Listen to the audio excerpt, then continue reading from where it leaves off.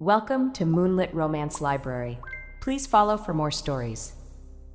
Seraphine Bramblevine had spent 17 years protecting Prince Lucivar Nightcrown's beautiful face, and it took him less than 17 seconds to pretend none of it had mattered.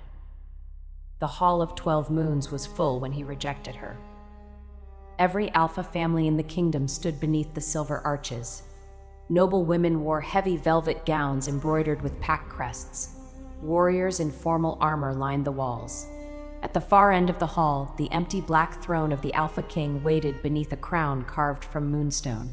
His younger brother stood on the lower dais in white and gold, handsome enough to make half the court forgive him before he had even committed the offense. Seraphine had always loved that face. When they were children, Lucivar's fine bones and long gold-brown hair had made him look too delicate for the wrestling yard. Other boys had noticed. They had pushed him into mud, taken his boots, and called him a lamb born in a wolf's den. Seraphine, already stronger than boys twice her age, had put all three tormentors into a horse trough and asked Lucivar whether his nose had been damaged. He had stared at her with wet gray eyes and said no. "Good," she had told him. "I like your nose." For years after that, she had stood between him and every fist, insult, and cruel joke. When he grew taller and learned to fight, she trained with him. When his first shift left him feverish, she carried him 3 miles through snow to the healers. When he was afraid to speak before the Southern Pack Council, she sat in the first row and smiled until he remembered every word. She had pursued him openly. She had given him crooked protective charms and praised his hair with an honesty that made him blush.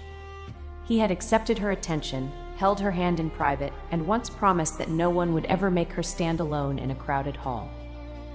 Now he stood in that very hall and looked through her as if she were an inconvenient pillar. "Lady Seraphine," Lucivar said, loud enough for every noble to hear, "there has been an unfortunate misunderstanding. I have never made a formal mating vow to you." A ripple of whispers crossed the chamber. Seraphine's right hand tightened around the small velvet box she had brought as a gift. Inside it rested the first magic sphere she had ever kept stable for more than a minute. It was no larger than a plum, silver blue and dense enough to crack a stone floor if she lost control. She had practiced for 6 months because she wanted to show Lucivar that her mother's explanation had been true. Her magic was not absent, it was compressed. Lucivar knew that.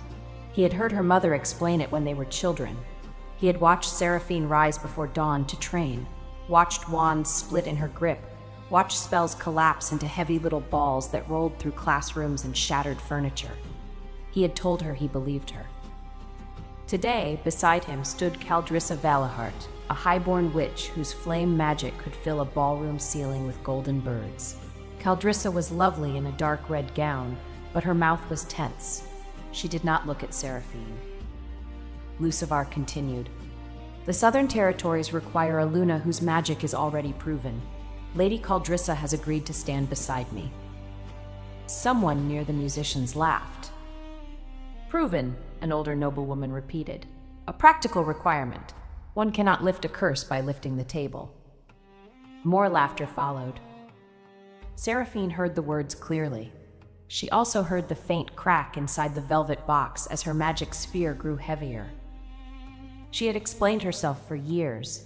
She had explained that her mother, Mevrian Bramblevane, had never lied about her potential. She had explained that dense magic matured differently. She had explained that strength was not a shameful substitute for witchcraft, but another gift entirely. No one who mocked her had ever wanted an explanation, so she did not give one. "Return the pearl clasp," Lucivar said. His voice lowered, as if gentleness could make the demand less public. "It belonged to my grandmother." Seraphine touched the clasp at her collar. He had fastened it there 2 winters ago after kissing her forehead beneath the old bell tower. He had said it suited the woman who would one day wear his colors. Her chest hurt, not theatrically, not in a way that could be answered with a clever sentence. It hurt with the quiet weight of every morning she had believed they were walking toward the same future. She removed the clasp and crossed the polished floor. Lucivar held out his palm. She set the pearl into it. "You are correct," she said. "You never made a formal mating vow." Relief touched his handsome face too quickly. Seraphine looked at him and remembered a thin boy hiding behind her shoulder. She remembered his hand in hers. She remembered how many times she had defended his courage before he had found it for himself. "But when Lord Petavar put you in a feed barrel at 13, she added, "you promised never to let anyone humiliate me in public." A few people stopped smiling. Lucivar's face tightened. "This is not the time for childhood stories." "No," Seraphine agreed. "Your memory is not as pretty as your face. I should have noticed sooner." The first genuine laugh came from one of the guards. He turned it into a cough when Lucivar glared at him. Seraphine closed the velvet box, slipped it into her pocket, and stepped toward the ceremonial chair on which Lucivar had been sitting before the announcement. It was an absurd object, built from black oak and plated with silver wolves. Her mother had reinforced its legs after Lucivar cracked it during his first uncontrolled shift. Lucivar frowned. "What are you doing?" "Returning another family possession." She grasped the chair beneath both arms. Lucivar had time to look confused before Seraphine lifted the entire chair with him still in it. The Hall of 12 Moons fell silent. She raised him high enough that his boots swung above the floor, turned carefully, and carried him down the center aisle. Lucivar grabbed the carved arms. "Seraphine, put me down." "I intend to." Inside the hall. That detail was not specified. The nearest courtiers scattered. One elderly matron clutched her jeweled cane and laughed so hard she had to lean on a column. Caldrissa covered her mouth. Seraphine could not tell whether she was shocked or trying not to smile. At the open bronze doors, Seraphine set the chair on the outer landing with perfect care. Lucivar remained seated, red-faced and speechless. "Since you do not require my future," she said, "you probably do not require my mother's reinforced furniture either." A low voice behind her said, "Leave the chair, bring the woman back." The command did not need to be loud. Every wolf in the hall felt it. Seraphine turned. The Alpha King had entered through the northern doors without fanfare. Valar Nightcrown wore black silver armor beneath a heavy winter cloak. No skin showed below his throat. His dark hair brushed the collar of his armor, and a thin scar crossed one eyebrow without diminishing the severe balance of his face. He was broader than Lucivar, taller than any man near him, and carried the contained stillness of someone who had never needed to perform strength for a room. Seraphine's grief did something deeply disrespectful. It paused. Her gaze moved from his face to the armored line of his shoulders, then returned to his face because she had standards and intended to examine the better feature twice. Valar stopped 3 paces away. His eyes were a cold, unusual blue. They met hers directly. "Have you finished looking?" he asked. Seraphine considered lying. Her mother had raised her better. "No, Your Majesty, but this appears to be a formal moment, so I can continue later." A shocked sound moved through the court. The king's mouth did not smile, exactly. One corner merely reconsidered its position. He looked past her to Lucivar on the landing. "You received her loyalty for 17 years. Lucivar rose from the chair. "Brother, I can explain. That privilege was available before you invited 12 packs to watch you disgrace her.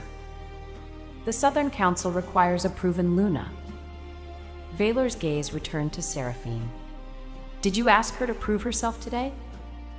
Lucivar hesitated. Seraphine answered for him.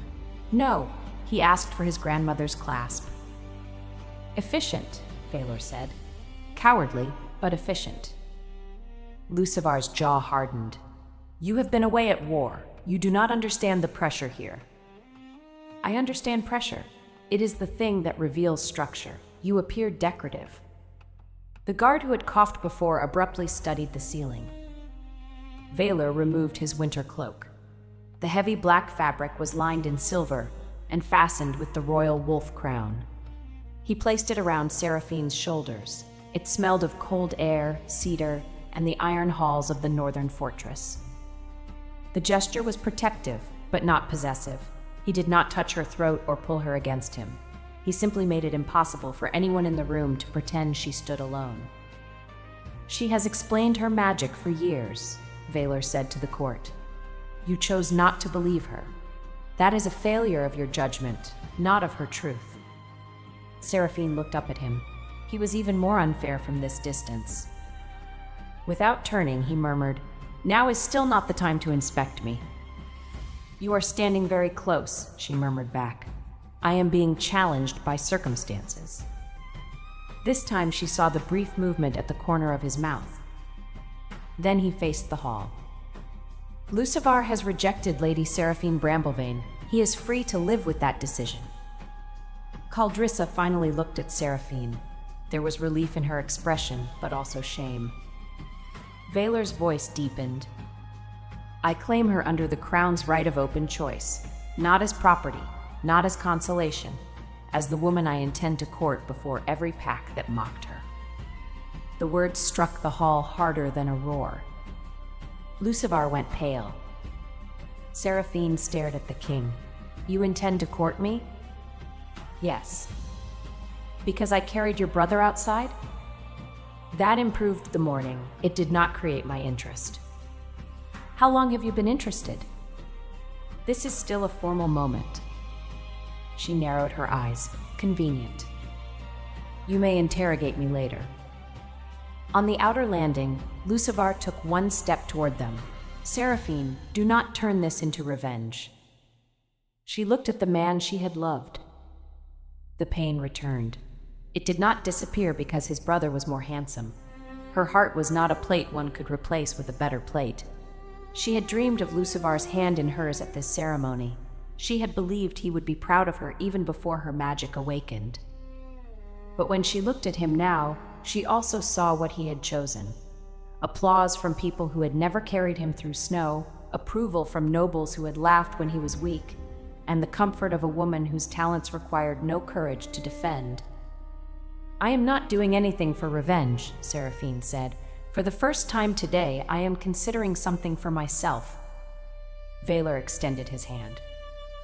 He did not command her to take it.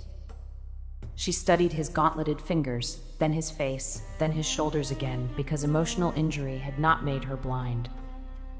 "If I accept your courtship," she said, "I am not agreeing to become queen." "Correct. I will continue training. I would be disappointed if you stopped. And if someone insults my mother, I may fight them. Warn the floor stewards first. They have requested fewer broken tables." Mevrienne Bramblevane's voice came from the rear of the hall. "She only broke 3 last year." Seraphine's mother walked between the nobles in a dark blue high-collared gown, her silver-streaked hair braided down her back. She was not tall, but the court made space for her as if she carried a storm beneath her skin. Mevrienne stopped beside her daughter and examined Lucivar outside with his displaced chair. "You did not strike his face?" she asked. "It was a formal occasion." "Excellent restraint." Then Mevrienne looked at Valor. "My daughter is not a prize you won by arriving at the correct dramatic moment." "I know. She has loved your brother." Valor's expression did not change, but a colder light entered his eyes. "I know that too. She may continue to grieve him even while she finds you attractive." Seraphine closed her eyes. "Mother." "You were staring." "I was wounded." "Not in the eyes." A laugh escaped Caldrissa before she could stop it. Mevrienne turned toward the sound. Caldrissa straightened, expecting rebuke. Instead, the older witch said, "At least one person beside my daughter is honest today." Valor kept his hand extended. Seraphine placed hers in it. His gauntlet was cool. His grip was careful, far gentler than a man of his size needed to be. For one heartbeat, his thumb moved over her knuckles, a quiet touch hidden by the folds of his cloak. The court saw a king claim a rejected witch. Seraphine felt something more dangerous. He was not rescuing her from humiliation. She had already carried the humiliation outside on its own chair. He was choosing to stand beside her after seeing exactly what she was capable of. "Very well," she said. "You may court me." Valor inclined his head. "Generous. Do not become smug. I have been king for 11 years. Smugness is included in the crown." She looked at his face again. "That explains why it suits you." Behind them, Lucivar said her name. Seraphine did not turn. Her heart hurt, her eyes burned. She would probably cry later in a private room, then find something heavy to lift until breathing became easy again. But she walked back into the hall with the Alpha King at her side, her mother's hand warm against her back, and every person who had mocked her forced to move out of her path. The king's cloak trailed behind her like a piece of night that had decided to become a banner. The first object Seraphine broke after her rejection was not a chair, a door, or Lucivar's perfect nose. It was the court's certainty that she would leave quietly. The second object was a banquet table. That happened 3 hours later. Valor ordered the court luncheon to proceed, partly because 12 Alpha families had traveled for the ceremony, and partly because, as he informed Seraphine, "If I cancel the meal, they will think your temper frightened me." Did it? No, it interested me. That is not necessarily healthier. Kings are rarely selected for health. Seraphine sat at his right beneath the black throne. Her mother sat on her other side, calmly eating roast roots while every noble in the room pretended not to stare. Lucivar occupied a place 3 tables away. Caldrissa sat beside him but kept a careful distance. Neither spoke much. The small velvet box remained in Seraphine's pocket. Its weight increased with every glance she felt from the room. Mevrian noticed the pull of the fabric. "Your sphere is responding to distress." "I am not distressed." "The bench is bending beneath your pocket." Seraphine looked down. The carved wood had begun to bow. Valor leaned closer. "Is that the gift you brought for my brother?" It was. "May I see it?" She hesitated. "It is not impressive. Neither is half this court, yet they presented themselves freely." Seraphine drew out the box and placed it on the table. The wood gave a low creak. She opened the lid. The sphere glowed with pale moonlight. It was smooth, almost translucent, with threads of darker silver turning slowly inside. Beautiful, Seraphine thought, if one ignored that it weighed more than a suit of armor and had cracked the base of the box. Valor did not laugh. He removed one gauntlet and held his hand near it without touching. "It is pulling ambient magic toward itself." Mevrian nodded. "That is what I have tried to explain to the Coven Council. Seraphine does not fail to release magic. She condenses too much of it before release." At the neighboring table, a council witch whispered, "A convenient theory." Seraphine heard. She always heard. She reached for the sphere, intending to return it to the box. It jumped. Valor moved at the same instant. The sphere rolled across the table. Plates, goblets, and a silver gravy vessel slid after it as though the sphere had become a tiny moon with its own gravity.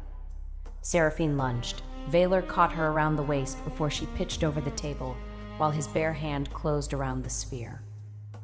The table split down the middle. Everything on it slid into the laps of 6 dignitaries. For one suspended moment, no one spoke. The Alpha of the Eastern Marshes stared at a roasted onion resting in his ceremonial hood. Mevrian set down her fork. 4 tables this year. Seraphine was still held against Valor's armored chest. His arm was firm around her middle, supporting her without effort. She could feel the rise of his breath through layers of clothing and metal. He looked down at the sphere in his palm. "Heavy," he observed. Seraphine looked up at his face. "You are also heavy. I did not announce it to the room." You have not lifted me yet. Give me time. His eyes sharpened with amusement. Only then did Seraphine realize the hall had gone silent for a second reason. The king's arm remained around her waist. She cleared her throat. You can release me. You are standing on a broken table support. I can balance. I know. He did not release her until a servant moved the splintered wood. The delay was practical. The slight pressure of his hand before he let go was not. Lucivar had risen from his seat. Seraphine, are you hurt? The question came too late and too familiarly. She turned toward him. No. His gaze moved to Valor's bare hand around the sphere. That object could be dangerous. So could the woman who made it, Valor said. You were comfortable with both when they served you. Lucivar flinched. Caldrissa stared at her plate. Valor placed the sphere on the stone floor rather than another table. It settled without damage, humming faintly. The Crown's wardmasters will study this with Lady Seraphine's permission, he said. Not to determine whether her power exists. That has become obvious. We will determine how it works. The council witch who had whispered before lifted her chin. Your Majesty, a heavy light is not necessarily useful magic. Seraphine's mother inhaled. Seraphine touched her sleeve. I can manage this one. She faced the woman. You are correct. Weight alone is not useful. The witch looked pleased. Seraphine continued. That is why I have never thrown you. The Eastern Alpha choked on his drink. The roasted onion fell from his hood. Valor picked up his goblet from the wreckage and raised it toward Seraphine, a model of restraint. She accepted the compliment with dignity. The luncheon resumed around the broken table. Servants brought a replacement bench reinforced with iron. Seraphine ate little, but the ache in her chest changed. It was still grief. It was also anger, embarrassment, and a strange, unwelcome relief. Lucivar had ended the future she thought she wanted. Valor had not offered a replacement future. He had offered public courtship, investigation of her magic, and a place at his side from which she could choose. That difference frightened her more than a command would have. After the meal, Mevrian took Seraphine to a quiet chamber overlooking the inner courtyard. The moment the door closed, Seraphine leaned against it and covered her face. Her mother did not tell her not to cry. She simply sat on the window bench and waited. I believed him, Seraphine said at last. I know. I thought he was afraid to make the announcement because of the council. I did not think the announcement would be Caldrissa. I know. I carried him through a blizzard. You remind him of that every winter. Because it was difficult. He was surprisingly dense for someone so narrow. Mevrian's mouth softened. Grief does not become foolish merely because the man who caused it behaved foolishly. You loved him. Mourn honestly. Seraphine lowered her hands. The king is extremely handsome. Also true. Is it disloyal to be heartbroken and notice that? No. Eyes are not marriage vows. Seraphine sat beside her. Lucivar was my first love. Yes. What if I only like Valor because he embarrassed Lucivar? Then you will discover that before making promises, that is the purpose of courtship. A knock sounded. Valor entered only after Mavrian granted permission. He had removed his armor and wore a high-collared black tunic beneath a fitted ceremonial coat. Seraphine's grief paused again, this time with less dignity. The king noticed. I can return with uglier clothing, he said. Do you own any? No, the crown forbids it. Maëvrienne Rose, I suddenly remember an urgent matter elsewhere. Mother. You are both adults. The door will remain open and 3 guards are outside. Try not to damage the architecture. She left. Valor remained near the door. I did not come to demand gratitude. Good. I would have lifted you out. I considered that possibility. He held out the velvet box. The sphere rested inside, now cushioned by a folded square of royal chainmail. The wardmaster confirmed your mother's observation, he said. The sphere contains more compressed magic than 3 ordinary battle wards. It is unstable because every teacher has trained you to release power in lines. Your magic forms around a center. Seraphine took the box with both hands. You believe that after one examination? I believed Mevrian before the examination. This provided measurements for people who require numbers before courage. She looked down at the glow. Lucivar heard the same explanation years ago, she said. Vaylor's voice was controlled. My brother often believes whatever permits him to avoid a difficult choice. You dislike him. I love him. Those conditions can coexist. That answer reached her more deeply than praise would have. She closed the box. Why did you claim me? Because leaving you alone in that hall would have been unjust.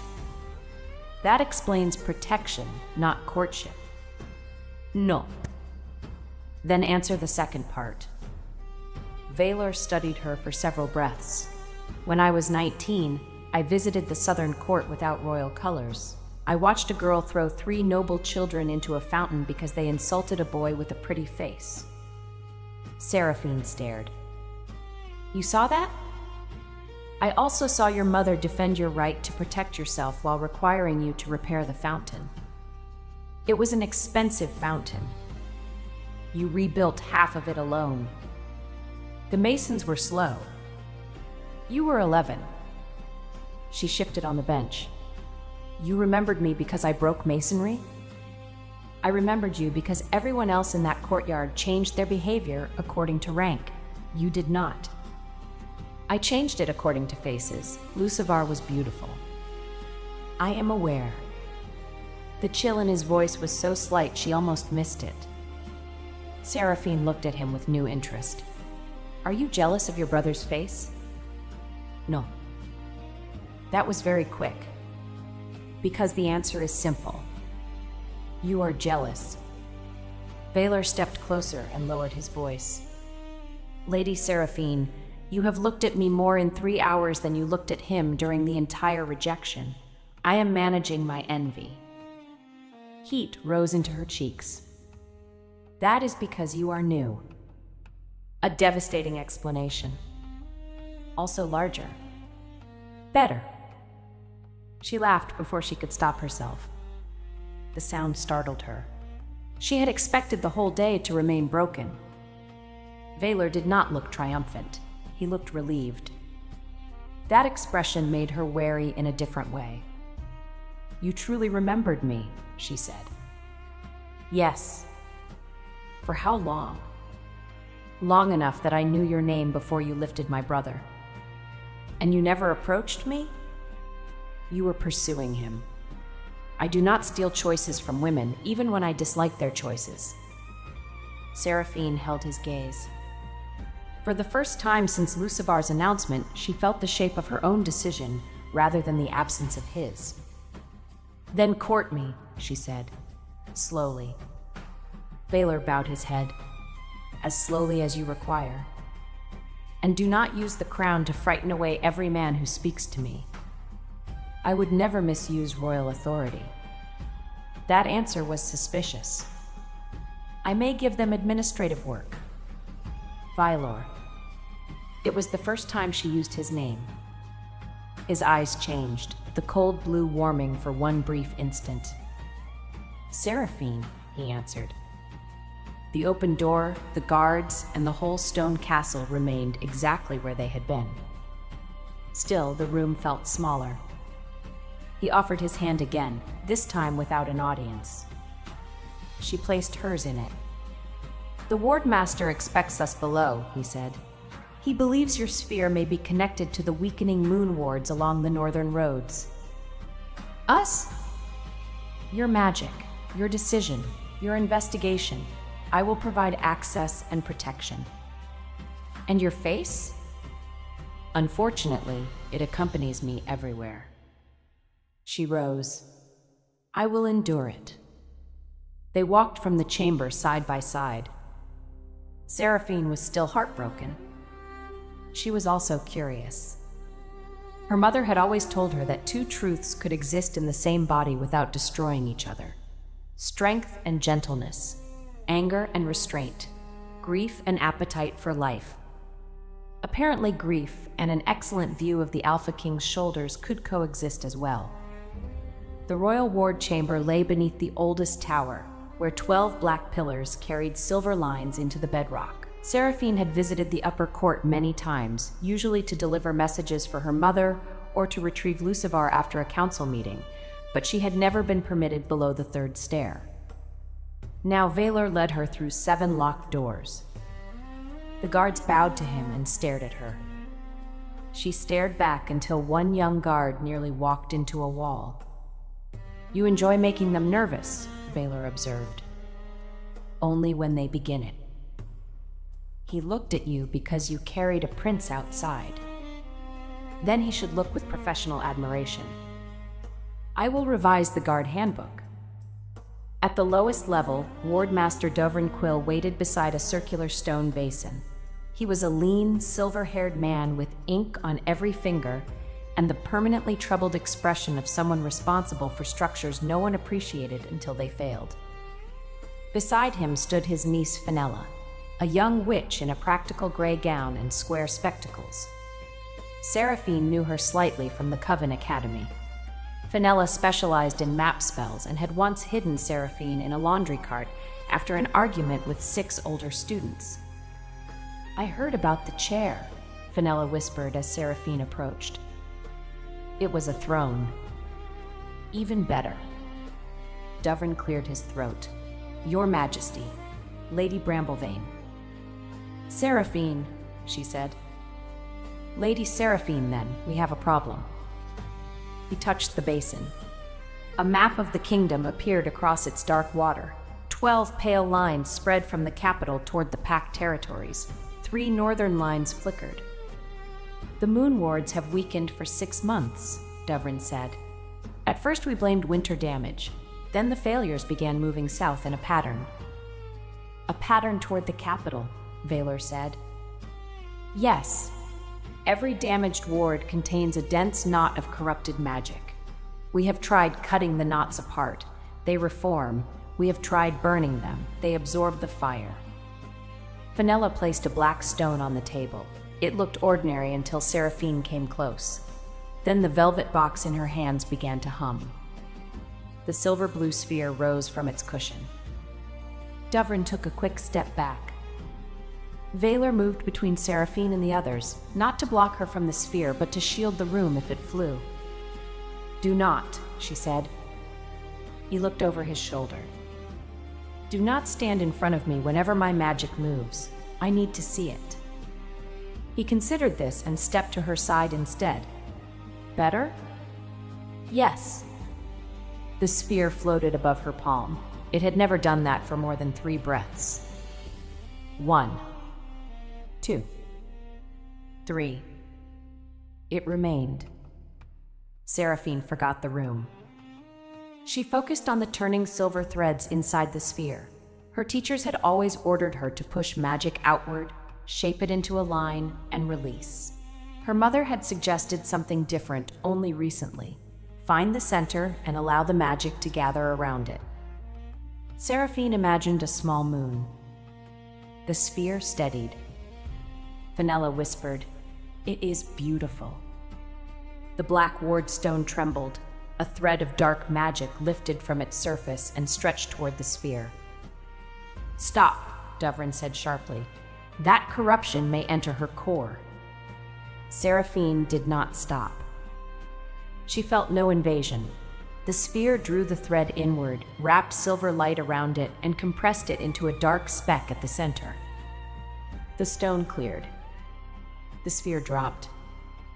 Vaylor caught her wrist with one hand and the magic sphere with the other. The impact drove his boots half an inch across the floor. Dovrin stared. "That object weighs at least 400 pounds. 360, Seraphine said automatically. "Perhaps more after breakfast." Valor set it carefully into the basin's empty stone ring. You can estimate its weight? I have broken enough scales. Fenella rushed forward. You absorbed the corruption. Do you feel ill, dizzy, angry, compelled to overthrow the kingdom? Seraphine considered. Hungry. She was hungry before, Valor said. Dovrin bent over the purified ward stone. This was not destroyed. The corruption was separated and contained. Mevrienne entered with 2 assistants carrying books. She took in the sphere, the cleaned stone, and Valor's hand still around Seraphine's wrist. Promising, she said. Valor released Seraphine at once. Her mother looked amused. I referred to the sphere. So did I, Valor said. Of course. Seraphine lifted the sphere back into its box. It was much lighter now. The dark speck remained at the center like a distant star. The ward knots may be the same kind of compressed magic, she said. If I can contain one, perhaps I can remove them from the roads. Dovrin shook his head. The nearest failure is at Frostbarrow Quarry. The knot there is larger than this room. Then I will make a larger sphere. You cannot control one plum-sized sphere for an hour. Seraphine met his worried eyes. That is why I train before we go. Valor folded his arms. We leave in 7 days. Dovrin looked appalled. Your Majesty, I was arguing against the journey. Then you should have argued better. 7 days is not enough. The northern ward may fail in 9. Mevrienne placed her books on the table. My daughter will be ready to examine the knot. She will not be ready to remove it alone. She will not be alone, Valor said. Seraphine watched him. Do kings normally accompany experimental witches into unstable quarries? Only the attractive ones. Fenella made a choking noise. Valor's expression remained perfectly composed. Seraphine pointed at him. That was deliberate. I am told courtship requires effort. Your effort is dangerous. So is yours. For the next 7 days, Seraphine trained beneath the old tower until her arms ached for reasons that had nothing to do with lifting stone. Mevrienne redesigned every exercise. Instead of pushing magic through narrow wand channels, Seraphine learned to gather it around weighted centers. Dovrin created iron rings of different sizes. Fenella drew maps of the sphere's movement and shouted warnings whenever furniture entered the likely path. Valor attended whenever council duties allowed. He never gave magical advice. He held shields, moved damaged equipment, and asked practical questions. When Seraphine failed, he did not soften his face with pity. When she succeeded, he did not behave as if he had granted the success. On the second day, she formed 2 spheres. They immediately chased each other around the chamber and trapped Dovrin behind a pillar. On the third day, she managed 3. One attached itself to Valor's belt and pulled him sideways into a curtain. Seraphine laughed so hard she lost control of the other 2, which rolled after him like loyal cannonballs. The king emerged from the curtain with his dignity mostly intact. Your magic likes me, he said. My magic attacks furniture and authority. It has excellent judgment. On the 4th day, the spheres circled her without striking anything. Valor stood inside the ring at her request, close enough to intervene but not in her path. His presence created a different kind of difficulty. Every time she looked up, she saw his dark hair, broad shoulders, and patient attention. One sphere drifted toward him. Seraphine, her mother warned. I know. The sphere hovered near Valor's chest. He did not move. It is responding to focus, Mevrienne said. Fenella adjusted her spectacles. Very intense focus. Seraphine's face heated. I am concentrating on not hitting him.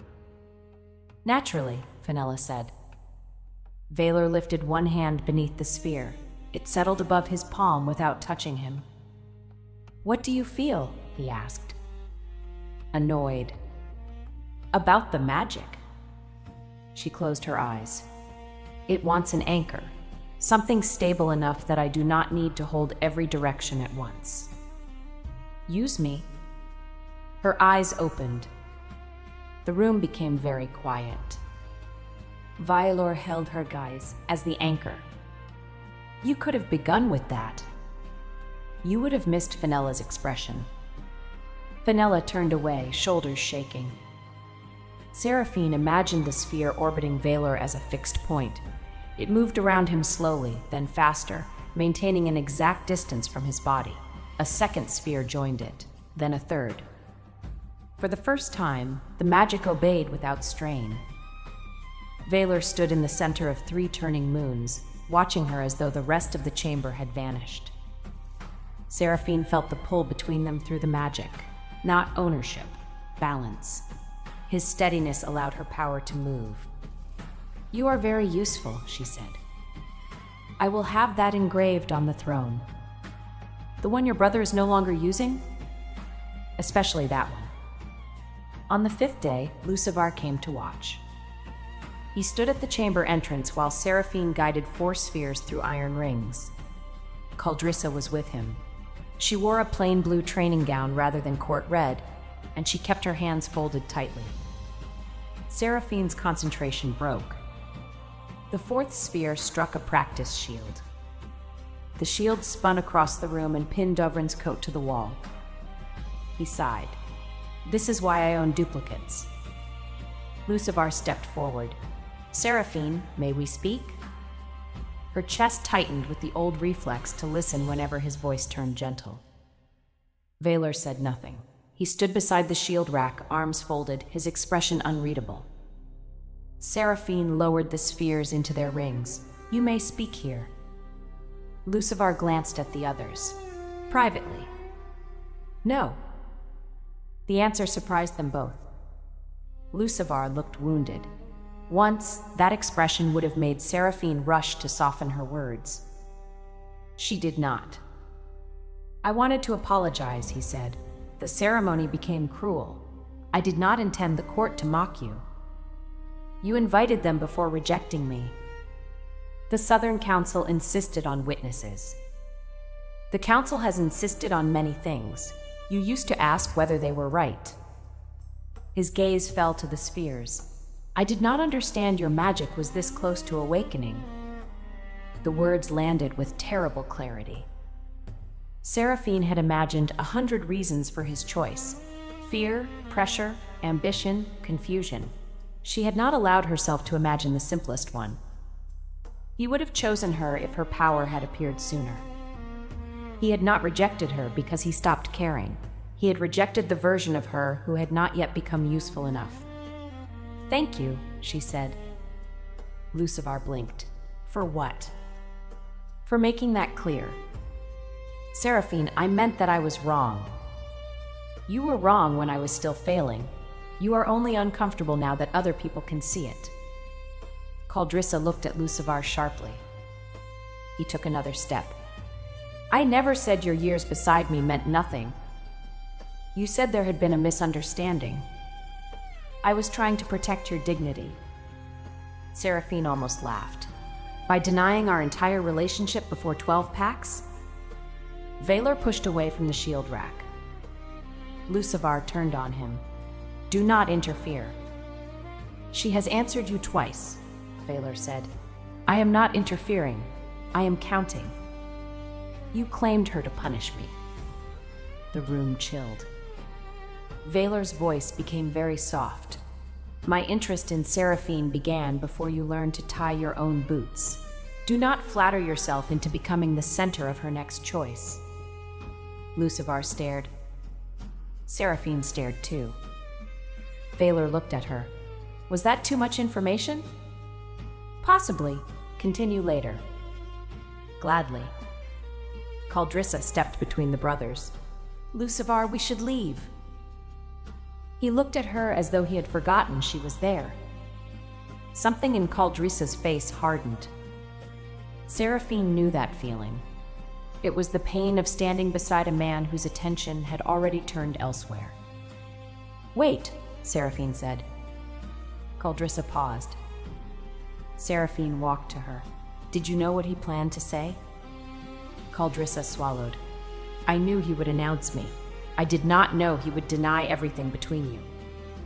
Would it have changed your answer? I do not know. Shame crossed her features. My family has debts. The Southern Council promised to restore our lands if I accepted. I told myself you and Lucivar had never made a public vow. I told myself you were strong enough to survive embarrassment. I am, Seraphine said. That does not make the embarrassment harmless. I know. Lucivar said, Caldrissa, this is not necessary. She turned on him. You spoke for both of us in the hall. I will speak for myself now. For the first time, Seraphine saw more than the glamorous witch beside the man who had hurt her.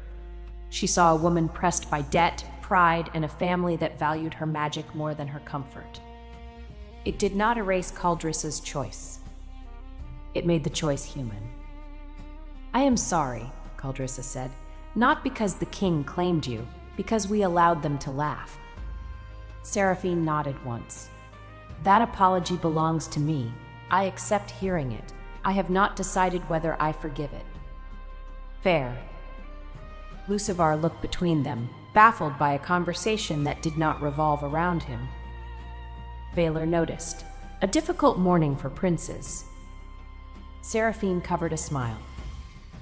Lucivar left without another word. Caldrissa followed more slowly, pausing at the door to look back at Seraphine's spheres. They are beautiful, she said. Then she was gone. Seraphine stood very still. Vaylor approached, but stopped beyond reach. Do you want comfort, solitude, or something heavy to throw? She thought about it. All three, in that order. He opened his arms.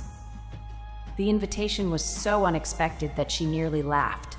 Then the ache in her chest rose again, and she stepped into him. His arms closed around her with careful strength. Her cheek rested against the high collar of his coat. He did not tell her Lucivar was unworthy or that she should be grateful for a better man. He simply held her while she breathed through the humiliation of learning that her first love had measured her by the timing of her power. When she drew back, Vaylor released her immediately. Solitude next? He asked. Not yet. Heavy object? She pointed to the iron practice pillar. Together they carried it to the outer yard. Vaylor could have moved it alone. Seraphine knew that. He let her take most of the weight without pretending otherwise. She threw it into a sand pit. The impact sent a brown cloud over 3 startled ministers. Vaylor watched them run. Effective, he said. I feel better. Excellent. Solitude may be postponed until after lunch. By the 7th day, Seraphine could hold 5 spheres in a stable orbit for 10 minutes. The expedition left for Frostbarrow Quarry at dawn. Vaylor rode at the front with 20 royal guards. Seraphine traveled beside her mother in a reinforced carriage containing Dovrin's instruments, Fenella's maps, and 6 iron cradles for magic spheres. Lucivar and Caldrissa remained in the capital by royal order, though Lucivar had argued that the Southern Alpha should join any investigation of the wards. Vaylor had replied, "You have a ceremonial chair to retrieve." The journey north took 2 days. Frostbarrow lay between steep gray hills where workers cut moonstone used in pack boundaries and healing halls. The quarry should have glowed after sunset. Instead, black veins spread through the exposed stone. The local forewoman, Isabet Cromere, met them at the gate. She was a broad, gray-haired woman with a missing front tooth and no patience for titles. "King," she said to Vaylor. "Witch. Other witch. Scholar. Spectacled scholar." Fenella looked delighted. "I like her." Isabet pointed toward the quarry. "The lower shelf cracked this morning. I pulled the workers out, but 4 ward anchors are still below. If they break, the whole northern line goes dark." A deep vibration rolled beneath their boots. Seraphine's spheres stirred inside their iron cradles. "How long?" Vaylor asked. Isabet shrugged. "Could be an hour. Could be before I finish this sentence." the hillside groaned. A section of the upper path collapsed behind them, blocking the gate. Isabet looked at the new wall of stone. Before the sentence, then. No one laughed for long. The quarry floor split. Workers shouted from the far side. They had not all evacuated. 6 men and 2 women were trapped behind a fallen loading frame. Black light pulsed through the cracks beneath them. Vaylor issued orders with calm speed. Guards moved civilians uphill. Dovrin and Fenella began drawing a temporary ward. Mavrienne raised both hands and spread a silver barrier over the nearest ledge. Seraphine saw the loading frame tilt. "They will be crushed," she said. Vaylor followed her gaze. "The path is unstable." "So am I. We can discuss our flaws later." She ran. The first gap was 6 feet wide. Seraphine jumped it, landed on sliding stone, and used her ironwood staff to steady herself. Vaylor came behind her with 2 guards. "I did not ask you to follow," she shouted. "You did not need to." The loading frame dropped another inch. The trapped workers pressed against the rock wall. Seraphine wedged her staff beneath the beam and lifted. The frame weighed several tons. Her arms shook. Vaylor reached the beam and put his shoulder under it beside her. Together they raised it high enough for one worker to crawl free. "Move," Seraphine ordered. The workers scrambled beneath their arms. A crack opened directly under Vaylor's boot.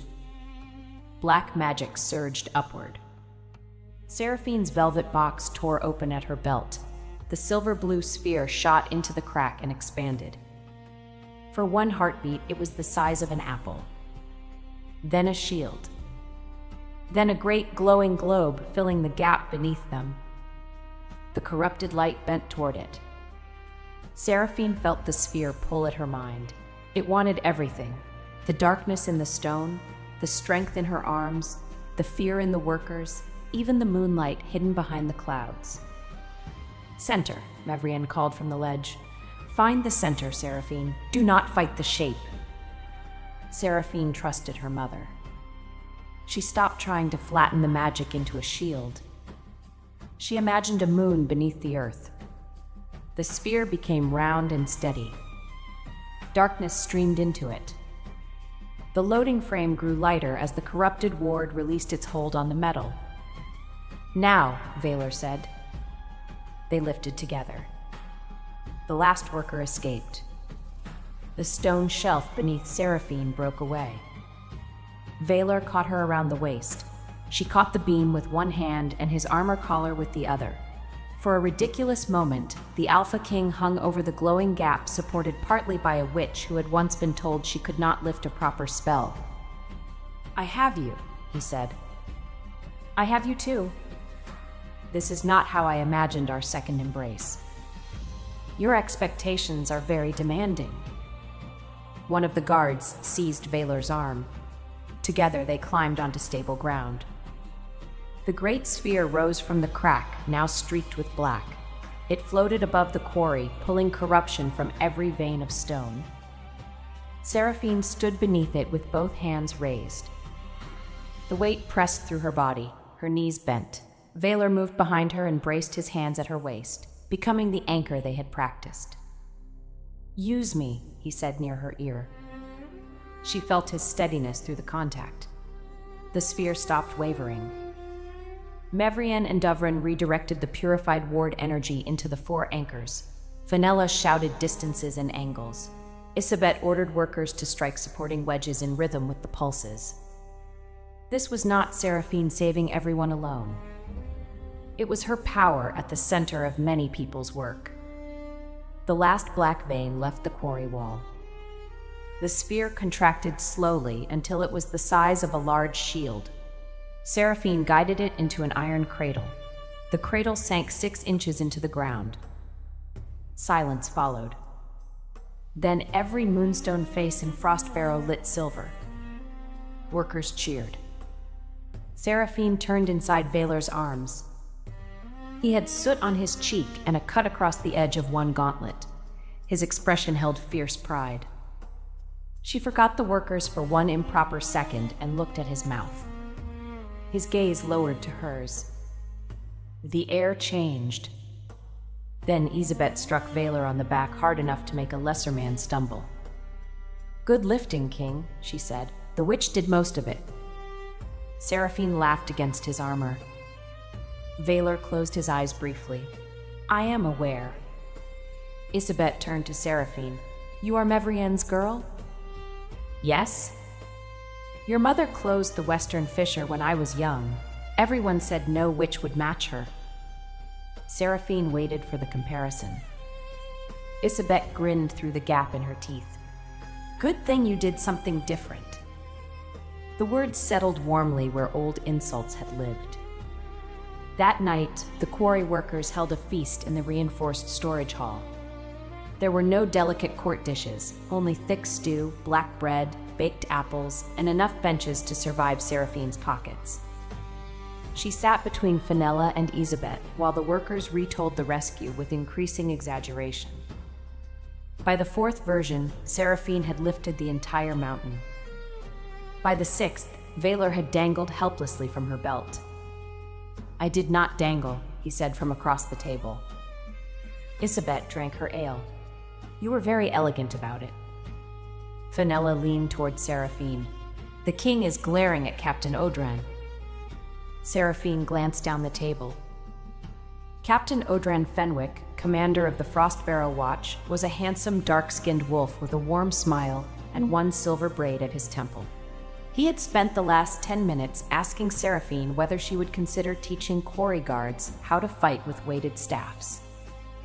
Valor was not glaring. He was watching with the expression he used for unstable wardstones. Audran noticed and raised his cup to the king. Valor raised his in return. "He seems polite," Seraphine whispered. "He reassigned 3 ministers for looking at you," Fenella whispered back. "To where?" "Bridge inventory." Seraphine looked at Valor. "Administrative work." His eyes met hers. He had heard. "The bridges require counting," he said. Audran laughed.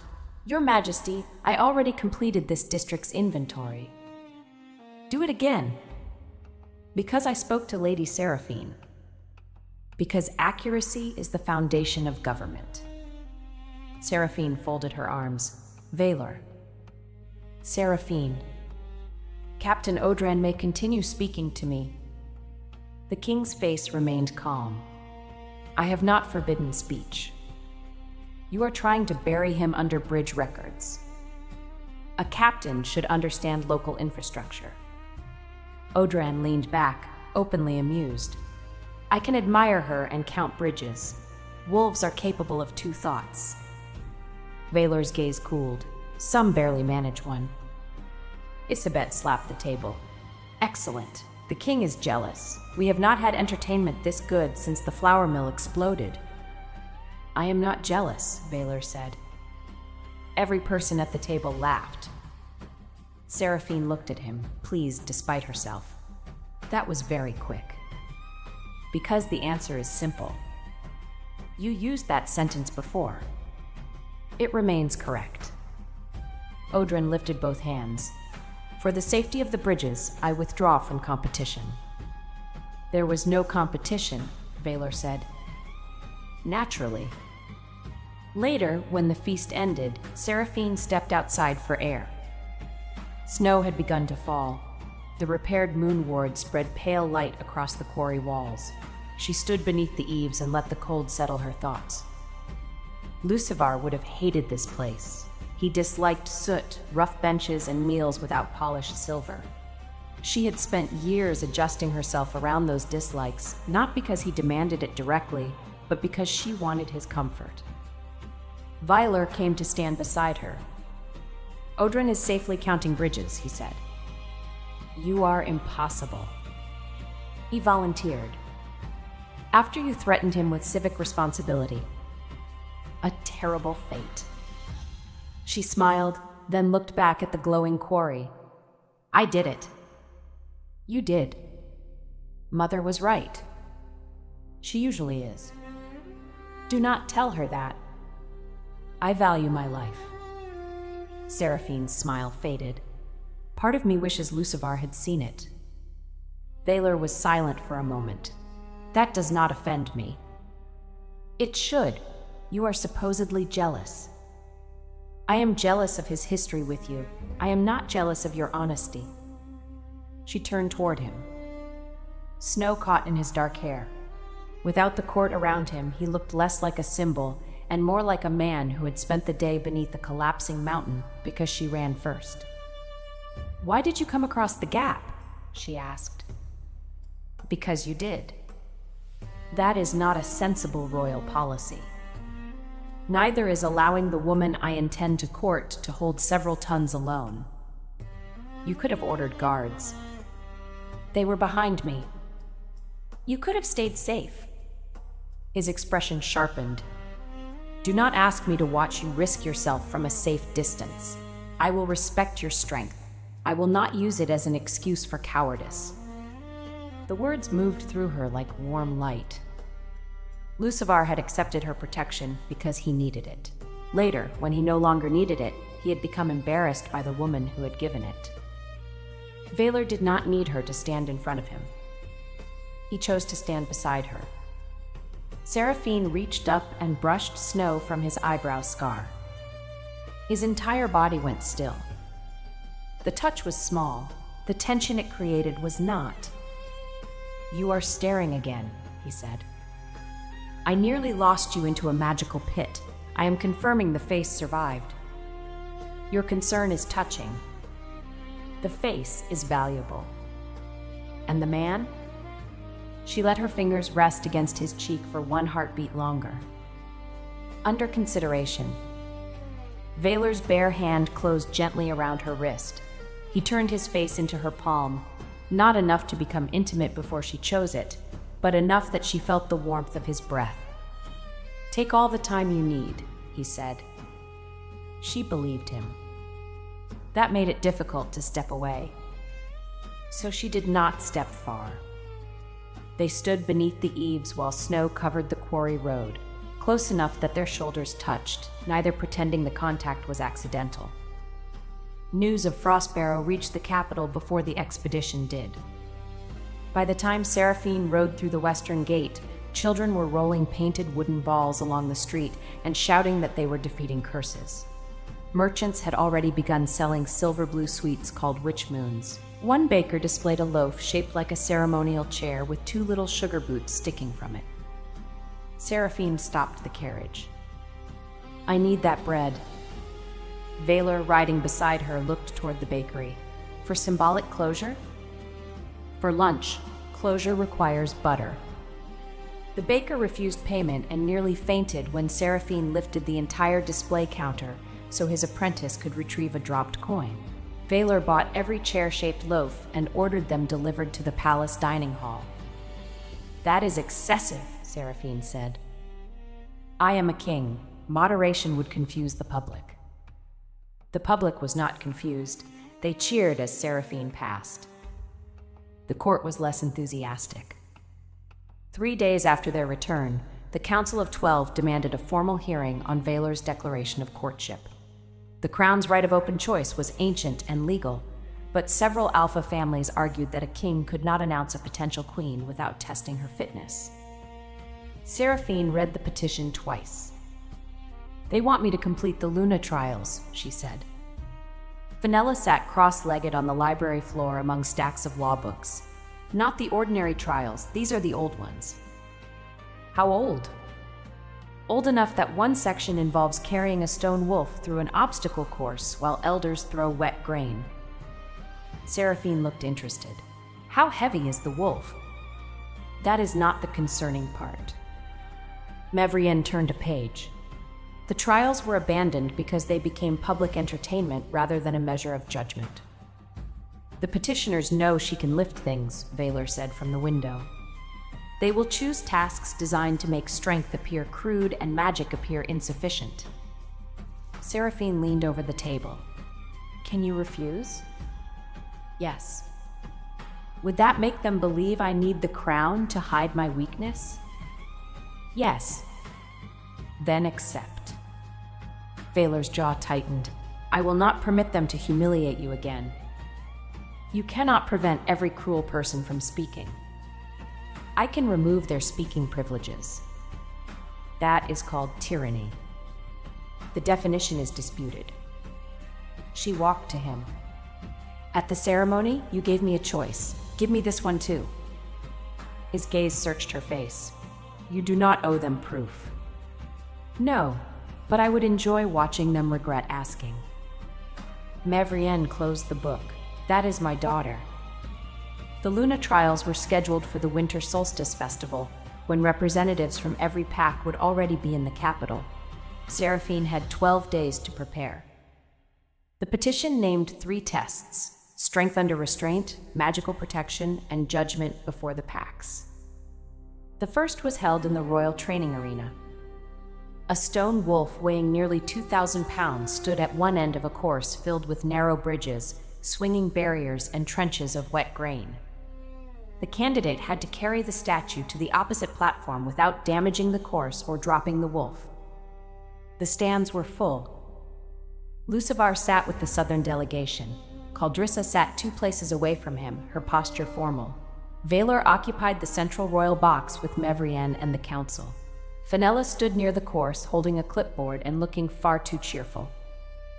Seraphine wore a high-collared dark blue training gown over fitted wool trousers and tall boots. The gown was split only at the lower sides for movement, with heavy panels covering her legs. Leather guards protected her forearms. Her ironwood staff remained outside the course. Councillor Varric Ashmorn, who had submitted the petition, addressed the crowd. He was an elderly alpha with a narrow face and a voice polished by decades of pretending insults were procedure. The first test measures power governed by care, he said. A Luna must bear great burdens without harming those around her. Seraphine looked at the hanging sacks of grain. And the food? A traditional distraction. It seems wasteful. The grain is old. Then it belongs in compost, not in my hair. A few spectators laughed. Varric did not. Begin. Seraphine approached the statue. Its carved body was wider than her shoulders. Iron rings had been set beneath its chest.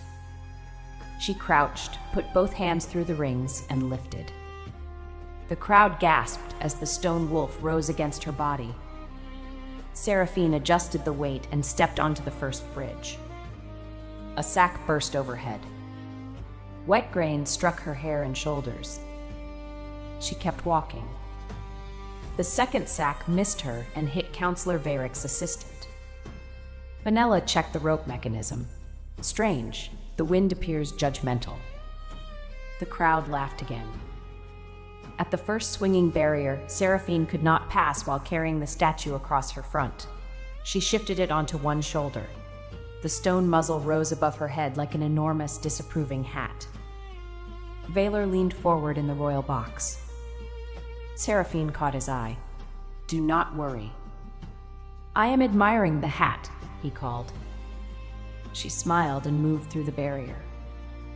At the grain trench, the true trap appeared. The mud beneath the wet kernels was deeper than the course plans showed. Seraphine stepped in and sank to her knees. The crowd murmured. She tried to pull free without dropping the statue. The mud held. Varric's mouth tightened with satisfaction. Seraphine looked toward Fenella. Her friend was staring at the measurement stake beside the trench. The depth is wrong, Fenella said. Continue the test, Varric ordered. Vaylor rose. Seraphine shook her head once. He stopped, though every line of his body resisted it. She lowered the stone wolf carefully until it rested across the trench, its legs on either bank. Then she crawled beneath its belly, using the statue as a bridge while dragging herself from the mud. The old rules said she must not drop the wolf. They did not say the wolf could not carry her. She reached the far bank, stood, and pulled the statue after her. The arena erupted. At the final wall, 3 council-selected champions waited to block her. The test allowed them to push, pull, or obstruct the candidate without weapons. All three were adult male wolves in padded armor. Seraphine stared at Varric. "You chose only 3?" One champion growled. That was not an insult, she told him. It was concern for the schedule. They attacked together. Seraphine shifted the statue forward like a battering ram. The champions scattered. One climbed onto the stone wolf's back and wrapped both arms around its neck, apparently hoping his weight would slow her. She kept walking. The second seized her sleeve. She turned in a controlled circle, forcing him to run around her until he lost his footing and landed in the grain trench. The third planted himself on the final platform. "You will not pass," he said. Seraphine set the statue down before him. "Then you should move." He braced both hands against the wolf. She pushed. His boots slid across the platform. He strained, face reddening, while Seraphine advanced one slow step at a time. At the edge, she stopped. She could have pushed him off. Instead, she lifted the statue over his head and placed it on the marked pedestal behind him. The champion looked up between the stone legs. "You may move now," she said. He moved quickly. The arena roared with laughter and applause. Valor descended before the judges announced the result. He met Seraphine at the edge of the course and removed a wet piece of grain from her hair. "You wore the wolf well," he said. "It was heavy." "I was referring to the expression. I learned it from your counsel." Varric approached, displeasure hidden beneath ceremony. The candidate completed the strength trial. "And discovered an altered trench," Valor said. "The old plans may have been inaccurate." Fenella held up her clipboard. "The original depth is marked here. Someone removed the stone base last night." Varric looked at her. "Are you accusing the council?" "I am accusing someone with a shovel. The council's relationship to shovels remains under investigation." Valor's face became dangerously still. "Find who changed it." Seraphine touched his arm. "After the trials. Before someone attempts something worse." "Both," she said. "You investigate. I continue." He looked at her mud-covered gown and the grain tangled in her hair. "You should rest." "I carried 1 statue. And 3 champions. Only 1 stayed on long enough to count." His hand settled briefly at the back of her neck, warm and hidden beneath her hair. "Very well. But if the next test is altered, I end it." "Agreed." The second trial took place at dusk in Mooncourt Square. 100 volunteers stood inside a ring of 12 ward stones. Seraphine had to protect them from controlled magical attacks cast by council witches. The attacks would be non-lethal: wind, cold, darkness, and illusion. Traditional candidates created a broad dome. Seraphine had never created a dome. She carried 6 iron cradles into the square. The crowd whispered. Lucivar watched from the front row. His expression had changed since Frostbarrow. Pride and regret sat uneasily together, as if he had not yet decided which one he deserved. Caldrissa approached Seraphine before the test. "Varric selected the attacking witches," she said quietly. "2 of them trained under my aunt. They favor narrow strikes aimed at the caster's concentration." "Why tell me?" "Because this is a test, not an execution." Seraphine studied her. "Thank you." Caldrissa nodded and returned to her seat. Valor stood outside the ring with Mevrian. He wore full black armor. He had argued that the controlled attacks should be tested on council members first. The council declined. Seraphine placed one hand over the first cradle. "Begin," Varric ordered. Cold wind struck the ring. Seraphine raised 3 silver-blue spheres. They spun outward and formed a triangle. The wind bent around them, but gaps remained. Volunteers cried out as ice swept across the square. She added a 4th sphere. The pattern wavered. A spear of darkness came directly toward her face. Seraphine ducked. The spear struck the central ward stone and split into shadow birds. They filled the ring, screaming. The volunteers panicked. Seraphine's spheres began to fall. "Center," Mevrian called. Seraphine knew the lesson. Find a fixed point, build the orbit. She looked for Valor. He stood beyond the ring, unable to enter without invalidating the test. Their eyes met. He placed one hand over the royal crest on his chest. "Use me." Seraphine fixed her attention on him. The sphere steadied.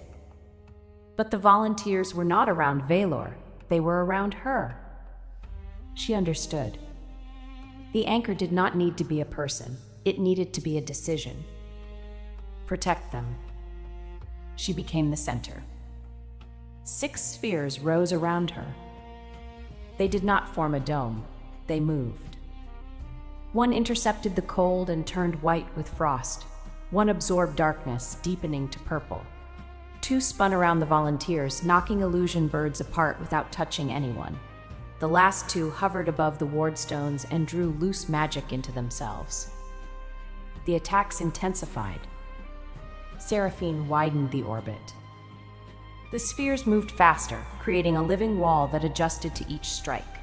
Where a dome would have cracked, the orbit shifted.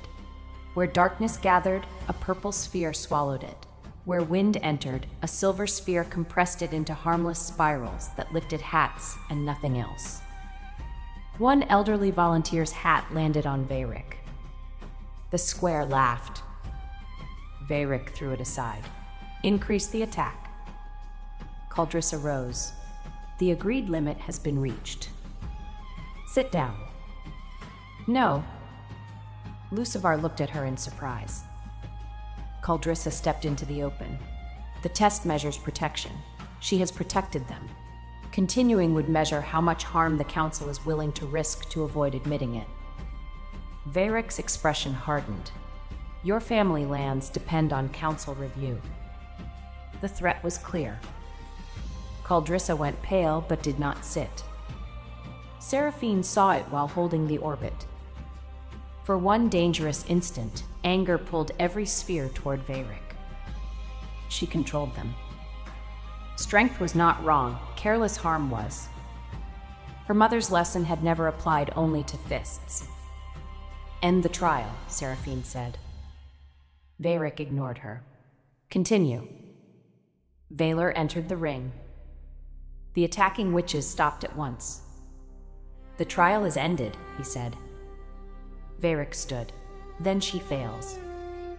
Every sphere in the square turned toward him. Seraphine had not commanded them to attack. They simply hovered in a perfect line, heavy enough to crush stone and controlled enough to leave the old man untouched. She walked between them. No, she said, I completed the task. The volunteers are safe. Caldrissa prevented you from changing the task into cruelty. Veyric glanced at the spheres. Is that a threat? It is a demonstration of restraint. You seem to require visual lessons. The volunteers began applauding. The applause spread into the crowd. One by one, the council witches lowered their hands. Duvrin announced the result before Veyric could speak. Protection trial completed. No injuries. All attacks contained. Fenella added, 1 hat displaced. It has been recovered. Valor looked at Caldrissa. Your family's debts will be reviewed by the crown, not used by the council as a leash. Caldrissa's chin trembled. She bowed. Thank you, Your Majesty. Thanks, Seraphine. She insisted your apology be judged separately from your usefulness. I am attempting to learn from her. Seraphine blinked. He had listened to a conversation he had not been part of and drawn the right lesson without claiming credit. Her heart, which had spent years serving a prettier but smaller dream, moved toward him with alarming ease. The third trial was judgment. At midnight, Seraphine stood before the 12-pack representatives in the Great Hall. No obstacle course waited. No spell attacked her. Instead, Veyric presented a dispute. 2 northern villages shared a moonstone bridge. One village had repaired it after storms. The other had refused to pay, claiming poverty. The council proposed closing the bridge to the poorer village until the debt was paid. Seraphine listened to both village leaders. The first spoke of labor and fairness. The second admitted his village could not pay because the failing wards had ruined their winter crops. Varric asked, "What is your judgment?" Seraphine looked at the map. "Who owns the quarry that supplies repair stone?" "The Crown," Dovrin said. "Who collected road taxes while the wards were failing?" Varric's mouth tightened. "The Regional Council." "Then the Regional Council will return the taxes collected for protection it did not provide. The poorer village will contribute labor rather than coin. The wealthier village will be reimbursed for half its materials from the restored taxes. The bridge stays open." The first leader frowned. "Why should we accept labor from people who refused before?" Seraphine faced him. "Because they did not refuse. They lacked coin after a magical failure the council concealed. You deserve repayment. They deserve access to the healer across the river. Fairness is not achieved by making the weaker village suffer until your anger feels balanced." The second leader bowed his head.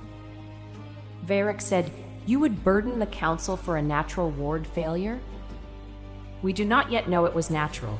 We do know the council collected payment while protection weakened. Power receives responsibility with its privileges." Valar watched her from the black throne. Lucivar watched from below it. One looked proud.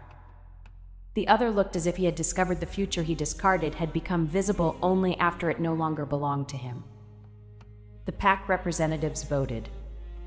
10 supported Seraphine's judgment, 1 abstained. Varric voted against. The Luna trials were complete. The hall erupted. Mavrian reached Seraphine first and pulled her into a fierce embrace. "You did not throw Varric." "I considered it." "Excellent judgment." Fenella joined them. His expression was better than throwing him. Caldrissa approached more carefully. "You defended my family after I stood beside Lucivar." "I defended you from blackmail," Seraphine said. "Do not make me regret the distinction." Caldrissa's eyes filled. "I will not." Lucivar waited until the women moved aside.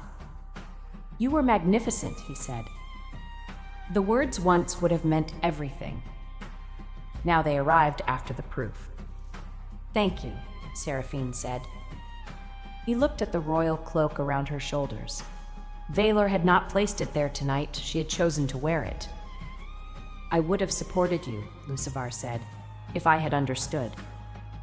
"My mother explained. I explained.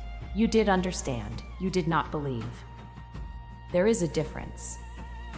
Not to the person standing alone." He lowered his voice. "Do you love him?" Seraphine looked toward Valar. The king was speaking with village leaders. He had removed the crown and held it beneath one arm so an elderly woman could address him without craning her neck. He listened without interruption. His face was still excellent. His character had become inconveniently better. "I am learning him," she said. Lucivar flinched. "You knew me all your life." "I knew the boy I protected. I did not know the man who would deny me. I made one mistake." "No. You made one decision in public after many decisions in private. The public one only allowed me to see them." Valar looked up. He did not approach. He gave Seraphine room to finish. Lucivar followed her gaze. "He has always taken what he wants." He asked, "A king's request is still pressure. Then why did I feel more choice beside his throne than beside your promise?" Lucivar had no answer. Seraphine touched his sleeve, a final gesture of tenderness for the boy he had been. "I do not regret protecting you, but protection was not a debt you could repay by marrying me, and my love was not permission to hide me when I became inconvenient." She walked away. Valar waited near the Moonstone Arch. "Do you require comfort, solitude, or a heavy object?" he asked. "A dance." He glanced toward the musicians. That was not among the options. Kings should adapt. The solstice music had begun, slow drums beneath strings. couples moved onto the floor. Seraphine extended her hand. Valor stared at it as though she had offered him a kingdom he did not trust himself to touch. "You are certain?" "No. Courtship would be dull if I were certain of everything." He took her hand. Valor danced with the same controlled strength he brought to battle.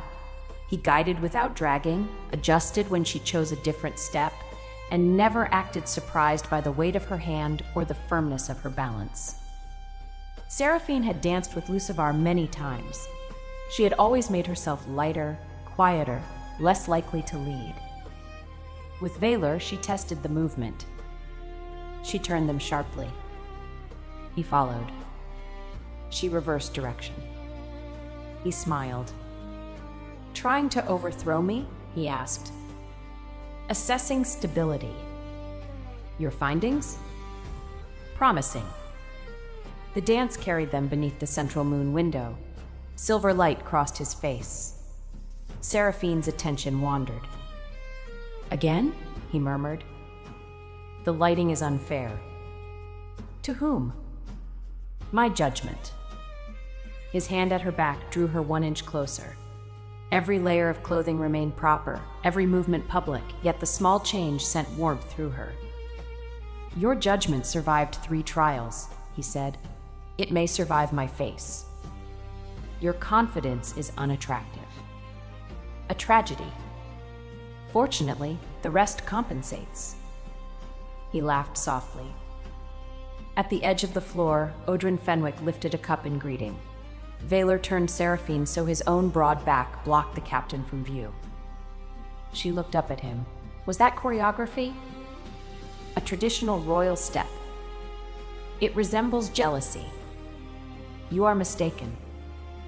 Very quick again. "The music requires decisive answers." Seraphine laughed, and this time the sound did not surprise her. When the dance ended, Valor did not release her hand. "The trials are complete," he said. "The council can no longer challenge my right to court you." "They challenged my fitness, not your right."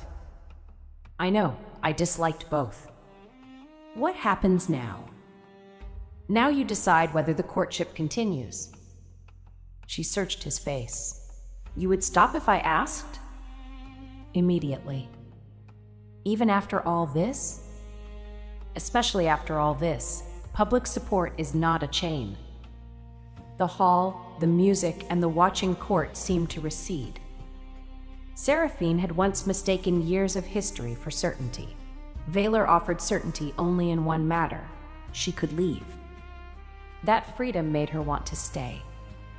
"The courtship continues," she said. His thumb moved over her knuckles. "Good.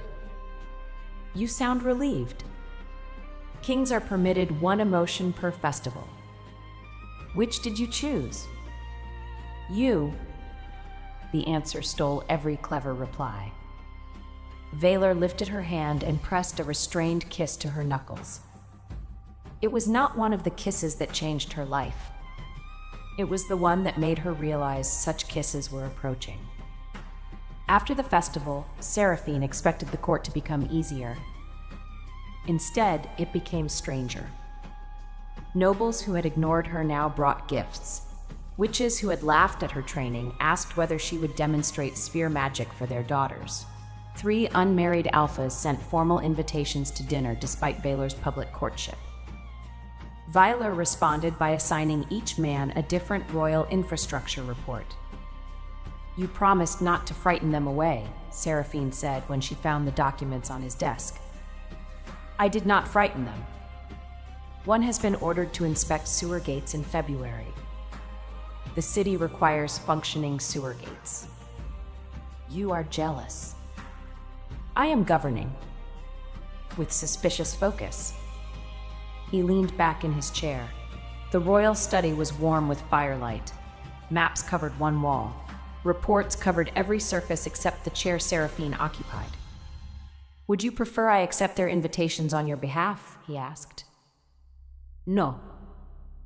"Then my approach has produced the desired outcome. I could refuse them myself." "You may, after they complete the reports." She threw a cushion at him. He caught it one-handed. "Violence against the crown," he said. "Administrative correction.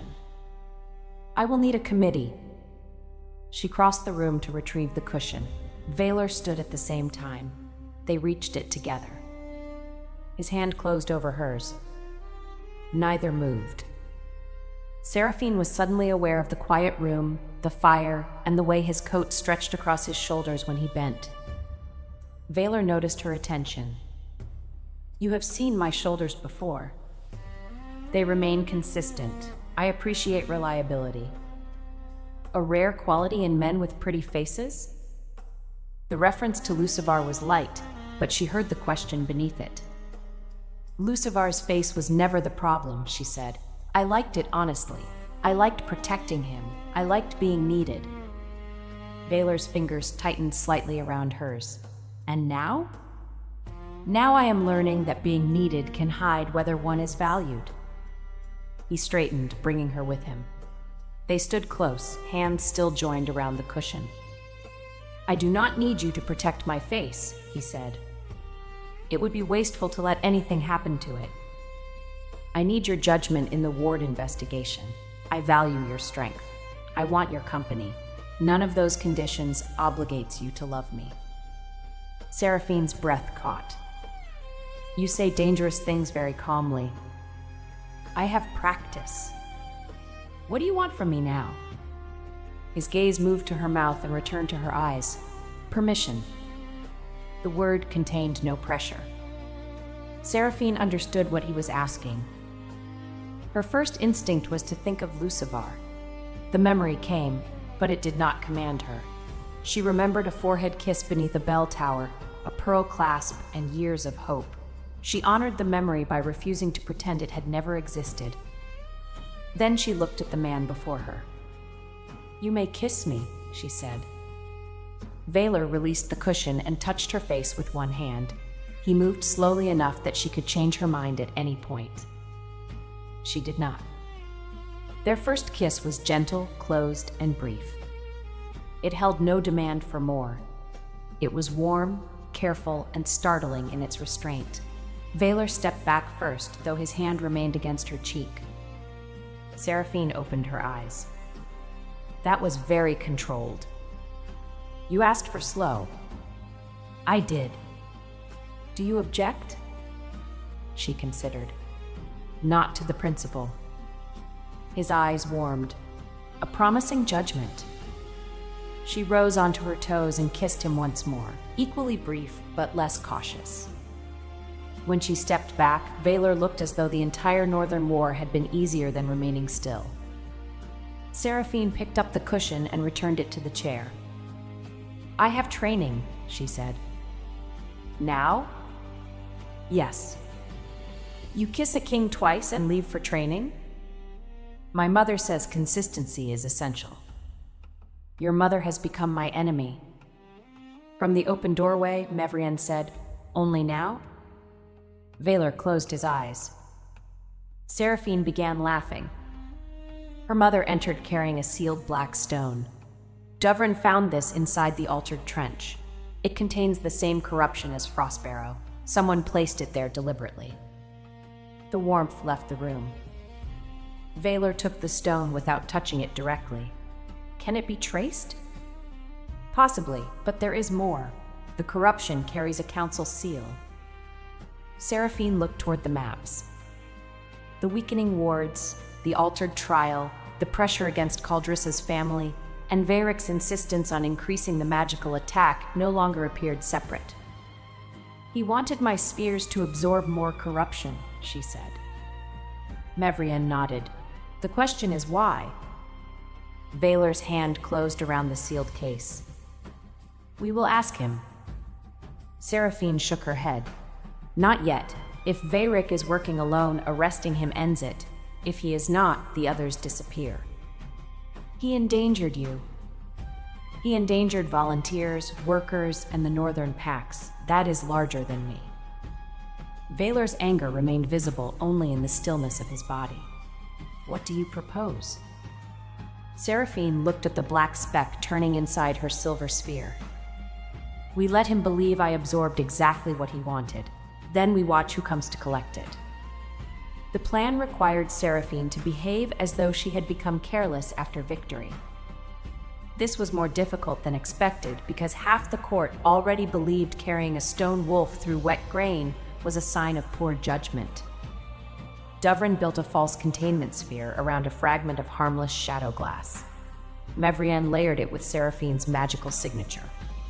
Fenella altered the royal vault records to show that the corrupted sphere from Frostbarrow had been moved into the Moon Archive for private study.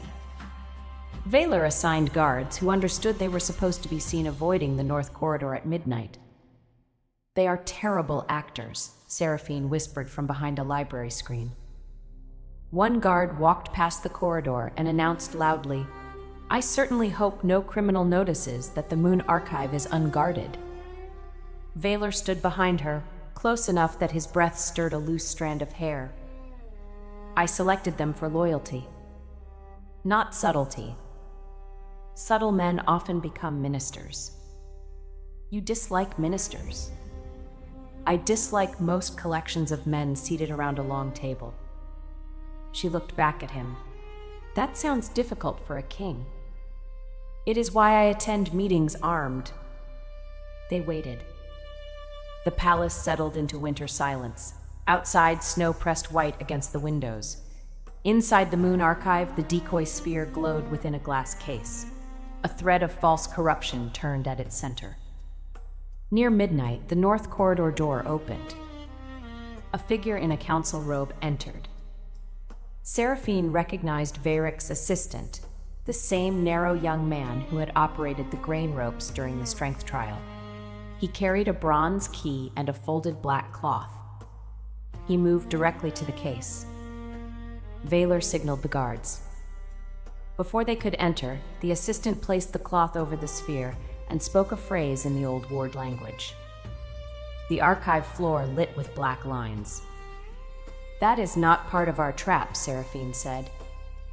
The lines raced beneath the screen. Vaylor seized her around the waist and threw them both aside as the floor opened. They fell into darkness. Seraphine struck stone, rolled, and landed against Vaylor's armored side. The impact drove the air from her lungs but caused no sharp pain. Above them, the opening sealed. A purple flame rose along the walls. They were in an old ritual chamber beneath the archive. Vayric stood across from them. He no longer looked like a tired council elder. His formal robe had been removed, revealing black ward plates sewn over his coat. 6 corrupted stones floated around him, each pulsing in time with the weakening northern lines. The young assistant lay unconscious near the stair. Vayric had apparently used him to trigger the mechanism, then discarded him. "Your Majesty," Vayric said, "you were not supposed to enter with her." Vaylor rose and placed himself at Seraphine's side. "Your disappointments have become a public service." Seraphine pushed to her feet. "You altered the trench." "Yes." "You corrupted Frostbarrow." "One of several necessary wounds." "Necessary for what?" Vayric looked at her with something worse than hatred. He looked with ownership. "The crown has controlled the Moon Wards for 400 years. Kings decide which territories receive stone, soldiers, and repair funds. Councils advise and are ignored. I intended to create failures severe enough that the Pax would grant emergency control to us." Vaylor's voice was cold. "You would destroy villages to increase committee authority. Temporary hardship. Workers nearly died. They did not." Seraphine stepped forward. "Because we arrived." "Because you arrived," Vayric corrected. "Mevrian's daughter, carrying the only magic capable of compressing corruption without dispersing it. I believed your mother exaggerated. Then I saw your first sphere." The 6 stones turned toward Seraphine. Her magic answered painfully. Silver light gathered beneath her skin. Vayric smiled. "Every knot you absorb makes your core more useful. Tonight, you will draw the capital's corruption into one sphere. I will remove it, bind it to the council seal, and present myself as the man who restored the wards." "And if the sphere crushes you?" Seraphine asked. "It will obey the seal. My magic does not obey seals. All magic obeys structure. Mine threw the king into a curtain." Valor glanced at her. An important precedent. Varric's expression sharpened. "You mistake disorder for freedom. Your strength, your spheres, your public insolence, all of it exists because your mother refused to discipline you into a proper witch." Seraphine felt anger rise. Not because he insulted her. She had heard worse from better people. Because he spoke of Mevrien's love as failure. "My mother taught me control," she said. "She simply did not teach me obedience to cowards." Varric raised one hand. The corrupted stones struck. Valor shifted before Seraphine could move. Black-silver wolf power spread from him in a curved shield. The first wave broke against it, driving him back one step. Seraphine called her spheres. Nothing came. The ritual chamber walls were lined with iron channels that dragged her magic downward. Silver light formed at her palms and sank into the floor. Varric laughed. "Without your little moons, you are only a strong woman in a locked room." Seraphine looked at the stone ceiling. "That is still an unfortunate room to share with me." She seized the nearest iron channel and pulled. The metal tore from the floor with a scream. The corrupted stones wavered. Valor drove forward through the next attack, using his shield to force Varric away from the central seal. Seraphine ripped out a second channel and swung it into the third, breaking the pattern. Magic rushed back into her hands. A sphere formed instantly. It was larger than her head and red gold with anger. Varric's smile vanished. Seraphine threw it at the ceiling, not at him. The sphere struck the sealed opening. Stone cracked. Snow and moonlight poured through. Royal guards shouted above. Varric turned toward the stair. Valor caught him by the front of his coat and slammed him against a pillar without drawing blood. "You endangered my kingdom." Varric's hand closed around a black stone hidden beneath his collar. Seraphine saw the movement. "Valor, down!" The king obeyed without hesitation. Seraphine's second spear crossed the chamber and struck Varric's wrist. The stone flew free. Fenella, leaning through the broken opening above, dropped a map net over it. "I brought equipment," she called. Dovrin appeared beside her. "You brought my best map net." "The kingdom is in danger." That is when one labels borrowed equipment. Even Varric looked offended by their priorities. Guards descended and bound him with silver chains. The young assistant regained consciousness and immediately began confessing. Varric had threatened his family and promised promotion. He knew the locations of 3 hidden corruption chambers beneath the capital. Valor ordered teams to secure them. Seraphine studied the 6 floating stones. Their pulse had not stopped. "He already connected them," she said. Dovrin climbed down. "Connected them to what?" Varric smiled from the chains.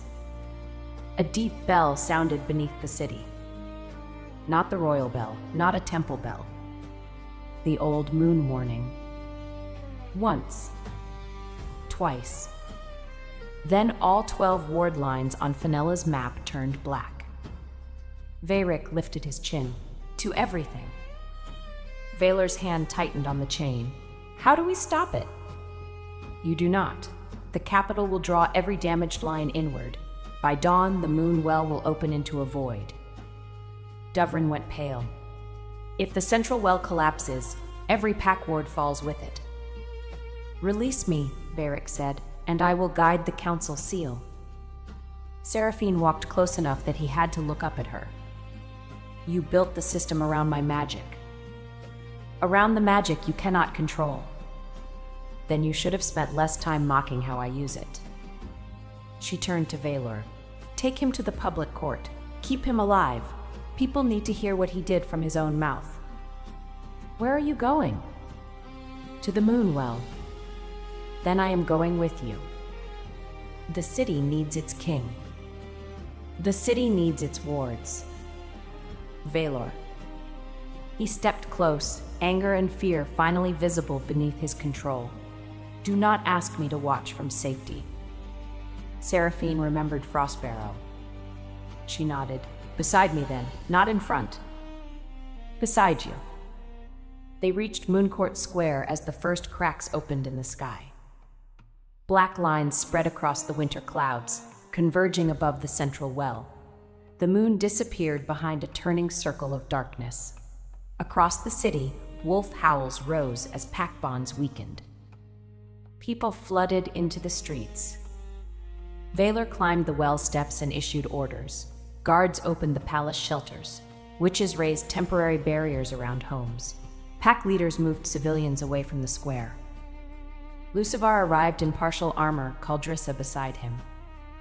The southern ward is failing, he said. What do you need? Valor looked at Seraphine. She appreciated that. He did not decide her plan for her. Caldrissa, take every flame witch to the eastern roofs, Seraphine said. Do not attack the darkness. Light the streets so people can move safely. Caldrissa nodded. Done. Lucivar, the old bell tunnels connect to the outer packs. You know them better than anyone. Get the children and elders into the stone shelters. Lucivar hesitated. I can fight here. I know. I need you there. He looked as if he wanted to argue, then recognized the trust hidden inside the task. I will do it, he said. He ran. Mevrienne reached the well with Dovrin and Fenella. Her braid had come loose, silver-streaked hair whipping in the wind. The corruption is gathering below the city, she said. Your spheres can contain it, but not one at a time. How many? As many as you can create. I can control 6. You controlled 6 in a trial designed by ordinary witches. This is your shape, Seraphine. Stop measuring it with our limits. Her mother placed both hands around Seraphine's face. I told you when you were 7 that your magic was real. I believed you. Believe me once more. You are ready to discover what it wants to become. The ground shook. A section of the well wall exploded outward. Valor turned, shielding Seraphine and Mevrienne from stone with his armored body. Seraphine raised one hand. A gold sphere formed between them, catching the falling debris in midair. Gold. Not silver blue. Protection had changed its nature. Seraphine looked up at the dark sky. The spheres need different purposes, she said. One kind cannot hold everything. Dovrin opened his notes. Frostbarrow separated corruption from the ward. The trial spheres redirected force. Fenella unrolled her largest map across the ground. The city has 12 ward towers. If you place a sphere over each tower, they can form an outer orbit. Mevrienne pointed to the moon well, and a central sphere here to draw the corruption. 13, Seraphine said. Valor stood at her shoulder. You can do it. She looked at him. You do not know that. No, I know you will try, and I know you will not try alone. The black circle in the sky widened. Seraphine planted her ironwood staff against the stone. She found the center. Not Valor, not herself. The city. The people moving through lit streets. The quarry workers in the north, the villages sharing one bridge. Her mother, who had believed before there was proof. Fenella arguing with maps. Caldrissa choosing courage after choosing badly. Lucivar guiding children through tunnels he once used to hide from bullies. Valor beside her, strong enough not to fear her strength. Protect them. A gold sphere rose over the first ward tower. Then a second. Seraphine's knees shook. Valor placed one hand at her waist. Mevrienne placed a hand between her shoulders. A third sphere formed. Across the square, witches joined hands. Dovrin called tower positions. Fenella adjusted angles on the map. 4, 5, 6. Each sphere floated above a different tower, bright enough to turn night into pale dawn. The void pulled harder. Seraphine tasted iron and cold. Her magic wanted to collapse inward. She remembered every broken wand, every laugh, every child who had said she was not a real witch because her power refused to move like theirs. She stopped asking it to move like theirs. 7 spheres became 8. 8 became 10. The city disappeared behind light. At the eastern roofs, Caldrissa's flame witches raised lines of gold fire that marked safe roads. At the bell tunnels, Lucivar's voice carried orders through the stone. The 11th sphere formed above the southern tower. The 12th rose over the palace. The outer orbit was complete. Now the central sphere. Black magic surged from every street crack toward the moon well. Seraphine drew it upward. The central sphere appeared as a tiny purple point. It grew. And grew. The weight drove Seraphine to one knee. Valor went down with her, arm locked around her middle. "Stay with me. I am here. Tell me what you see." "Your face." "Seraphine, it is still distracting." His grip tightened. "Then keep looking." She laughed once, breathlessly, and the fear loosened.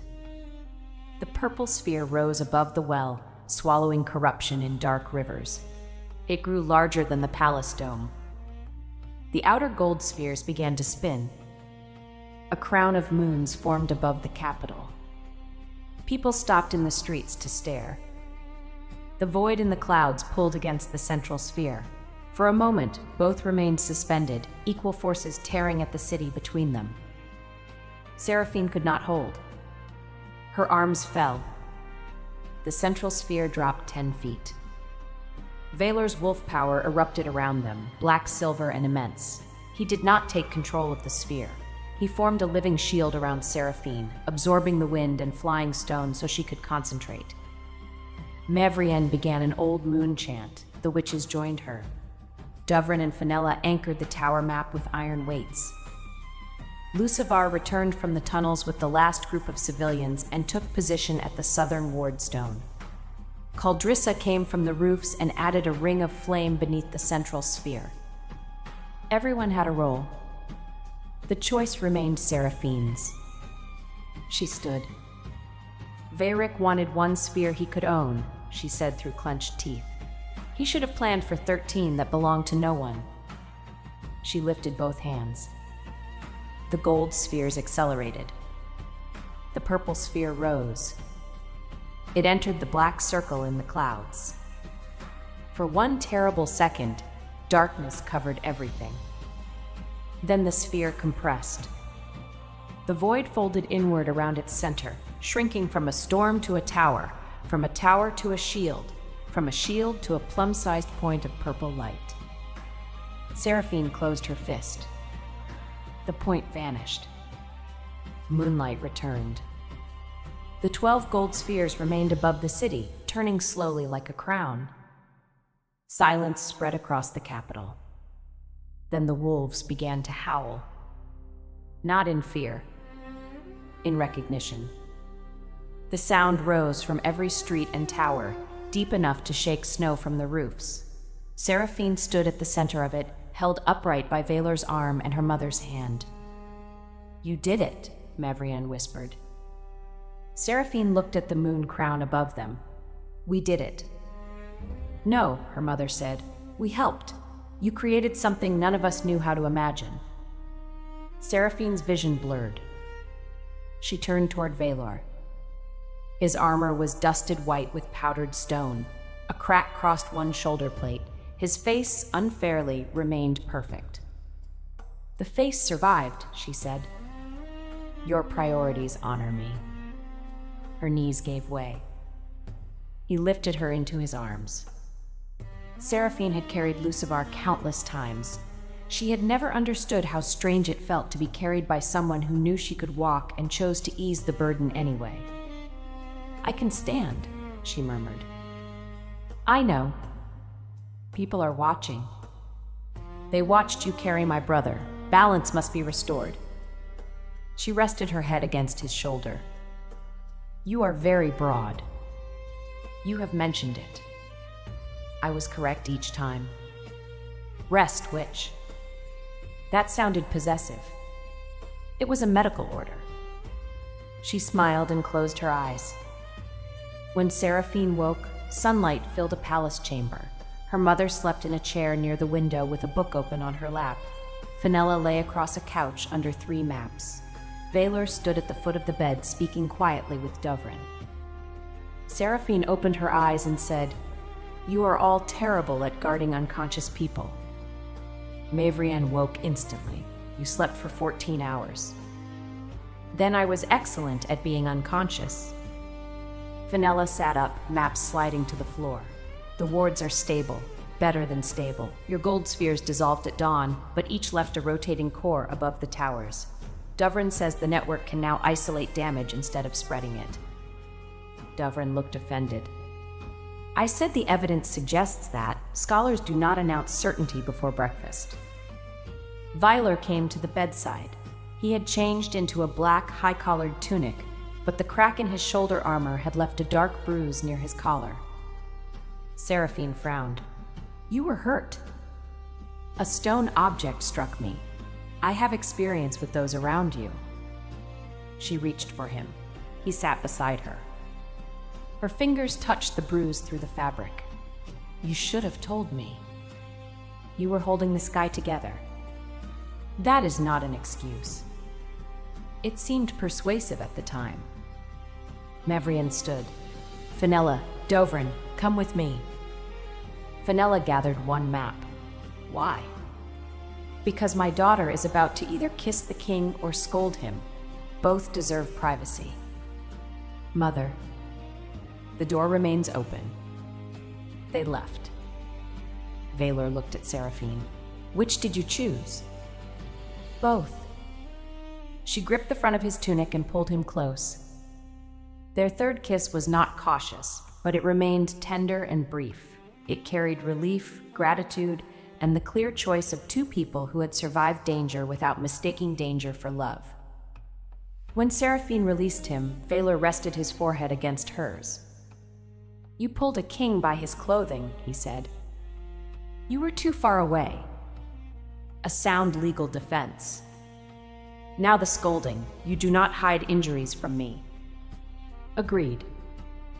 And you do not stand in front when we agreed on beside. The wall exploded.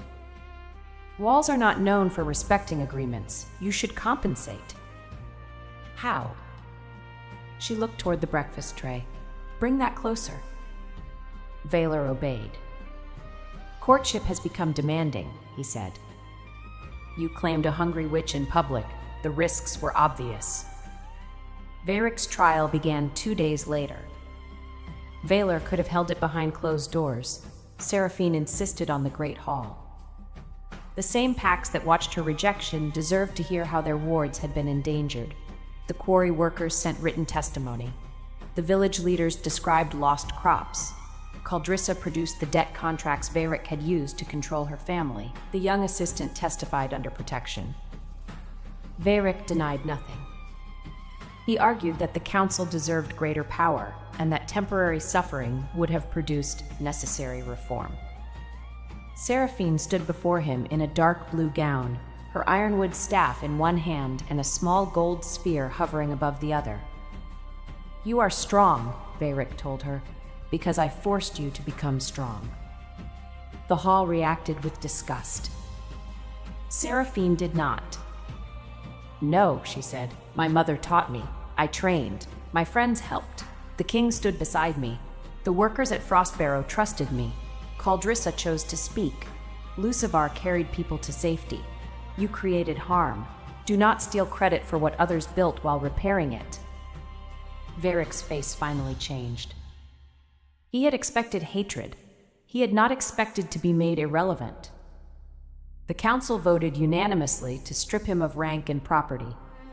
Because his plan had knowingly risked thousands of lives and included treason against the crown, the royal judges sentenced him to death under kingdom law. No punishment was carried out in public. His seized estates were divided among the damaged northern villages and the capital shelters. The assistants who had acted under threat received labor sentences repairing the wards they had helped damage. Those who had volunteered for the conspiracy lost titles and wealth. Caldrissa's family lands were restored only after an independent review. She did not return to Lucivar's side. Instead, she accepted a position leading the capital's emergency flame wardens. "I do not expect friendship," she told Seraphine after the trial, "but I would like the chance to become someone you do not regret defending." Seraphine considered her. "Report to Frostbarrow in spring. Isabet needs flame channels cut through the eastern quarry." Caldrissa looked alarmed. "Is that forgiveness?" "It is labor. Forgiveness may develop while you are carrying stone." "I am not very strong." "You will be." For the first time, Caldrissa smiled without calculation. "Fair." Lucivar requested a private meeting a week later. Seraphine agreed to meet him in the old Bell courtyard, where he had once fastened his grandmother's pearl clasp at her throat. Winter sunlight lay across the stones. The fountain she had repaired as a child still stood in the corner. One carved wolf leaned slightly because 11-year-old Seraphine had refused to wait for a mason. Lucivar arrived without royal colors. He looked as handsome as ever. Seraphine noticed because honesty did not require blindness. She simply no longer confused beauty with safety. "The southern children reached the shelter," he said. "All of them." "I heard. You did well." He looked down. "I kept thinking of the blizzard when you carried me to the healers. You complained the entire way." "My boots were wet." "You were unconscious for half of it and still complained." A faint smile appeared, then vanished. "I loved you." Seraphine's chest tightened, but the pain no longer controlled her breathing. "I know. Part of me still does." "I know that too." "Then how can you choose him so quickly?" She looked at the leaning stone wolf. "I did not choose him in one morning. I accepted the chance to know him. Then he kept making choices that allowed love to grow. I could do that now." "Perhaps you can, for someone else." Lucivar closed his eyes. "I was afraid. The council said the southern packs would never accept you. They said your failures would become mine. Caldrissa's magic was visible, easy. I understand why you were afraid." Hope entered his face. Seraphine continued, "Understanding is not returning." The hope disappeared. "Was everything between us worthless?" he asked. "No, that is why it hurt." She stepped closer and placed the crooked stone wolf charm she had made for him as a child into his hand. He had returned it after the ceremony, but she had carried it since. "You were my first love," she said. "I do not need to make you a monster in order to leave you. You were kind many times. You were brave many times. You also abandoned me when choosing me required courage. All of those things are true." His fingers closed around the charm. "I am sorry," he whispered. "I believe you. Will you forgive me?" "One day, perhaps completely. Today, enough to hope you become better, not enough to become yours." Tears shone in his gray eyes. Seraphine's old instinct urged her to hold him until he stopped hurting. She did not obey it. Compassion did not require resuming the role that had emptied her. Lucivar drew a slow breath. "He has loved you a long time." "He told you?" "He did not need to. He looked at you that way even when we were young. I thought he was watching me." Seraphine laughed softly. "You have always been very confident about your face. You encouraged it. That was one of my mistakes." He laughed too, though tears remained. They parted without bitterness, but not without consequence. Lucivar left for the southern territories the next morning. He remained Alpha, but the council stripped away the special succession advantage he had pursued. He would have to earn his people's trust without borrowing Seraphine's strength or Caldrissa's magic. Seraphine watched his carriage leave from the palace wall. Valor joined her but said nothing. "He apologized," she said. "Did it help?" "Yes, it also hurt." "Both can be true." She looked at him. "You have been speaking to my mother. She provides excellent instruction and terrifying tea. Were you worried I would choose him?" "Yes." The immediate answer surprised her. "You admitted jealousy." "I admitted fear. They are related, but not identical." "What would you have done?" "Accepted your choice, hated it privately, assigned him every bridge in the kingdom." Seraphine laughed and leaned against his side. His arm came around her shoulders. "I did not choose him," she said. "I noticed." "Do not become smug. The crown remains responsible." Before spring reached the capital, Seraphine returned with Mavrian to the Bramblevein house for the first time since the rejection. The house stood at the edge of the old Coven district, built from dark stone and thick oak beams. Its kitchen ceiling still carried a round dent from Seraphine's first attempt at a levitation spell. The spell had not lifted the apple she was aiming at. It had condensed into a heavy sphere beneath the table and launched the table upward instead. Mavrian had never repaired the dent. "It is educational," she always said. Vyler insisted on accompanying them with only 4 guards. He said the weakened wards still required caution. Seraphine suspected he also wanted to inspect the place where she had grown up. He entered the kitchen and looked at the ceiling. "Your magic had ambition," he said. The table had poor balance. "You blamed the furniture at 8? Mother taught me to examine all possible causes." Mavrian set a kettle over the fire. She also blamed the floor, the apple, and the season. "Winter magic behaves differently," Seraphine said. It was summer. Valor removed his cloak and hung it from the old iron hook. The hook bent. Seraphine caught the cloak before it fell. "The king is too heavy for the house," she said. "The cloak contains armor plates." An excuse. A documented fact. Mavrian handed him a hammer. "Then document a stronger hook."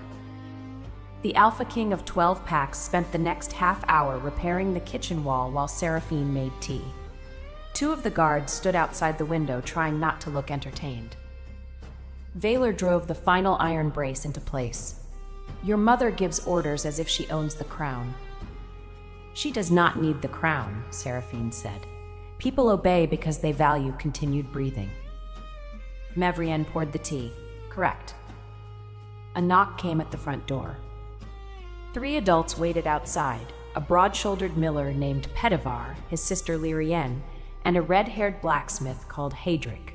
Seraphine recognized them immediately. As children, they had been the most persistent members of the group who mocked Lucivar and later mocked her failed magic. Petavar had once put Lucivar into a feed barrel. Seraphine had put Petavar through the side of that barrel. He looked at Valor behind her and nearly forgot how to speak. "Lady Seraphine," he began, "Your Majesty, Great Witch."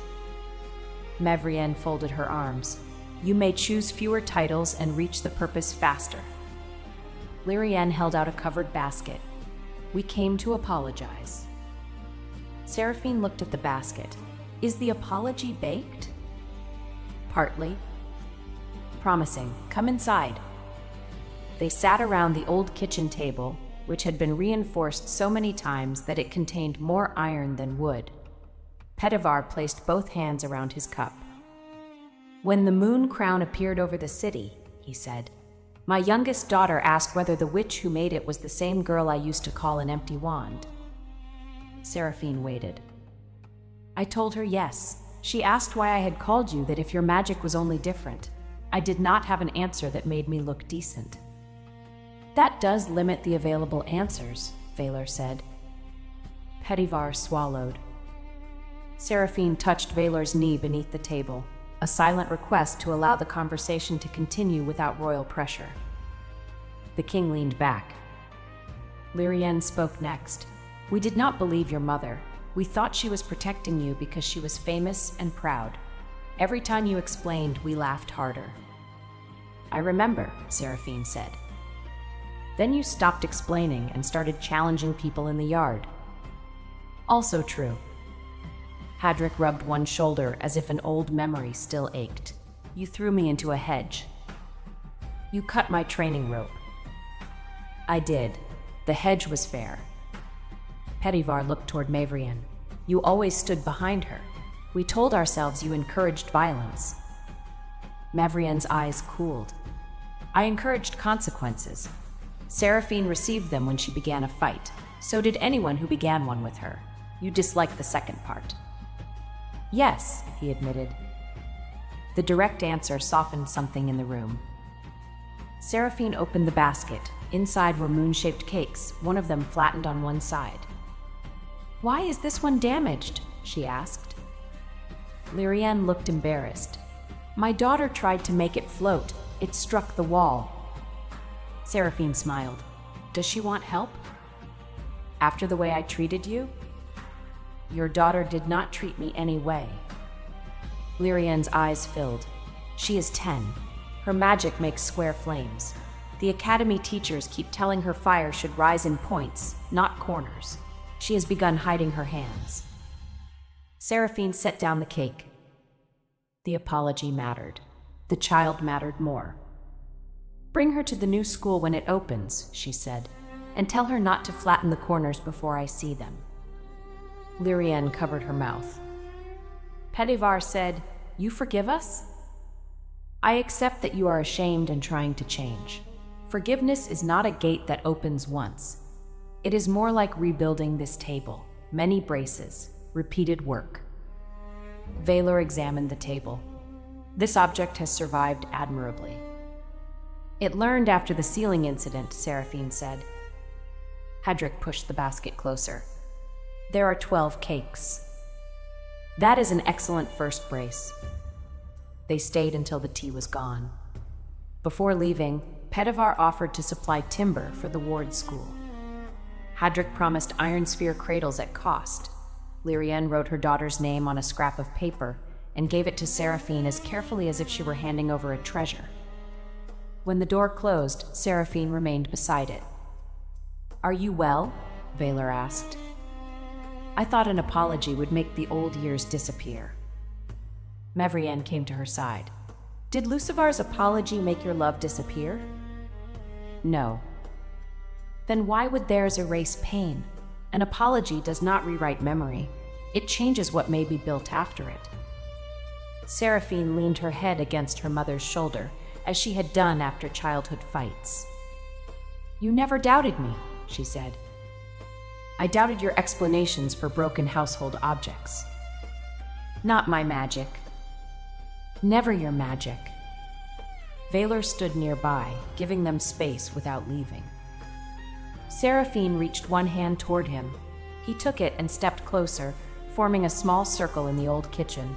Mother, daughter, and the man who had not replaced the first person who believed in her, but had joined her. That evening, snow trapped them at the Bramblevane house. The royal guards occupied the front room.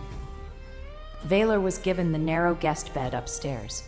Seraphine slept in her childhood room across the hall, where old training diagrams covered the walls. After midnight, she woke to a crash. She seized a wooden practice staff and opened the door. Valor stood in the corridor holding one half of the guest bed frame. The other half had collapsed beneath the mattress. They stared at each other. "The king is too heavy for the house," Seraphine said. The frame was old. A documented excuse. Mavrienne opened her door, took in the broken bed, and sighed. "Now I understand why you two suit each other." "I did not break it intentionally," Valor said. Neither did she, most of the time. They moved the mattress to the floor. Seraphine lifted one end while Valor took the other. "I can carry it," he said. I know. Then why are you helping? She recognized the echo of his own words at Frostbarrow. Because you are carrying it. His gaze warmed. Mevrian pointed toward the guest room. Continue that emotional exchange inside. Some of us value sleep. Seraphine laughed and helped settle the mattress. At the doorway, Valor touched her wrist. Stay one moment. The door remains open. She stayed. Moonlight entered through the small window, silvering the plain room. Without armor, crown, or court, Valor looked younger. Still formidable, but not distant. This house explains you, he said. The broken ceiling? The reinforced table, the repaired fountain outside. Your mother's refusal to replace evidence of failure when it could become evidence of learning. Seraphine looked toward the hall where Mevrian's door had closed. She made it easy to believe her. No, she made it safe to keep trying. Belief was still your work. That distinction mattered. Seraphine sat on the edge of the mattress.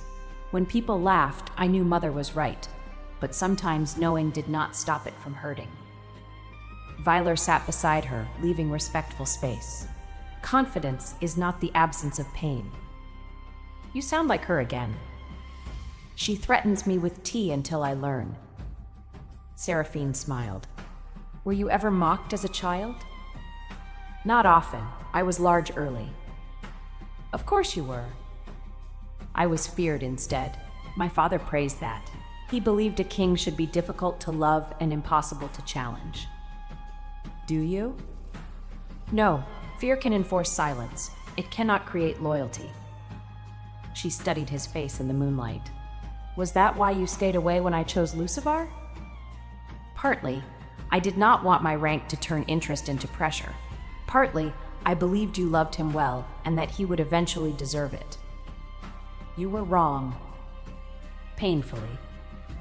For me. For both of us, though not equally. He did not center himself in her wound. He simply admitted that watching had cost him something. Seraphine shifted closer until their shoulders touched. I am glad you came home when you did, she said. So am I. I am also glad I carried Lucivar outside before you intervened. I would never have denied you that pleasure. Good. It was important to my healing. Valor turned his hand palm up between them. Seraphine laid hers over it. They sat quietly until the house stopped creaking in the wind. When she rose to leave, he brought her knuckles to his lips. Good night, Seraphine. Good night, Valor. Try not to break the floor. The floor appears strong. That is what the bed believed. The next morning, Mevrian made Valor repair the frame before breakfast. The Alpha King worked with hammer and iron braces while Seraphine ate 2 apology cakes and offered unhelpful advice. For once, no one in the house needed her to lift the burden. She chose to help anyway. Spring came slowly to the capital. Seraphine spent the last winter months building a new ward school with Mevrian, Dovrin, and Fenella. The school did not teach other witches to copy sphere magic. No one else possessed the same dense core. It taught them to identify the natural shape of their power before forcing it into traditional forms. Children who had been called slow, strange, or unpromising came from every pack. Seraphine trained them in the mornings and refused to spend every afternoon working. Valor insisted on this with unusual firmness. You saved the kingdom, he said. You are allowed to eat cakes in the garden. Is that a royal order? Yes. Tyranny at last. History will understand. She learned to enjoy the life she had once postponed while waiting for Lucivar's promise. She attended winter plays, chose gowns with reinforced pockets for small spheres, and allowed the palace cooks to create a dessert shaped like the moon crown. The first attempt collapsed through the serving tray. The second was made of lighter cake. At Frostbarrow, Caldrisa spent 6 weeks cutting flame channels and developed strong arms, a practical temper, and an unexpected friendship with Isabet. Captain Odrin sent Seraphine a formal report stating that all bridges had been counted twice, and remained jealous-proof. Valor reassigned him to no further infrastructure. Growth, Seraphine praised. Administrative completion, Valor corrected. Fenella became deputy wardmaster. She labeled every map net after Dovran threatened to lock the supply cabinet. Mevrian accepted a seat on the Crown Council only after Seraphine made Valor promise that meetings would contain fewer men at long tables. How? He asked. Shorter tables. He ordered round ones.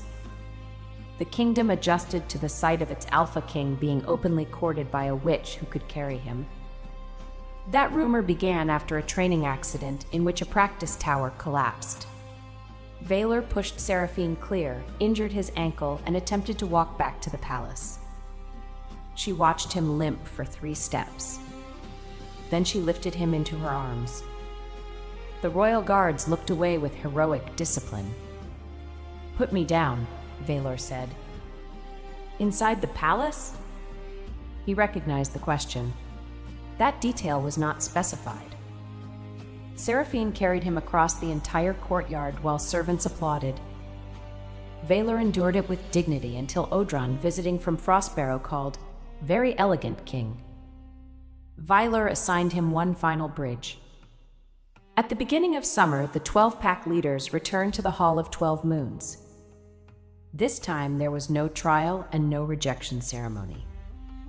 The moon crown cores glowed above the city towers.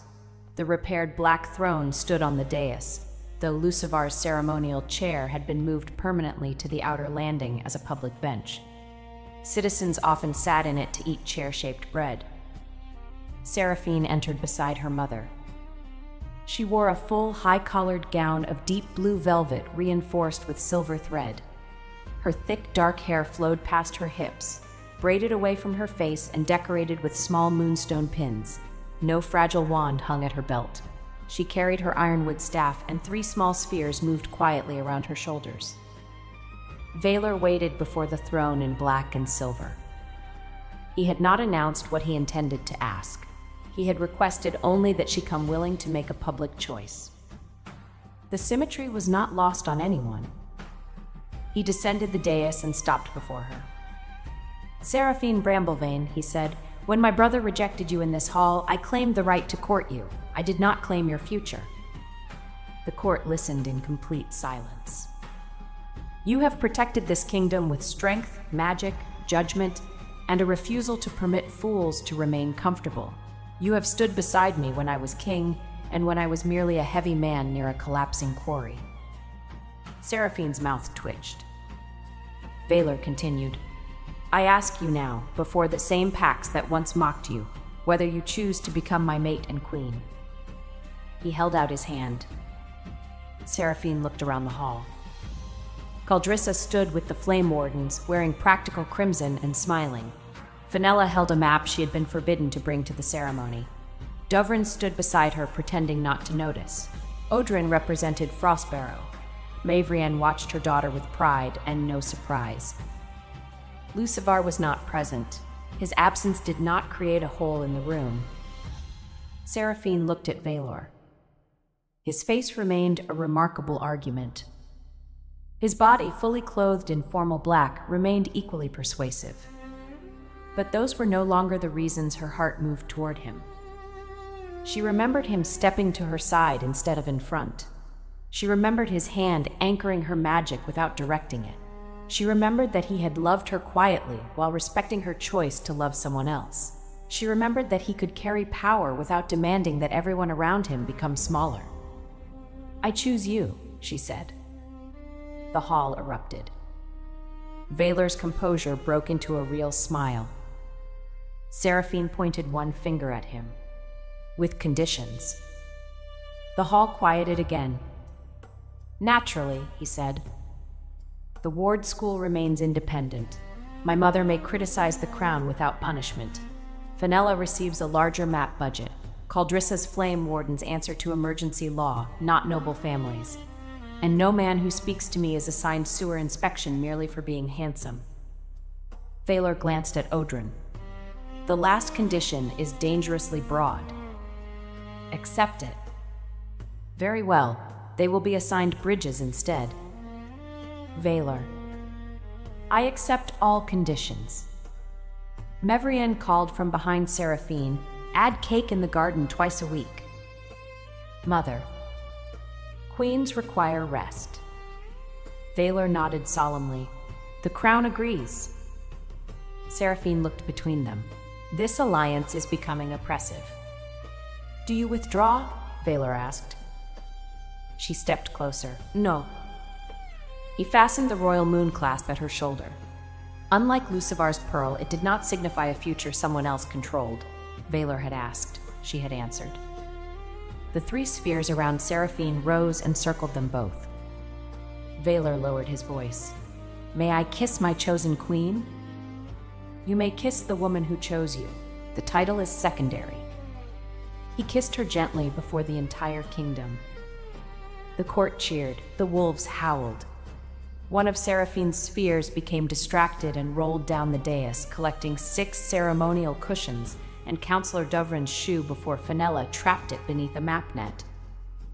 Label that net, Dovrin shouted. Seraphine began laughing against Valor's shoulder. The ceremony became less dignified from there. It became much happier. Seraphine did not become her mother. She did not become the quiet Luna Lucivar's council had imagined, or the grateful, rejected woman the court expected Valor to rescue. She became the first Moon Core Queen, the creator of the Crown Sphere Wards, a woman strong enough to carry a throne and wise enough to know when not to throw it. Valor remained the most powerful alpha in the kingdom. He protected her fiercely, loved her with restraint and certainty, and continued to deny jealousy while maintaining suspiciously accurate bridge records. Mavrienne continued to defend her daughter, though she no longer needed to stand in front of her. Most often, she stood nearby with tea and legal advice. Lucivar became a better alpha in the south. Regret followed him for years, but he learned not to turn regret into another demand upon Seraphine. He honored what they had been by finally accepting what they would never be again. Caldrissa rebuilt her family lands through work rather than marriage and became one of the kingdom's most trusted emergency wardens. Fenella filled the new school with maps. Odren counted no more bridges unless the bridges genuinely required it. And on quiet afternoons, when Seraphine sat in the palace garden eating cake under royal order, she sometimes looked across the roses at Valor reading council reports. He always noticed. Again? He would ask. The face remains reliable. And the man? She would call a small gold sphere into her palm and send it floating toward him. It would settle above his hand, steady and warm. Also reliable, she would say.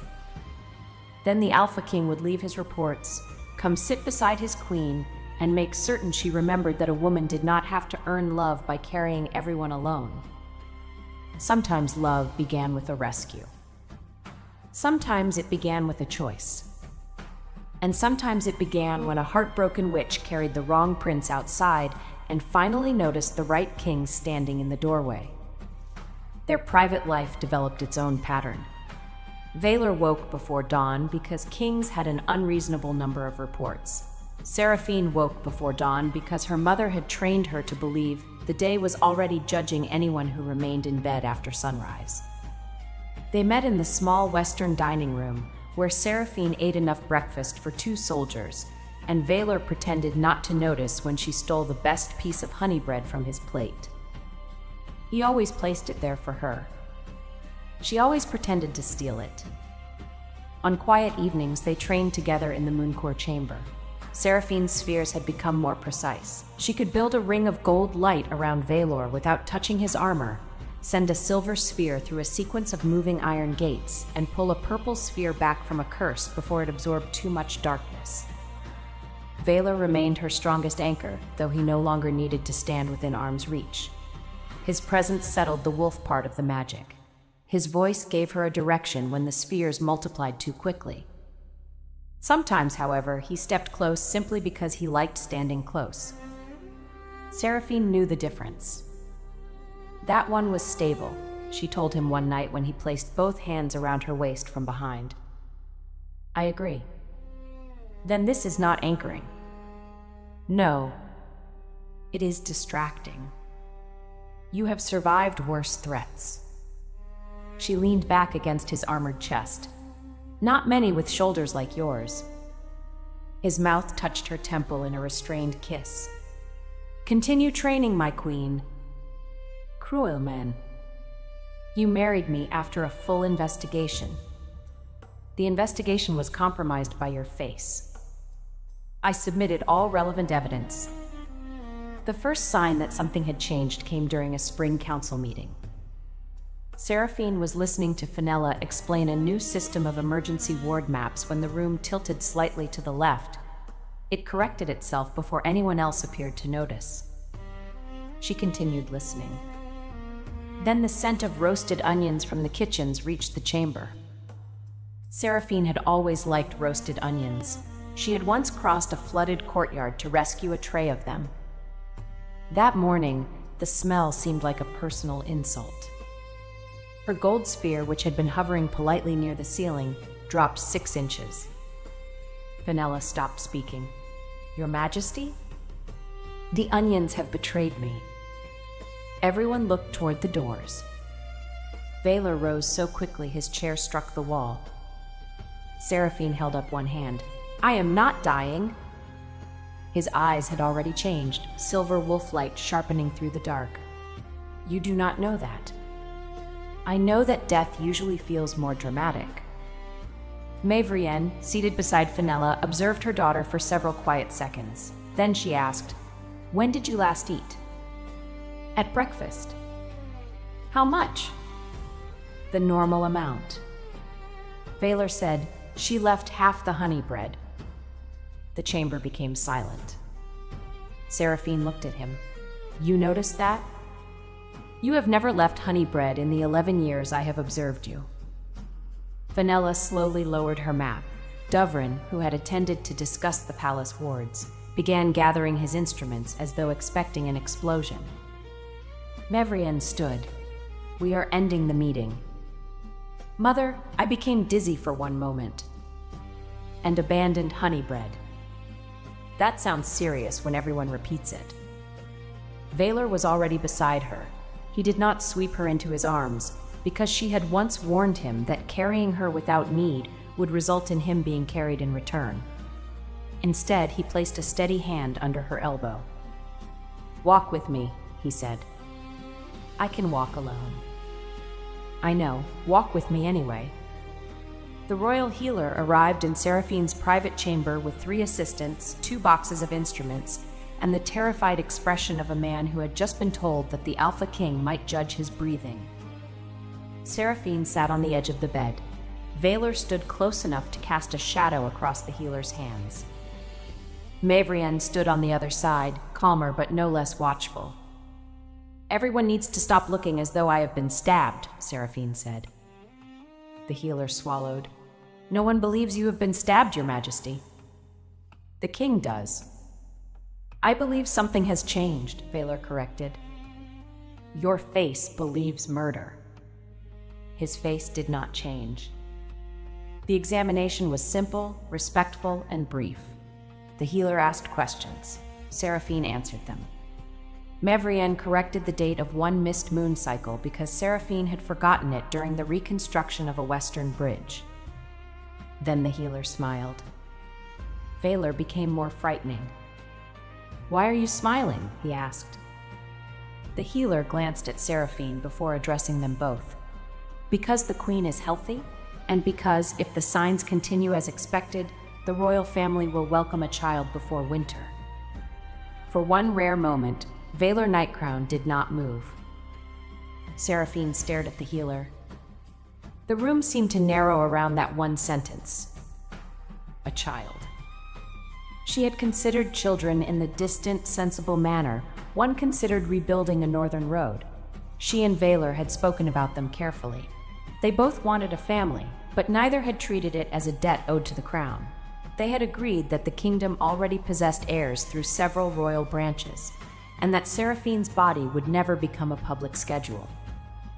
Yet now the future had changed quietly inside her, while she argued over timber and stole honey bread. Her hand moved to her abdomen, though there was nothing to feel yet. Vyler lowered himself before her. The Alpha King, who had refused to kneel before 3 invading warlords, went to one knee on the carpet and covered her hand with his. "Are you afraid?" he asked.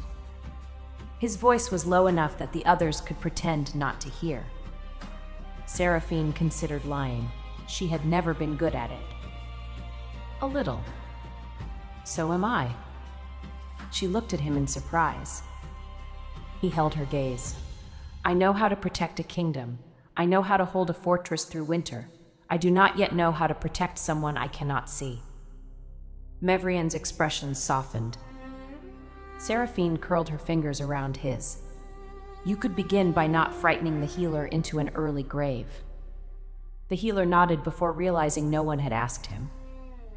Vaylor glanced over his shoulder. "Was I frightening you?" "No, Your Majesty." "He is lying," Seraphine said. "Poorly," Mavrian added. Vaylor looked back at Seraphine. The severe line of his mouth finally broke. He pressed his forehead against her knuckles. "A child," he said. Seraphine's eyes burned unexpectedly. "Apparently. Ours. Unless the onions arranged this." He laughed once, a quiet, rough sound that made the healer stare at the floor in astonishment. The news remained private for 6 weeks. This was partly for Seraphine's comfort and partly because Vaylor developed an immediate, unreasonable interest in removing every sharp corner from the palace. The first carpenter received an order to round the edges of the western staircase. The second was asked whether the council chamber windows were capable of surviving a child who could inherit Seraphine's strength. The third was told to inspect every cradle in the royal storage rooms, even though no cradle had been used there for 20 years. By the time Seraphine discovered the work, 12 tables had been altered, 3 balconies had new railings, and an ancient statue of the first Alpha Queen had been moved because Vaylor disliked the angle of its stone spear. She found him in the nursery wing speaking to Dovrin about protective runes. The nursery wing had been closed since Vaylor and Lucivar were children. Dust covers hung from furniture, and faded silver moons decorated the walls. Vaylor stood in the center with a building plan in his hands. Seraphine leaned against the doorway. Her body had not changed much yet, but exhaustion arrived without permission and vanished just as suddenly. "What are you doing?" Vaylor did not appear guilty. "Planning." Dovrin appeared guilty enough for both of them. Seraphine entered and took the plan. It showed 7 layers of defensive wards, 2 emergency exits, a fireproof inner chamber, and a reinforced floor capable of supporting a siege engine. Are we raising a child or storing royal artillery? The possibilities may overlap. Vaylor, your childhood strength is documented. My mother kept records because the academy kept sending repair bills. At 3 years old, you pulled a gate from its hinge. It was a small gate. Dovrin coughed into his hand. Seraphine turned to him. Was it a small gate? The surviving hinge suggests otherwise. Vaylor folded his arms. Seraphine looked around the dusty chamber. Beneath the absurd plans, she saw something else. Vaylor had grown up in these rooms after losing his own mother young. He had never spoken much about the empty nursery, or the way responsibility had settled on him before his shoulders were broad enough to carry it. He was not only preparing for danger, he was trying to build the safety he had once needed. Her irritation softened. She gave the plan back to him. Keep the fireproof chamber. Remove the arrow slits. They are observation openings. They point toward the corridor. A corridor can become hostile. Remove them. Very well. And no guards inside the nursery unless there is an actual threat. Our child will not grow up surrounded by soldiers. Vaylor's jaw tightened, then eased. Agreed. One more thing. Name it. The cradle will be built by my mother. Dovrin blinked. The Great Witch builds furniture? Mevrian's voice came from behind them. Better than your last apprentice. Dovrin nearly dropped his instruments. Mevrian entered carrying a measuring cord. I built Seraphine's first bed. It survived her. That is the only qualification that matters. Vaylor handed her the plan without argument. Seraphine watched the two most formidable people in her life bend over the drawing and immediately begin disagreeing about ward geometry. She sat on a covered chest, rested both hands over the secret new life inside her, and laughed until she had to wipe her eyes. As the months passed, Seraphine discovered that pregnancy did not make her fragile, but it did make her body unpredictable. Her strength remained. Some days it increased so sharply that she broke door handles without meaning to. Other days she became tired halfway up a staircase and had to accept Vaylor's arm without turning it into an argument. Her magic changed most dramatically. The spheres no longer responded only to danger or intention. They responded to the child.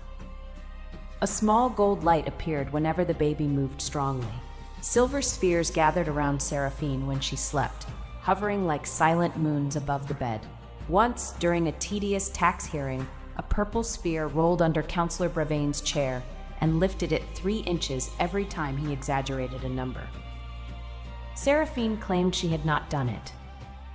Mevrian examined the sphere and agreed. Vaylor looked toward Seraphine's abdomen with solemn approval. The child has sound judgment. Bravain requested that future hearings take place without magic. The request was denied. The child also reacted to Vaylor. Whenever he spoke in his command voice, a gold sphere appeared near his shoulder. The first time it happened, he was ordering border guards to stand down after a dispute. The sphere rose from Seraphine's palm, crossed the room, and struck his armor with a soft bell-like sound. Every guard froze. Vaylor looked down at it. The sphere bumped him again. Seraphine covered her mouth. "Is the child attacking me?" he asked. "Correcting your tone, perhaps." The sphere bumped his chest a third time. Vaylor lowered his voice. The border guards will return to their posts calmly. The sphere floated back to Seraphine. Vanella wrote the event into the Royal Ward records under the title First Successful Prenatal Negotiation. Vaylor ordered her to change it. She added Royal Objection, noted beneath the title. By late autumn, Seraphine could no longer train with her heavy staff for long periods. She hated the restriction for 3 days, then redesigned the sessions herself. She practiced seated sphere control, built defensive patterns around moving targets, and trained younger witches to direct magic through weighted centers. She also began teaching palace guards how to move around a pregnant woman who could still throw them farther than they expected. Captain Odran visited from Frostbarrow and volunteered for a demonstration. Valar watched from the edge of the training yard with his arms folded. Odran adjusted his padded armor. "Your Majesty, I assure you this is educational. I am certain you will learn something."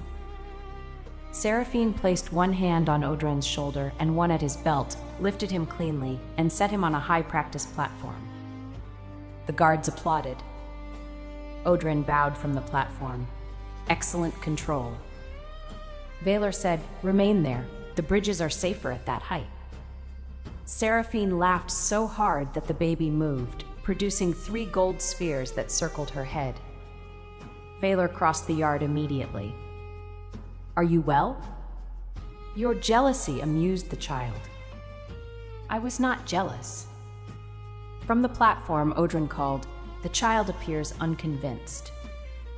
A gold sphere rose and tapped Vaylor's shoulder. The entire yard became silent. Seraphine smiled sweetly. The evidence is becoming difficult to suppress. The birth began on the first night of winter, while snow covered the palace roofs and the moon wards shone clean above the capital. There was no battle, no curse, and no assassin. Seraphine had privately expected some catastrophe because important moments in her life rarely occurred without damaged furniture. Instead, there was only pain, time, fear, and the steady presence of people who loved her. Mavrian remained at her left side. The royal healer and 2 experienced midwives guided her with calm instructions. Valor stayed at her right, one hand locked around hers and the other braced against the bed frame whenever her strength tightened. The first bed frame cracked. No one commented. The second had been built by Mavrian. It held. Hours passed. Seraphine endured them with less dignity than she had hoped and more courage than she recognized. She shouted at Valor twice, apologized once, then withdrew the apology because he had deserved the second shout. At one point, he tried to tell her to breathe. She looked at him with such concentrated fury that every candle in the chamber bent away. Mavrian said, "Your Majesty, I recommend silence." Valor obeyed. When fear finally overtook Seraphine, it arrived quietly. She had trained for years to control strength that did not behave like anyone else's. Now her body was performing something ancient and powerful without waiting for her permission. She could not lift the pain away. She could not strike it, argue with it, or compress it into a sphere. "Mother," she whispered. Mavrian leaned close. "What if I cannot do this correctly?" Her mother's hand cupped her face. "There is no performance to pass. You are not being judged. You are bringing your child forward, and you are not alone." Valor bowed his head over Seraphine's hand. "You never have to prove strength to me." The words settled where command could not. Seraphine breathed. She listened to the midwives. She accepted help without treating it as failure. When the next wave came, she did not fight her own body. She moved with it. Near dawn, the room filled with a newborn cry. Every silver ward in the palace flashed gold. A tiny sphere of warm light appeared above the bed. Seraphine collapsed back against the pillows, laughing and crying at once. The midwife placed a wrapped child against her chest. Their daughter had a full crown of dark hair, a furious little face, and one fist clenched beneath her chin as though prepared to file a complaint against the world. Valor stared at her. The Alpha King had faced armies without blinking. Now his eyes shone openly. "She is small," he said. Seraphine laughed weakly. "That is generally how they begin. She has your hair. She has your disapproving expression." The baby opened her eyes. They were dark at first, but a line of silver light passed through them. Valor touched one careful finger to her hand. She gripped it. His entire body went still. "Strong," he whispered. "Do not start measuring her grip before breakfast." I said one word. It was a very ambitious word. Mavrian stood behind him, tears on her face and pride in every line of her posture. Seraphine looked up at her mother. "You were right." "About which thing?" "I was not broken. My magic was only waiting for its own shape." Mavrian bent and kissed her forehead. "I knew that before you could lift a gate." The child released Valor's finger. The gold sphere above the bed drifted toward him and settled against the center of his chest. Valor looked at Seraphine. "She has chosen me. She may only like your armor. Your first attraction to me was also poorly disciplined." "True, the family has a pattern." They named their daughter Myravra Mavienne Nightcrown. Myravra was an old northern name meaning moon that returns after the storm. Her middle name honored Mavrian without copying it exactly, a decision the grandmother pretended not to find moving. The announcement bells rang at noon. The city celebrated for 3 days. Seraphine slept through most of it. Myravra grew quickly and loudly. At 6 months, she could sit without support and glare at anyone who attempted to take away a spoon. At 9 months, she crawled toward Valor's crown during a private council and bit one of the silver points. At 11 months, she produced 3 magic spheres while sneezing. One turned gold. one turned silver. The third became extremely heavy and dropped through a small side table. Dovrin examined the whole. "Dense core," he said. Seraphine folded her arms. "Do not sound pleased. I have spent years studying a unique magical system. Now there are two. The second one eats paper." Myrovra, seated on Vaylor's knee, tore a corner from his border report. Vaylor removed it gently. "She has identified weak policy." Dovrin began designing a child-safe sphere chamber. Mevrienne rejected the first design because it resembled a prison. Seraphine rejected the second because it contained no reinforced climbing rails. Vaylor rejected the third because its door opened toward an unguarded corridor. Vanella solved the dispute by drawing a circular playroom with padded walls, low windows, removable training weights, and map murals that changed color when touched. Myrovra entered the finished room at 14 months, immediately ignored every magical feature, and spent an hour trying to move a wooden bench. When she succeeded, Seraphine cheered. Vaylor moved the bench back. Myrovra moved it again. "She has your persistence," he said. "She has your refusal to accept furniture where someone else placed it." Lucivar met Myrovra when she was nearly 2. He arrived from the south for the annual Winter Council.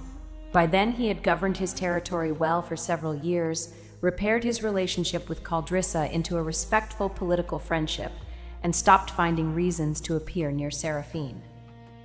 He requested permission before entering the family wing. Vaylor read the request twice. Seraphine watched him over the rim of her tea. He is her uncle. He is also a man who once made her mother cry in public. "You once made me cry in private." "When?" "When you ordered the kitchens to limit my coffee during pregnancy." "The healer ordered it." "You enforced it with unnecessary efficiency." Vaylor set the request down. "Do you want him here?" Seraphine considered the question. She no longer felt the old pain when she heard Lucivar's name. The memory remained, but it had become part of her history rather than an open door. "Yes," she said, "for one visit, with us present." Lucivar entered carrying no elaborate royal gift. He brought a carved wooden puzzle made by southern craftsmen, its pieces shaped like moons and small towers. Myrovra stood beside Seraphine in a thick blue wool dress, both hands gripping a training ball nearly as large as her head. Lucivar stopped. For a moment, Seraphine saw the boy she had once protected. Then he bowed to the child. "Princess Myrovra, I am your uncle Lucivar." Myrovra looked at his face. She looked at Seraphine.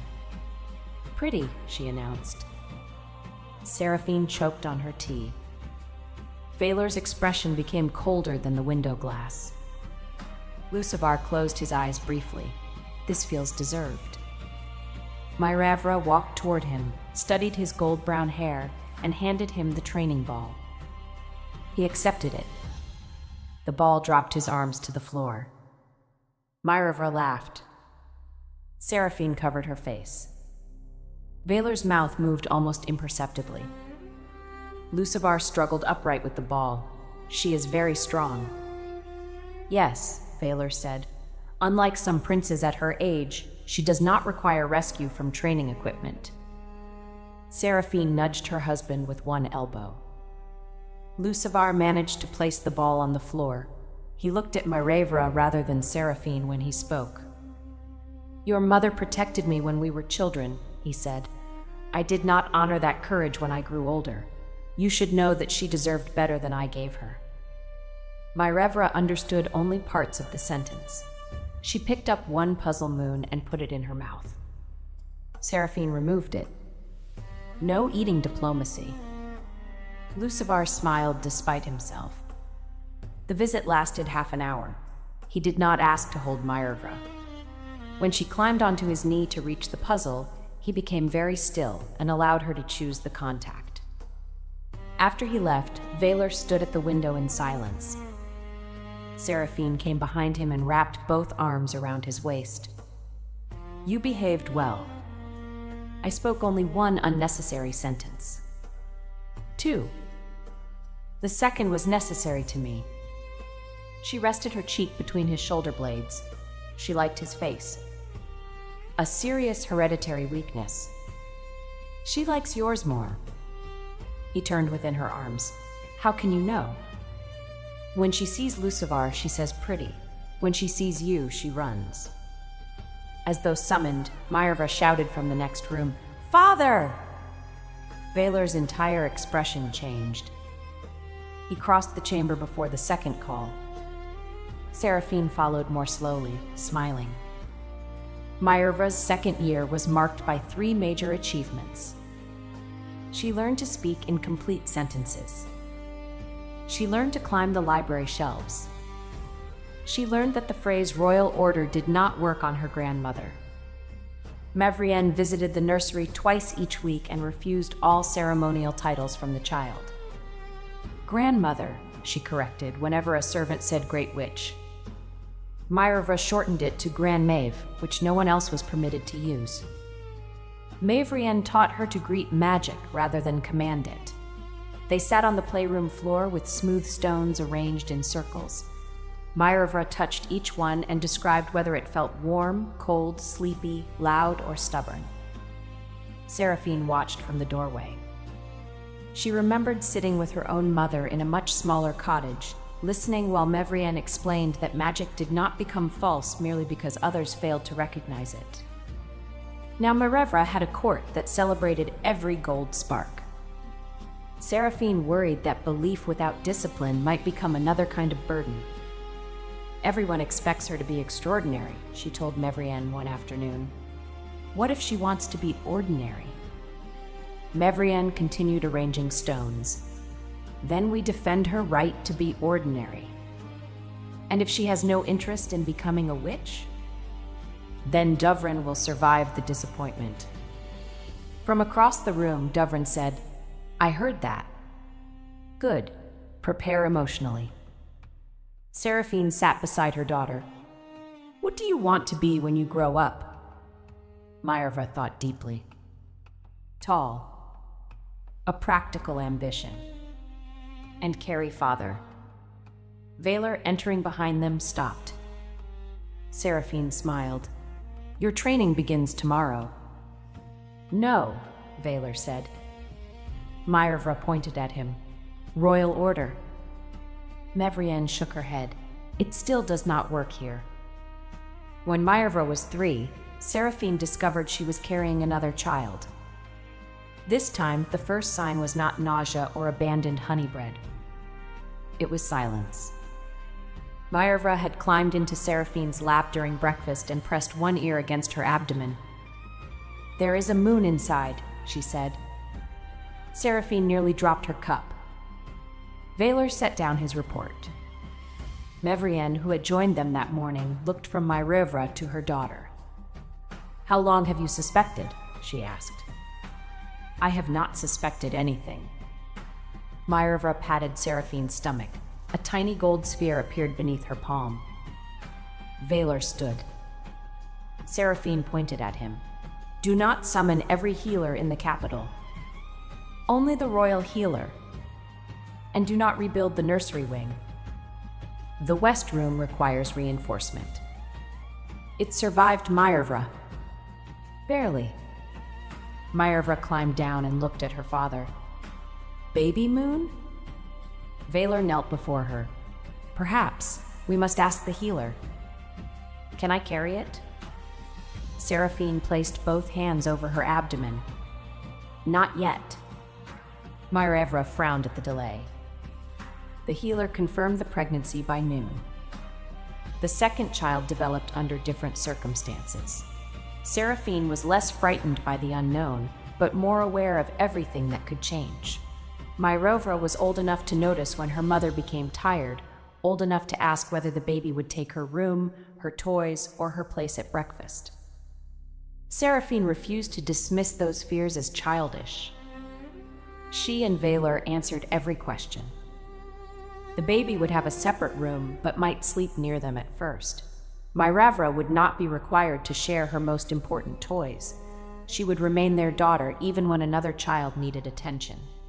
Love was not grain in a winter storehouse. Giving some to the baby would not leave less for her. Myravra listened with grave concentration. Can the baby have Counselor Bravain's chair? Seraphine looked at Valor.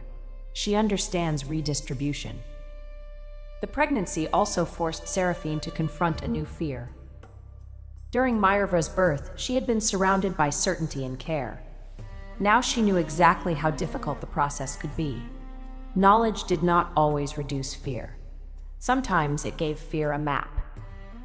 One winter evening, she stood alone in the Mooncore chamber, watching 5 gold spheres orbit slowly. Valor found her there. He did not ask why she had left bed. He stepped into the circle and waited until she looked at him. I am afraid again, she admitted. I know. That answer is irritating. You have moved the same sphere around the same column for an hour. It is a complicated column. He came closer. What shape does the fear have? Seraphine looked down at her hands. Last time I feared I would fail. This time I know I can endure it, and I still do not want to suffer again. That feels cowardly. Valor's face hardened, not at her, but at the word. Wanting less pain is not cowardice. My mother endured it. Your mother also complains when tea is cold. Endurance does not require gratitude for discomfort. A laugh escaped Seraphine. He placed one hand over hers. You may hate every moment and still be brave. You may ask for every form of help available. You may change your mind about plans. You may shout at me again. I was planning that last part. I assumed. She leaned her forehead against his chest. His body was warm beneath the high-collared tunic, solid and familiar.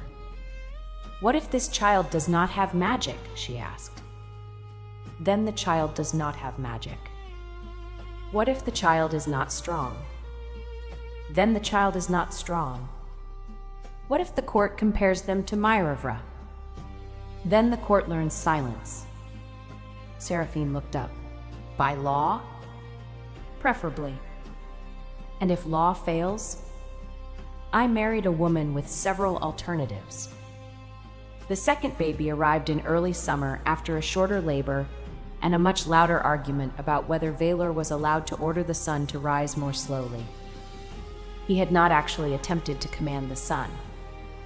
Seraphine maintained that his expression suggested preparation. Their son was born healthy, quiet, and completely uninterested in producing magic spheres. He opened gray eyes, looked at the bright ward lights, and went back to sleep. They named him Thesivar Oren Nightcrown. Thesivar was a Western name meaning patient heart. Oren honored Odran, who pretended the choice was merely political and then cried behind a stable wall where Fenella found him. Myravra met her brother in the family chamber. She approached the cradle with both hands behind her back because Seraphine had warned her not to lift him without permission. Thesivar slept beneath a blue blanket. Myravra stared for a long time. He is very small. You were also small, Valor said. No. There are witnesses. She looked at the baby's face. He is not pretty like father. Seraphine made a strangled sound. Valor remained solemn. He has time. Thesivar opened his eyes. Myravra extended one finger. He closed his hand around it. A silver sphere appeared above the cradle, but it came from Myravra, not the baby. The sphere spread into a thin, protective shell. Myravra looked frightened. I did not mean to. Seraphine knelt beside her. You felt protective. Your magic listened. Did I trap him? No. You made a shield. We can release it together. They placed their hands side by side. Seraphine guided her daughter through a slow breath. The silver shell dissolved into harmless sparks. Myravra looked at her brother again.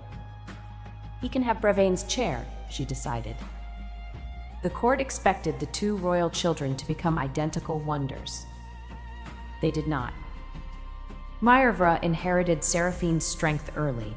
At 4, she could drag a training shield across the courtyard.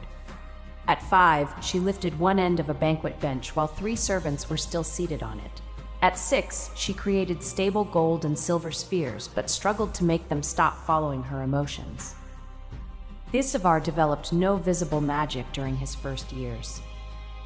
He was smaller than Maervra had been, cautious in movement, and fascinated by locks, hinges, written symbols, and the quiet spaces behind walls. He listened before speaking. When he finally began talking in full sentences, he used them to ask why doors opened inward, why ward lines curved around windows, and why Councillor Bravain's chair had scratches beneath one arm. "Because your sister tried to move it," Vaylor said. Maervra corrected him. "I did move it." Thisavar studied the chair. "Not far." Maervra narrowed her eyes. Seraphine stepped between them before history repeated itself at breakfast. "No fighting over furniture." "He insulted my distance," Maervra said. He made an observation. It was a rude observation. Thisavar ate a piece of apple. It was accurate. Vaylor covered his mouth with one hand. Seraphine turned on him. "Do not encourage this." "I said nothing." "Your face is encouraging him." The children adored each other in the complicated manner of siblings who knew exactly where the other was vulnerable. Maervra protected Thisavar from older children who mocked his lack of wolf strength. Thisavar protected Maervra from consequences by noticing guards before she climbed forbidden towers. Maervra taught him how to fall safely. Thisavar taught her how to open the pantry without breaking the lock. Seraphine punished both lessons. Vaylor secretly improved the pantry lock. At 7, Maervra entered the Royal Moon Academy. Seraphine had considered educating both children privately, but she and Vaylor agreed that isolation would not teach them how to live among people who did not bow. The academy accepted noble and common students based on skill. Royal guards remained outside the classrooms rather than inside them. On the first day, Maervra wore a high-collared dark blue school dress, sturdy boots, and an expression of royal confidence. Thisavar 5 held her hand until the last gate. "What if they are rude?" he asked. "I will tell the teacher." Seraphine raised one eyebrow. Maervra sighed. "First, I will tell the teacher first." "And if the teacher does nothing?" Thisavar asked. Maervra looked at her mother. Seraphine crouched before both children. "Then you come home and tell us. You do not have to endure cruelty to prove you are strong, but you also do not strike someone because they say one foolish thing. Give people one chance to correct themselves." "How many chances did you give people?" Maervra asked. Mevrian, standing nearby, said, "Usually 1, sometimes half." "Mother, accuracy matters." Maervra's first week passed peacefully. During the second, an older student named Helvran mocked Thisavar at the gate. He was the son of a minor alpha and had inherited the unfortunate belief that loudness resembled authority. "A prince without a wolf," he said. "Maybe the queen used all her magic on the first one." Thisavar looked at the ground. Maervra stepped between them. She was smaller than Helvran, but much stronger. "Say it again," she said. Helvran did. Maervra looked toward the supervising teacher. The teacher had heard. He hesitated because Helvran's father sat on a regional council. Maervra understood hesitation. She had seen adults use it before they chose the safer person to disappoint. Her fists closed. A gold sphere formed over her shoulder. Seraphine, who had arrived early to collect them, saw the moment from across the courtyard. She did not shout. She walked forward and stopped beside her daughter. Maervra's whole body trembled with held force. He insulted Thisavar, she said. I heard. The teacher did nothing. I saw. May I hit him now? Every child in the courtyard became silent. Seraphine looked at Helvran, then she looked at the teacher. No, she told Myrovra, not because he deserves your protection, because you deserve choices larger than the ones I had at your age. She turned to the teacher. You will explain why you ignored cruelty in your courtyard. The teacher went pale. Helvran tried to laugh. My father will not allow you to punish me. Seraphine smiled politely. Your father does not govern this school. He governs 3 valleys. Then he has enough work without defending your manners. Helvran's face reddened. The prince has no wolf. Everyone knows it. Thisavar raised his head. Before Seraphine could answer, Myrovra's gold spear shot forward. It did not strike Helvran. It struck the heavy practice bell behind him. The bell rose from its frame, crossed the courtyard, and settled over Helvran like a large bronze cup. His feet remained visible beneath it. He was unharmed, but trapped. Myrovra looked horrified. Seraphine stared at the bell. From inside came Helvran's muffled voice. Get me out! Mevrian arrived at the gate in time to see Seraphine place both hands over her face. She did not hit him, Mevrian observed. Do not sound proud. I am evaluating progress. The incident resulted in consequences for everyone. The teacher was suspended and later retrained. Helvran apologized publicly to Thisavar and spent a month assisting the academy caretaker with bell maintenance. Myrovra repaired the damaged frame and wrote a full account of how her anger had moved the sphere before she chose its direction. Seraphine did not shame her daughter. That evening, they sat together in the Mooncore chamber. I wanted to hurt him, Myrovra admitted. Wanting is not doing, but power moves quickly when anger gives it permission. You fought people. Yes, sometimes I was right to defend myself. Sometimes I was only hurt and wanted someone else to hurt too. Your grandmother supported me, but she also made me repair every broken gate. Myrovra looked at her hands. Were you disappointed in me? Seraphine's heart tightened. She drew her daughter close. Never for being angry. Never for loving your brother. I will be disappointed only if you stop caring what your strength does to people. Myrovra leaned against her. Thisavar, who had been listening from the doorway, entered carrying the crooked stone wolf charm. He placed it in his sister's lap.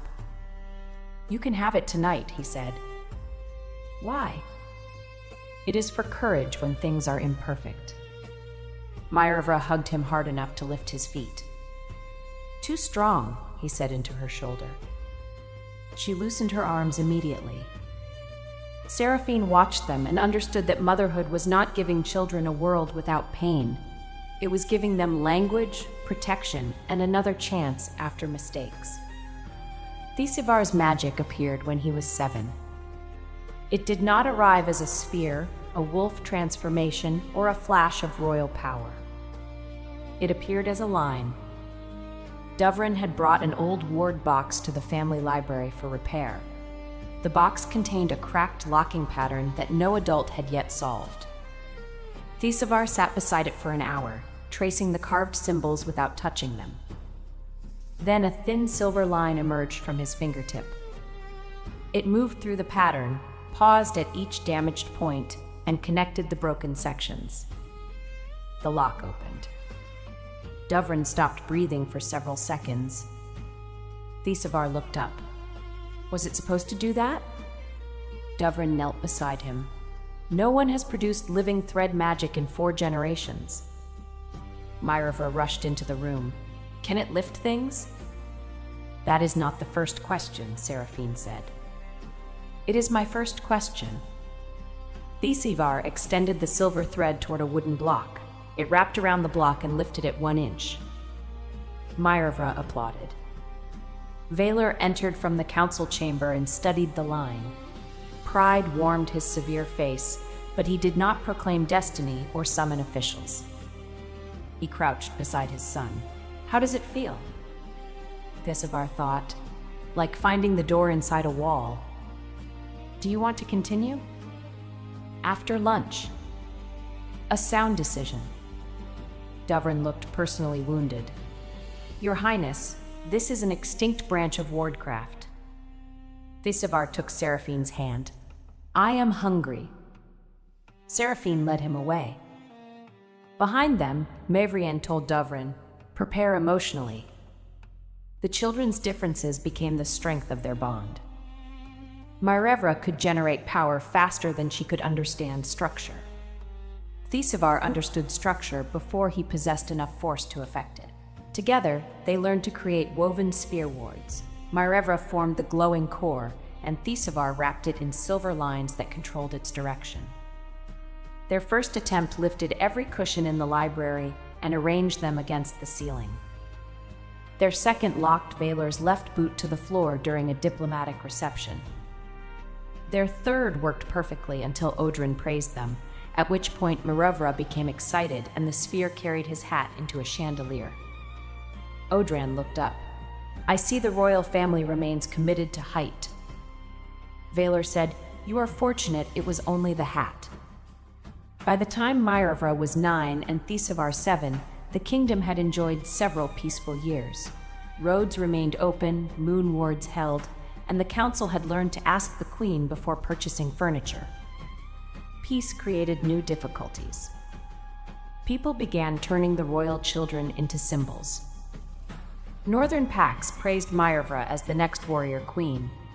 Southern scholars claimed Thisivar would become the greatest ward master alive. Merchants sold painted toys of both children without permission. One toy Myrevra carried a miniature throne. Another showed Thisivar trapped behind a book twice his size. Seraphine bought every version she could find, placed them on the council table, and asked the officials whether they enjoyed being simplified for profit. Bravain examined the toy of himself, which someone had added to the set as a removable chair.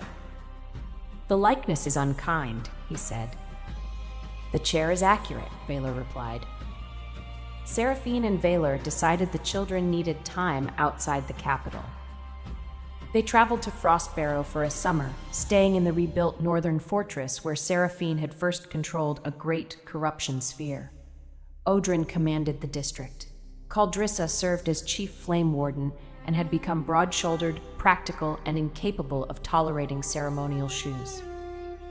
Myrevra adored her immediately. "You make firebirds," she said. "When necessary." "Are they pretty?" Caldrissa looked toward Seraphine. "This family remains consistent." Thisivar preferred the quarry ward rooms. He followed Dovrin through the tunnels, asking questions until the older man began carrying extra paper solely for answers. The summer was meant to be restful. It remained restful for 11 days. On the 12th, an old nursery ward beneath the fortress awakened. The ward had been built during a century when Alpha families hid children underground during border wars. It was designed to respond to royal blood, close every exit, and protect young heirs until an adult Alpha gave the release command. No one knew it still functioned. Myrevra and Thisivar found the entrance while exploring with Fenella's supervised map group. The moment both crossed the threshold, silver doors sealed behind them. No one was injured. The chamber was supplied with air, water, benches, and ancient painted walls. But the locking ward rejected every modern command. Seraphine reached the sealed door within minutes. Her first instinct was physical. She braced both hands against the silver panels and pushed. The fortress shook. The doors did not move. "Mother," Myrevra called from the other side. Her voice was steady but too high. "We are all right." Thisivar added, "The ward is frightened." Seraphine stopped pushing. Vaylor arrived beside her in full armor, having crossed the upper yard at a run. His wolf light pressed against the door. The ancient ward flashed red and tightened. Dovrin bent over the symbols. It interprets royal force as an attack. Vyler withdrew immediately. Seraphine's heart hammered. Her children were separated from her by one slab of metal, and every gift she possessed made the barrier stronger. "Tell me how to break it," she said. Dovrin shook his head. "Breaking the outer pattern may collapse the chamber ceiling." Caldrissa placed both palms against the stone wall, testing heat. "Fire is impossible." Odran cleared the corridor of unnecessary guards. Mavrienne, who had traveled with them, stood beside Seraphine. "Listen before you act." Seraphine almost shouted that listening would not open the door. Then she remembered saying the same thing to Myervra after the academy bell. Power moved quickly when fear gave it permission. She closed her eyes. Behind the door, Thesivar spoke softly. "The lines are tangled around a picture of two wolves, one big, one small." Dovrin pressed his ear near a narrow seam. "Can you see where they begin?" "The small wolf's heart." Myervra said, "There is a round place above it." Seraphine understood. The old ward had not been built to obey a king. It had been built to respond to a child and the protector connected to that child. "Myervra," she called, "can you make one gold sphere? Very small." "I think so." "Do not force it. Think of the first light you made over Thesivar's cradle." Silence followed. Then gold shone through the seam. "I have it," Myervra said. "Thesivar, wrap your thread around the sphere, not the door." "Why?" "Because the ward expects one child to call and one protector to answer. You will make the call together." A silver line appeared beneath the door. It curled once, then vanished back inside. The red symbols on the outer frame dimmed. Seraphine created a gold sphere in her own hands. It was no larger than the one she had brought to Lucivar's rejection ceremony years ago. That first sphere had represented proof she hoped another person would accept. This one carried no need to prove anything. It carried recognition.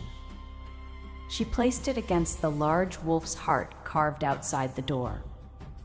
Inside, Myervra placed her sphere against the small wolf. Thesivar connected both patterns with his thread. The ward opened. The doors parted without sound. Myervra stood in front of the younger map students, her gold sphere raised as a shield. Thesivar knelt beside the wall, silver thread still glowing between his fingers. Seraphine entered but stopped herself from grabbing them too quickly. "May I?" she asked. Both children ran into her arms. Vaylor joined them a moment later, wrapping his body around all three. His breath shook once against Seraphine's hair. Myervra whispered, "I was scared." "So was I," Seraphine said. Thesivar looked at the open door. "You did not break it." "No." "You listened." Seraphine kissed his forehead. "I am still learning." The old nursery ward became a new school after Dovrin and Thesivar documented its design. Myervra insisted the first lesson taught there should be how not to trap children. Caldrissa added emergency flame channels. Odran counted every exit twice and sent Vaylor a written guarantee that none led to bridges. The incident changed Seraphine more than the public understood. She had once measured protection by what she could lift, strike, block, or carry.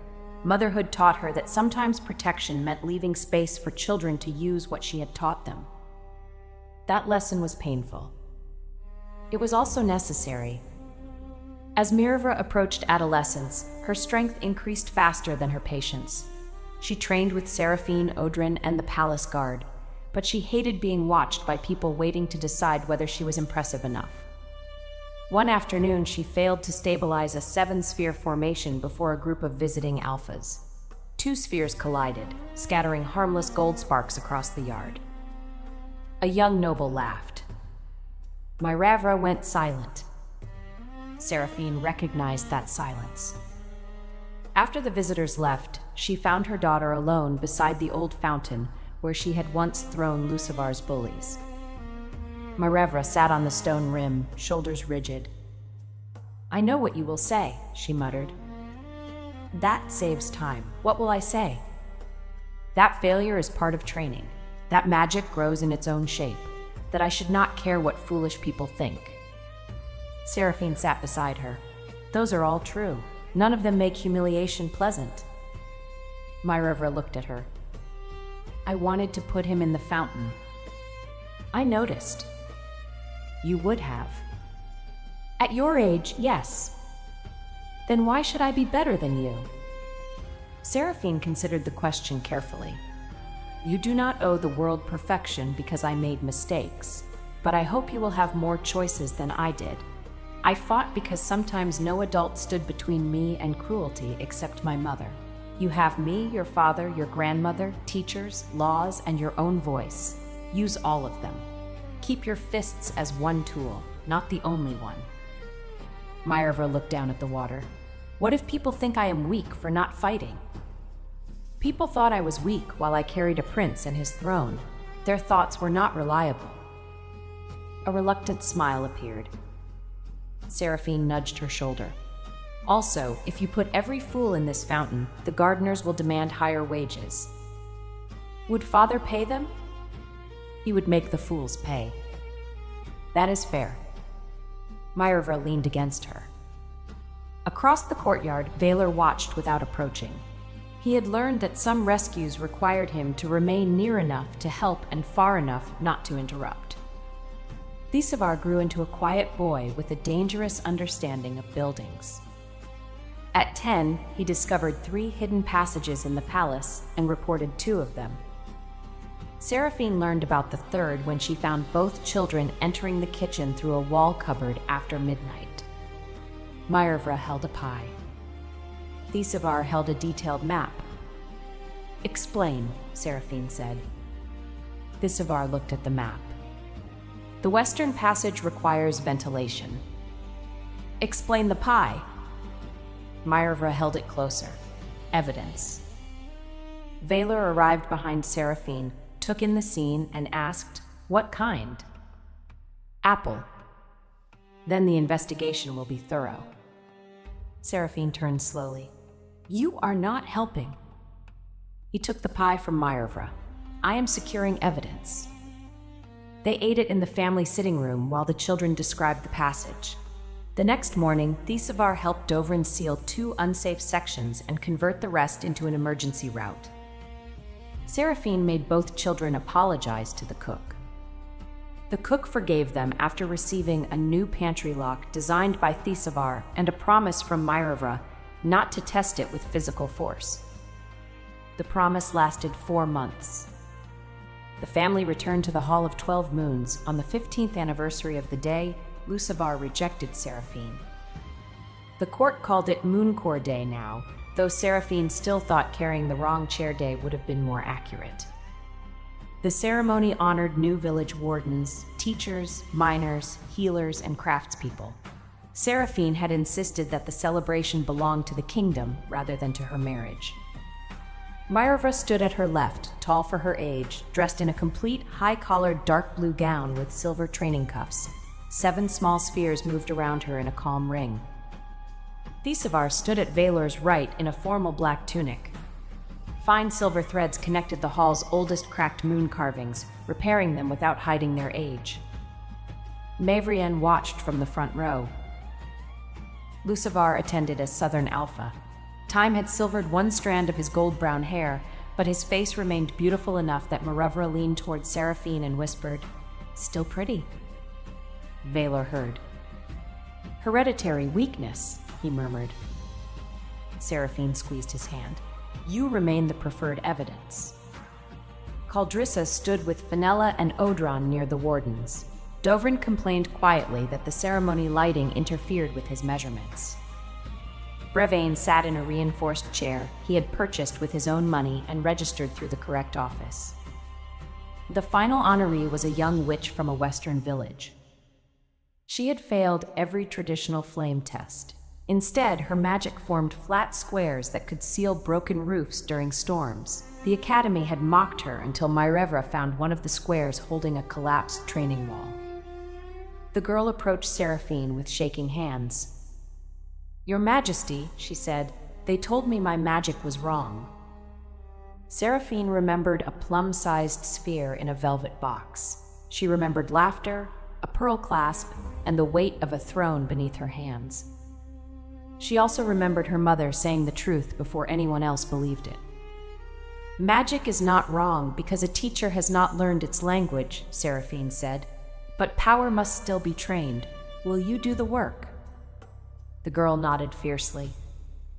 "Then the Mooncore School will do its work too." Seraphine placed the warden's silver cord around her shoulders. The hall applauded. A sudden crash sounded near the eastern doors. Every guard turned. Myervra's spears flared. Thisivar's threads tightened. Valor stepped forward. Then Counselor Brevane emerged from behind a fallen display board, uninjured but covered in ceremonial ribbons. "The support was poorly balanced," he announced. Thisivar examined it. "You leaned on it." Brevane looked offended. "I tested it." Myervra lifted the entire board with one hand. "Where should I put him?" she asked Seraphine. The hall became silent with expectation. Seraphine considered the eastern doors. Brevane raised both hands. "Your Majesty, I have repaired 3 villages this year." "True." "And registered my chair." "Also true." "May I remain inside?" Seraphine looked at her daughter. "Set the board upright. Leave the counselor where he is." Myervra obeyed. Brevane sighed with relief.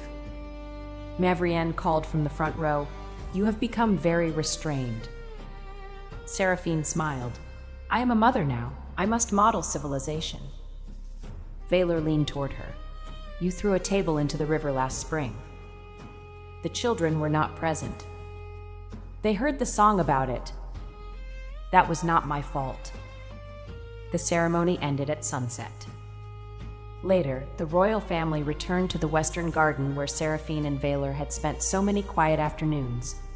The roses had been replaced by winter lanterns, each holding one small gold sphere made by Academy students. Myervra challenged her father to an arm-wrestling match at the stone table. Valor accepted with excessive seriousness. Thisivar inspected the table first. "It is reinforced," he said. "By your grandmother," Seraphine told him. "Then it is safe." Myervra planted her elbow. Valor did the same. Seraphine sat between Mavrienne and Lucivar, who had been invited to share the family meal for the first time in many years. Lucivar watched his brother pretend to struggle. "He is letting her think she is close," he said. Seraphine shook her head. "No, he began pretending 3 years ago. Now he is actually close." Myervra pushed harder. Valor's chair slid backward 1 inch. Odran, seated across the garden, shouted, "Very elegant, King." Valor's eyes narrowed. Myervra used the distraction and forced his hand to the table. The garden erupted in cheers. Valor looked at his daughter, pride overcoming royal dignity. Again. "Tomorrow," Myervra said, "I need cake." "A sound warrior's judgment," Seraphine said. Thisivar had already cut the cake into mathematically equal pieces. He gave the largest to Mavrienne because she had built the table. Lucivar received a smaller piece and accepted it without complaint. At one point, Myervra asked him whether he had truly been carried outside on a throne. He looked at Seraphine. She waited. "Yes," he said. "Your mother was heartbroken and still stronger than everyone in the room." "Did you cry?" "Later." "Did grandmother defend mother?" "She always did." Myervra considered this. "Did father claim her because she was strong?" Valor answered before Lucivar could. "No, I chose her because she was herself when no one was applauding. Her strength was part of her. It was never the price of being loved." Seraphine looked at him across the lantern light. Years had altered his face only slightly. He remained the most handsome man she had ever seen, which she considered a remarkable act of royal consistency. But the sight that moved her most was his hand resting beside Myerva's on the table, careful not to crowd her, and Thesivar leaning against his shoulder while reading a ward diagram. She had once believed love meant standing in front of someone and absorbing every blow meant for them. Then she learned love could mean standing beside someone who chose courage for himself. Motherhood taught her another form. Sometimes love stood behind a child and allowed her to speak. Sometimes it knelt to hear a quiet son describe the door inside a wall. Sometimes it admitted fear, accepted help, repaired what power had damaged, and returned the next day to try again. Myerva came around the table and dropped into Seraphine's arms with the confidence of a child who had never doubted she would be caught. She was nearly too large for it. Seraphine lifted her anyway. Thesivar joined them more carefully. Valar wrapped one arm around all three. Mevrian watched with wet eyes and made no attempt to hide them. Lucivar looked away for a moment, honoring an old grief without trying to reclaim the life that had grown beyond it. Above the garden, Myerva's 7 gold spheres rose into the night. Thesivar sent silver threads between them. Seraphine added 1 deep purple moon at the center. Valar's wolflight surrounded the pattern, not controlling it, only guarding its edges. The children stared upward. "It looks like a crown," Myerva said. "It looks like a map," Thesivar corrected. Seraphine rested her head against Valar's shoulder. "It can be both." The pattern shone over the palace, visible from the streets below. People stopped to look. No one saw a rejected witch begging to be believed. They saw a queen who had created a new language for magic, a king who had learned that protection did not mean possession, a grandmother whose faith had never depended on proof, and 2 children free to become more than symbols of their parents. Seraphine looked at Myerva's determined face and Thesivar's quiet eyes. "Do you know what I want you to remember?" she asked them. Myerva answered first. "Do not put people under bells." "That is useful, but not the main lesson." Thesivar said, "Ask before carrying someone." Valar gave Seraphine a pointed look. "Also useful," she said, "but no." The children waited. You do not have to become extraordinary to deserve love. You do not have to rescue everyone to earn a place beside them. And when people refuse to believe the truth about you, you may keep explaining if the explanation serves you, but you may also stop wasting your breath and continue building your life. Myerva thought about that. May I still fight sometimes? When protection truly requires it, when other choices have failed, and when you are prepared to repair what you break. That is many conditions.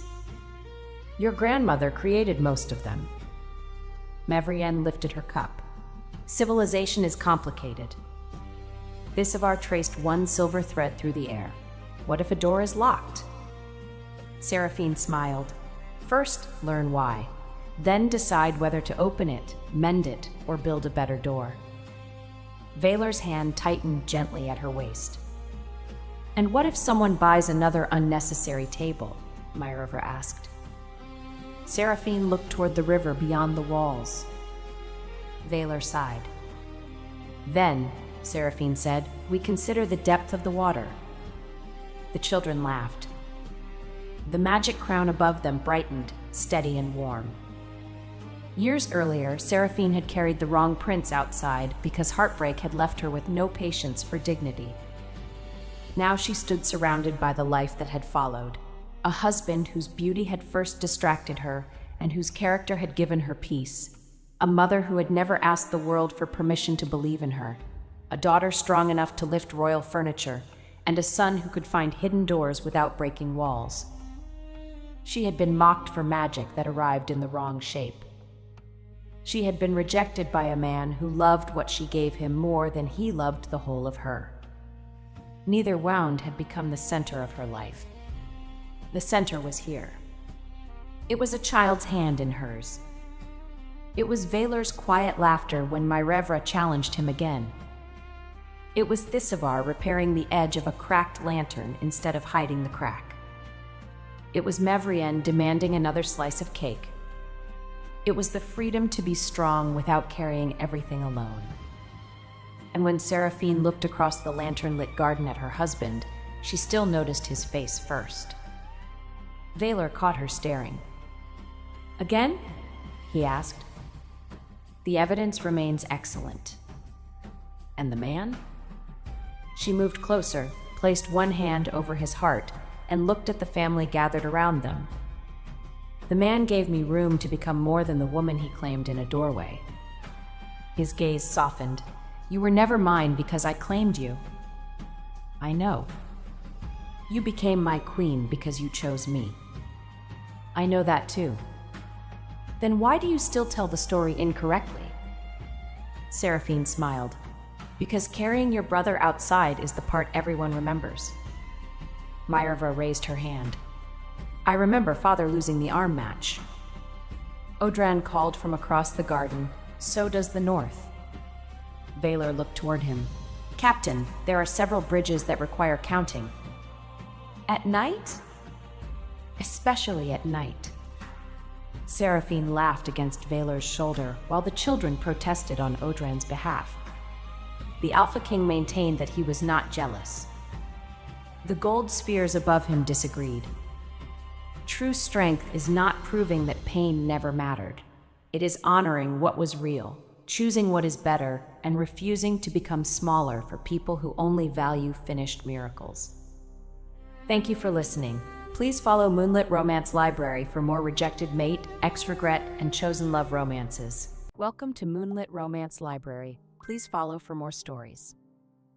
The day Aveline Ashwood's husband came home with a younger Luna, the entire North Hall smelled of roasted venison and betrayal. She knew something was wrong the moment the iron gates groaned open at noon, because Garrick Blackmere never returned early from border campaigns.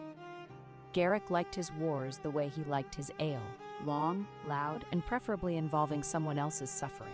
For him to cut a 3-month campaign down to 6 weeks meant one of two things. Either the Eastern Wolf clans had surrendered spectacularly, or Garrick had found something more interesting than fighting. Aveline stood at the top of the stone staircase in Ashenmoor Keep, her hands dusted with flour because she had been in the kitchens again. She was always in the kitchens, not because anyone expected the Luna of Blackmere pack to bake bread, but because Aveline had discovered years ago that the kitchen staff were the only people in this entire frozen fortress who did not look at her with pity. My lady. Berta, the head cook, appeared at her elbow, breathless. Berta was 63 years old, built like a wardrobe, and possessed the singular talent of being able to communicate catastrophic news through the angle of her eyebrows alone. Right now, both eyebrows were practically touching her hairline. He's brought someone. He always brings someone. Last time it was 47 prisoners of war and a stolen catapult. It's not a catapult. Is it bigger than a catapult? Berta's mouth pressed into a line so thin it nearly disappeared. It's younger than a catapult. Aveline set down the bread dough. She wiped her hands on her apron slowly, methodically, the way she did everything, not because she was calm, but because she had learned that if she moved slowly enough, people assumed she was in control. She walked to the narrow window that overlooked the main courtyard, and she looked down. Garrick Blackmere rode through the gates on his black warhorse, his dark hair wind-tangled, his jaw sharp enough to cut accusations, his silver-gray eyes catching the winter light in that way that had once made her heart stutter. He was, as always, devastatingly handsome. 6 feet and 4 inches of alpha wolf wrapped in black leather and the unshakable conviction that the world owed him something. Beside him, on a white mare with ribbons braided into its mane, rode a girl. She was perhaps 23, golden-haired, pink-cheeked, wrapped in white furs that looked brand new. She rode with the particular posture of someone who had been told she was precious approximately 400 times that morning. And on her left wrist, Aveline's wolf eyes could see it clearly from this distance, was a Luna binding mark, fresh, still faintly glowing with the amber light of a completed ceremony. Ah, Aveline said. My lady. That is a very nice horse she's riding. My lady, he's bound her. The mark is. I can see the mark, Berta. Below, the household guard was assembling. The servants were gathering. Garrick dismounted with the easy grace of a man who expected applause for existing, and then he turned and lifted the golden-haired girl down from her horse with both hands on her waist, and she giggled. She giggled. Aveline had not giggled in approximately 4 years. She was 31 years old, and she had been Garrick's Luna since she was 22. And she had run this household through 2 border wars, a grain famine, a collapsed mine shaft, 3 outbreaks of river fever, and the time the East Tower caught fire because Garrick's beta had tried to roast a whole elk indoors. She had earned every single gray hair that she did not yet have but fully expected by next winter. And now there was a girl in her courtyard wearing her title. Well, Aveline said, untying her apron and folding it neatly, I suppose I should go down and introduce myself. It would be rude not to. My lady, you don't have to.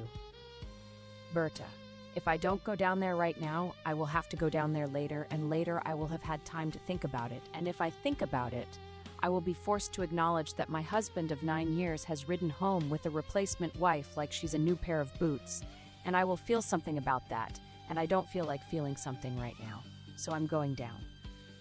She went down. The great stone staircase of Ashenmore Keep had 114 steps. Aveline had counted them during her first week as a new bride, giddy and in love and absolutely certain that Garrick Blackmere was the greatest man alive. She counted them again now. 114 steps between who she had been 5 minutes ago and who she was about to become. The courtyard was full by the time she reached the bottom. Garrick's warriors had dismounted. The household staff had formed their usual receiving line.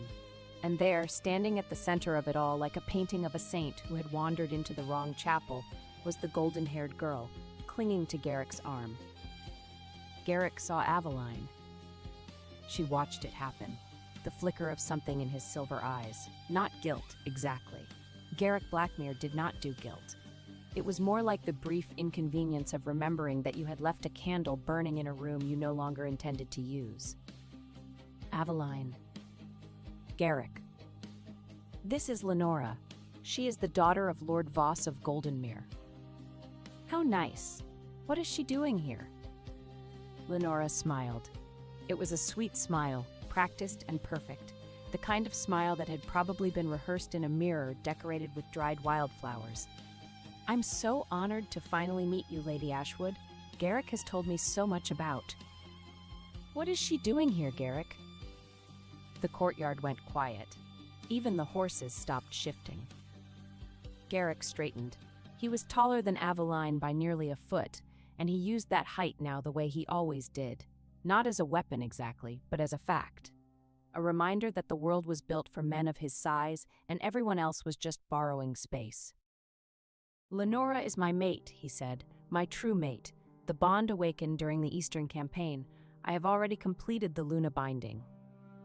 There it was. Spoken in front of 50 people, the household guard, the kitchen staff, 2 stable boys, and a pigeon that had been sitting on the gate and was now regarding the whole scene with visible judgment. Your true mate, Aveline repeated. The pull was undeniable. I resisted for weeks, but... Weeks? You resisted for weeks. I know this is difficult. You resisted for weeks. She let the words sit there. We were married for 9 years, Garrick. 9 years. And you resisted this girl for weeks. I'm genuinely impressed by your restraint. Lenora's smile wavered. She looked up at Garrick with wide, uncertain eyes. You said she would understand. She will understand, Garrick said, and his jaw tightened in that way that meant he had already decided how this conversation was going to end and was merely waiting for reality to catch up. Aveline looked at him, really looked at him, at the face she had kissed 10,000 times, at the hands she had held through nightmares, at the man she had believed was her home. She did not cry. She had cried exactly once in her marriage, the night their first and only pregnancy had ended at 3 months. and she had bled alone in their bed because Garrick had been at a council meeting and no one had wanted to interrupt him. She had decided after that night that crying was a currency she could not afford to spend on people who would not value it. "You're right," she said. "I understand perfectly." Then she turned to Lenora and she smiled. It was not a kind smile. It was the smile of a woman who had balanced 9 years of household accounts, negotiated grain prices with merchants who thought female Lunas were decorative, and once physically carried a wounded border scout 6 miles through snow because the patrol wagon had broken an axle. "Lady Lenora, welcome to Ashenmore Keep. I'll have the servants prepare a room for you. The East Tower is lovely this time of year. The roof leaks only when it rains, but it almost never rains here, so you should be fine." She looked back at Garrick. "Except it's winter, and winter means snow, and snow melts. So I suppose the roof will leak constantly, but I'm sure your true mate is very resilient." Then she walked back inside. She made it all the way to the kitchen before her hands started shaking. Berta was waiting. Berta was always waiting. The old cook took one look at Aveline's face and said nothing, because Berta was the kind of woman who understood that sometimes the most compassionate thing you could do for someone was to simply witness their composure without testing it. "I need to leave," Aveline said. "Yes, my lady." "Tonight?" "Yes, my lady." "He'll try to keep me here, for appearances. The pack expects a proper transition of Luna status, and Garrick won't want the Northern Territories to think he discarded his Luna without cause. He'll want me to stay and smile and hand Lenora the household keys in some ridiculous ceremony so it all looks civilized. Then we don't give him the chance." "No, we don't." Aveline's mind was already working. She had always been like this. She felt things deeply, but processed them practically. Heartbreak could wait. Logistics could not. "I'm taking the ledgers," she said. "The household ledgers?" "All of them. 9 years of accounts, grain contracts, trade agreements, mine yields, border patrol rotations, and the tax reconciliation files. I wrote them. I organized them. They're in my handwriting because no one else in this keep bothered to learn double-entry bookkeeping. Without those ledgers, Garrick won't know how much grain is stored, how much is owed to Goldenmere, or when the next shipment of iron is due." Berta stared at her. Then a slow, magnificent grin spread across the cook's weathered face. "You brilliant girl. Also, I'm taking the spice cabinet. The saffron alone is worth more than Lenora's horse. I purchased every ounce of it with my personal dowry funds. It's mine."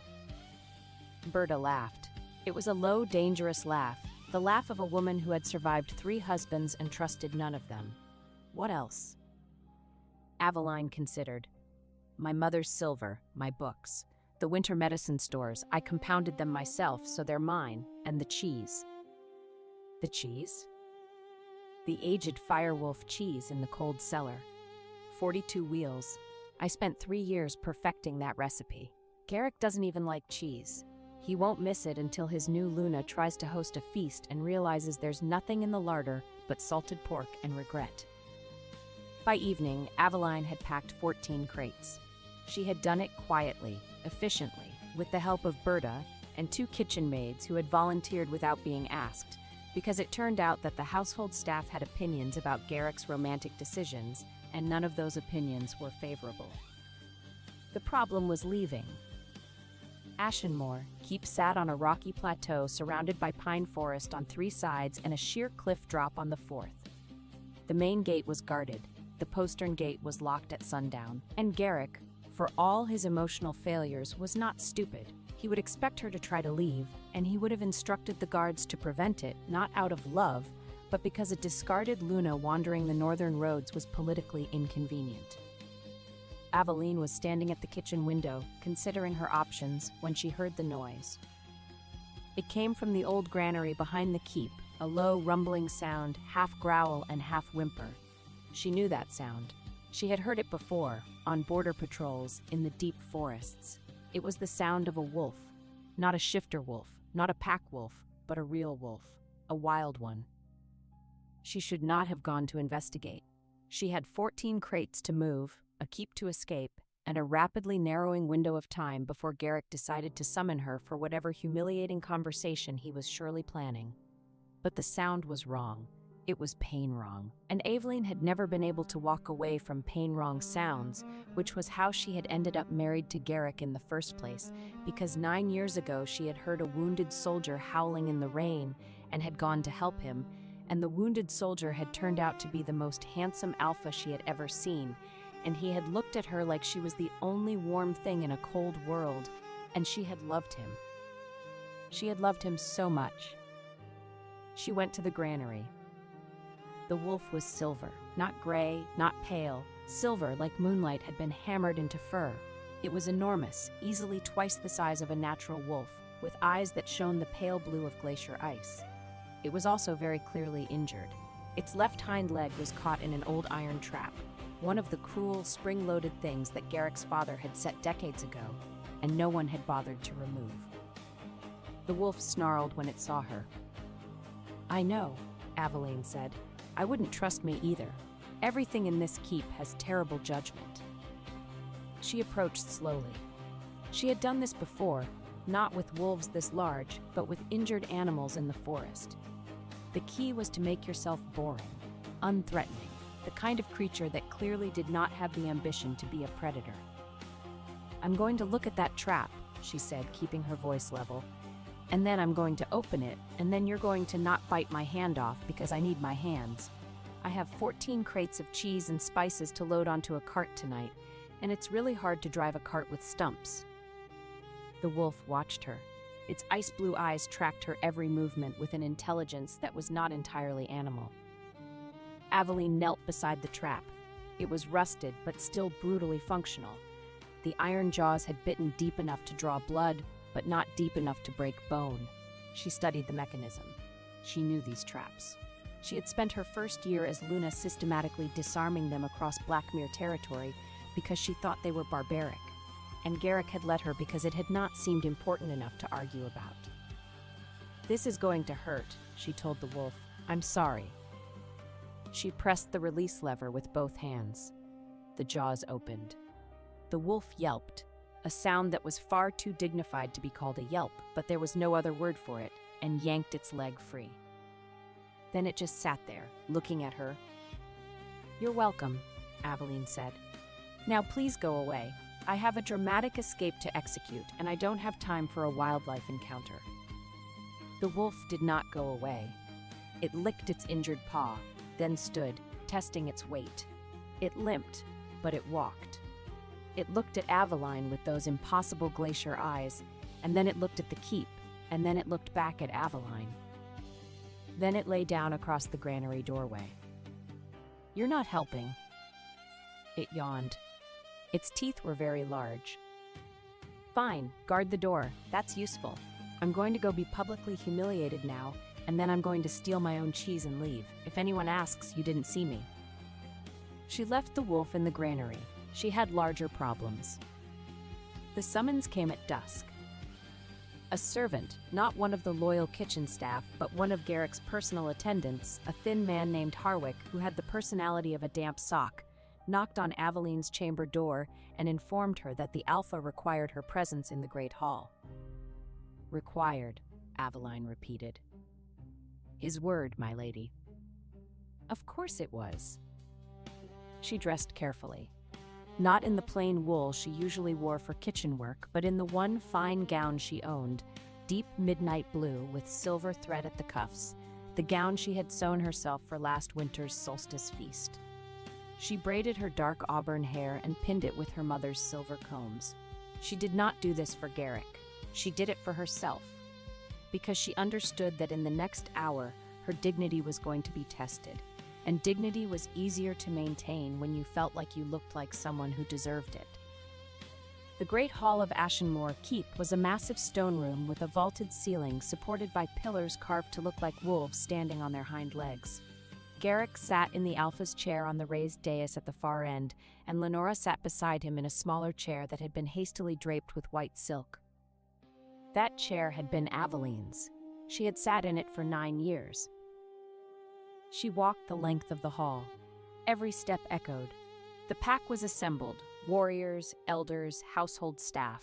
They watched her with expressions ranging from sympathy to discomfort to the specific blank-faced neutrality of people who knew something was wrong but were not personally willing to do anything about it. "Aveline," Garrick said, and he had the decency to look uncomfortable, though whether that was actual guilt or just the social inconvenience of explaining to a room full of people why he had replaced a perfectly functional wife, she could not tell. "Please sit." There was no chair for her. "Where?" she asked. The silence was surgical.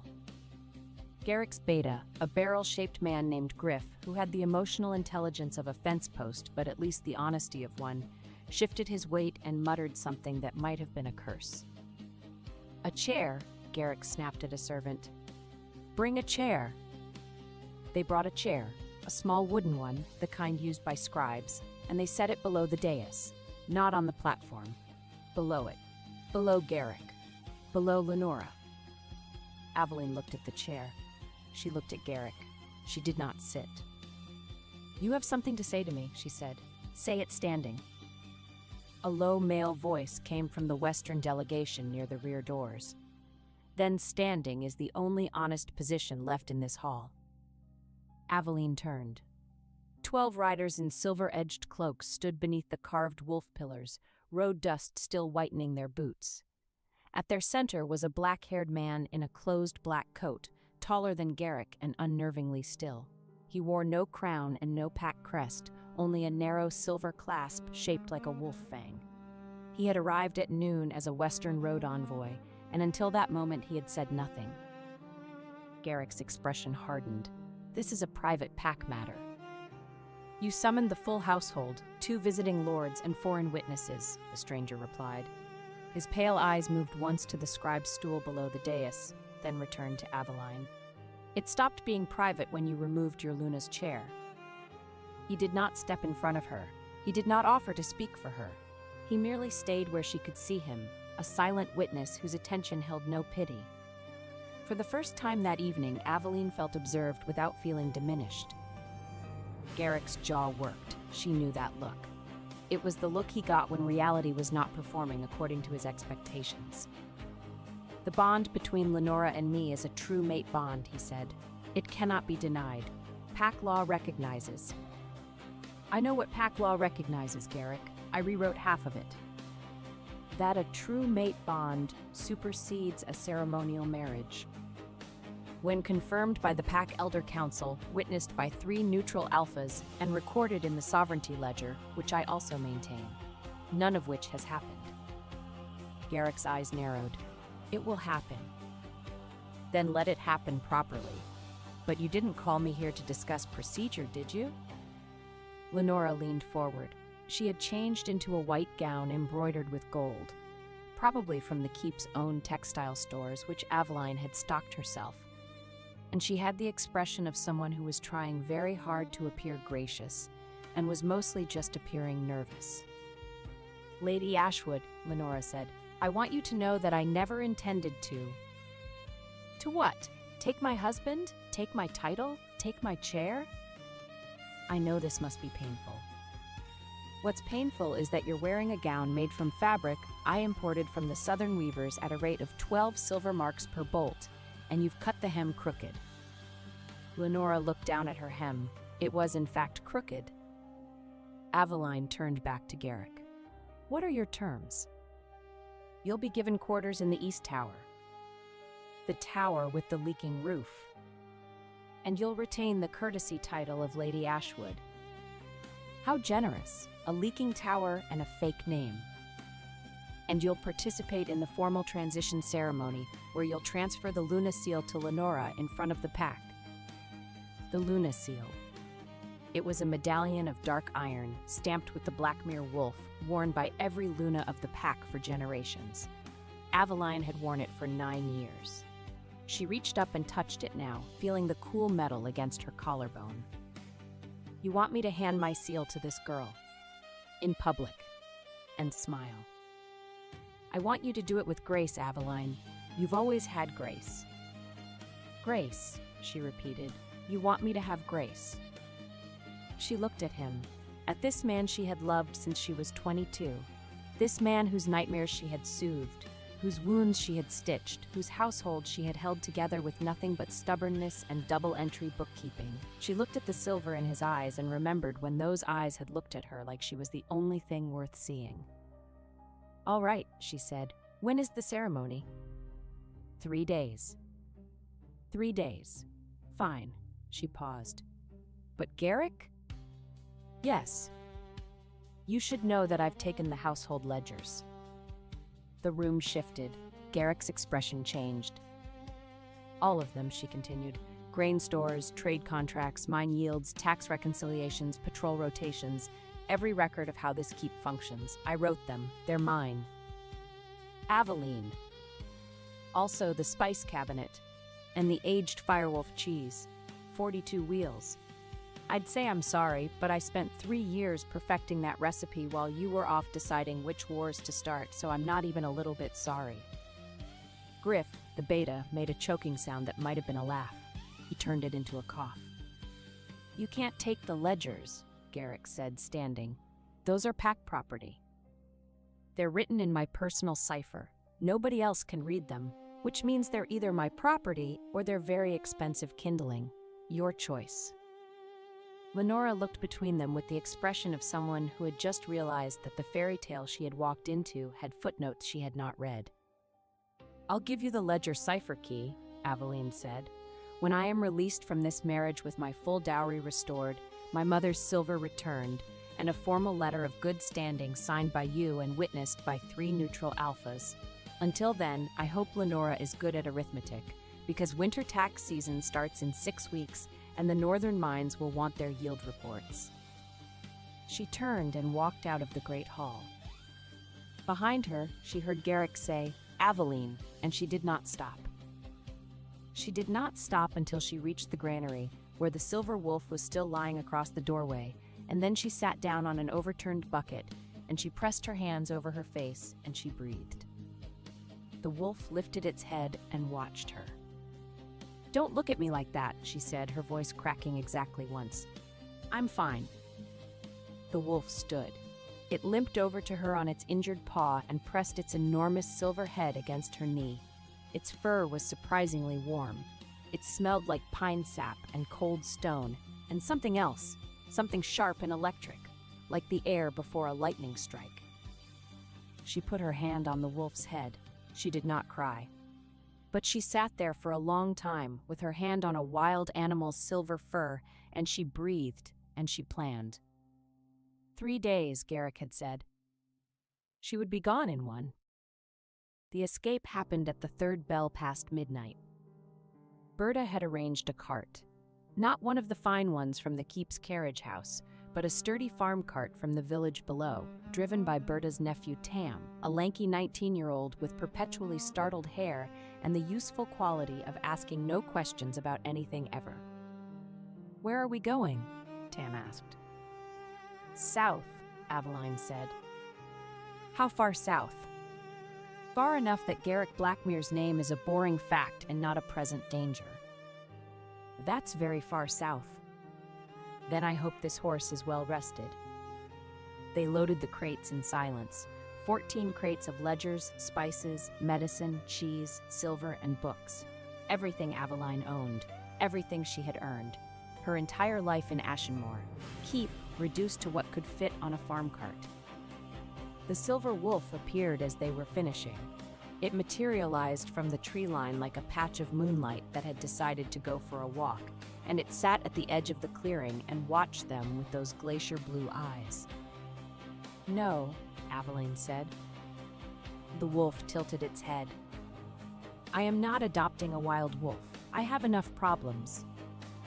The wolf stood up and walked to the cart and lay down underneath it. "That's not, you can't just..." Tam looked at the wolf, looked at Aveline. "It seems decided, my lady." "It's a wild animal." "It seems like a decided wild animal." They left. The postern gate had been locked, as Aveline had expected, but Berta had one final gift, the key. She had taken it from Harwick's belt while he was eating supper, because Berta had the hands of a pickpocket and the moral flexibility of a woman who had watched her mistress be humiliated in front of 50 people.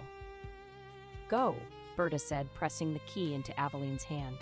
"Don't stop until you're past the river crossing, and don't come back for that man, not if he begs on both knees." "Berta, don't you dare cry, not for him. You cry when you're somewhere warm and safe and eating your own cheese, and not a moment before." Aveline hugged her. Berta was not a hugger. She tolerated the embrace the way she tolerated overcooked meat, with stiff disapproval and a faint tremor that suggested hidden emotion, but she hugged Aveline back. "Go," she said again. They went. The cart rattled down the mountain road in the dark. Tam drove. Aveline sat beside him, wrapped in her cloak, the Luna seal still around her neck. She had considered leaving it. She had held it in her hand and looked at it, and thought about setting it on Garrick's pillow with a note that said something cutting and memorable. But she did not leave it, not because she wanted to keep it, but because she had earned it, and she was done leaving behind things she had earned. The silver wolf trotted alongside the cart. Its limp was improving.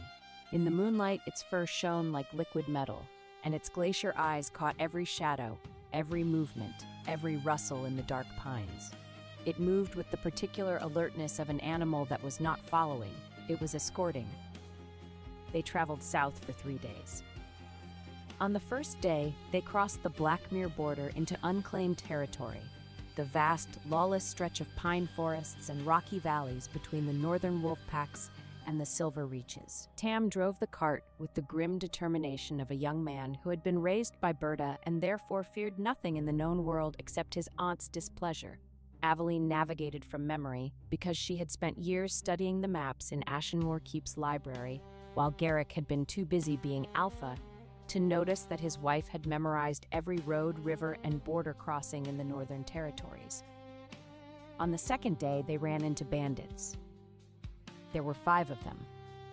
They emerged from the trees at a narrow point in the road where the pines pressed close and the cart could not turn around. They were the usual sort, rough, unwashed, armed with short swords, and the misplaced confidence of men who had never met a woman who could lift a grain sack over her head with one arm.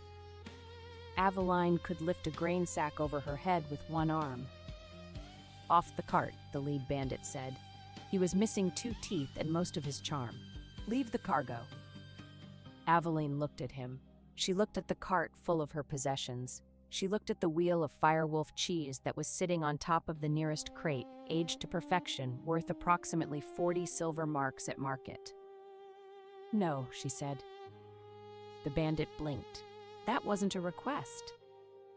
"I know. My answer is still no." The silver wolf, which had been trotting ahead of the cart, came back. It walked out of the trees with the silent, deliberate gait of a predator that had been politely waiting for an excuse. It was enormous in the daylight, shoulder height to a man's chest, teeth like ivory daggers, glacier eyes fixed on the lead bandit with the focused intensity of a creature that had already done the math and decided that 5 against 1 was unfair, but only for the 5. The bandits looked at the wolf. The wolf looked at the bandits. The lead bandit looked at Aveline. "Is that yours?" "I really couldn't say. It followed me home. I think it likes cheese." The wolf growled. It was not a dramatic growl. It was a low, continuous rumble like a mountain clearing its throat before an avalanche. The sound vibrated in the bones. The bandits left. They did not run, they were too proud for that, but they walked very quickly in the opposite direction, which was essentially the same thing with better posture. Tam exhaled. "My lady, your wolf just scared off 5 armed men." "It's not my wolf." The wolf walked back to the cart and lay down underneath it again. "It seems like your wolf." On the 3rd day, they reached Brindlewood. Brindlewood was not a town so much as a collection of buildings that had agreed to stand near each other. A trading post, a blacksmith, a tavern called the Crooked Antler, and a scattering of stone cottages clinging to the hillside like determined barnacles. It sat at the crossroads where the northern road met the old King's Highway, and it was the kind of place where people came to disappear.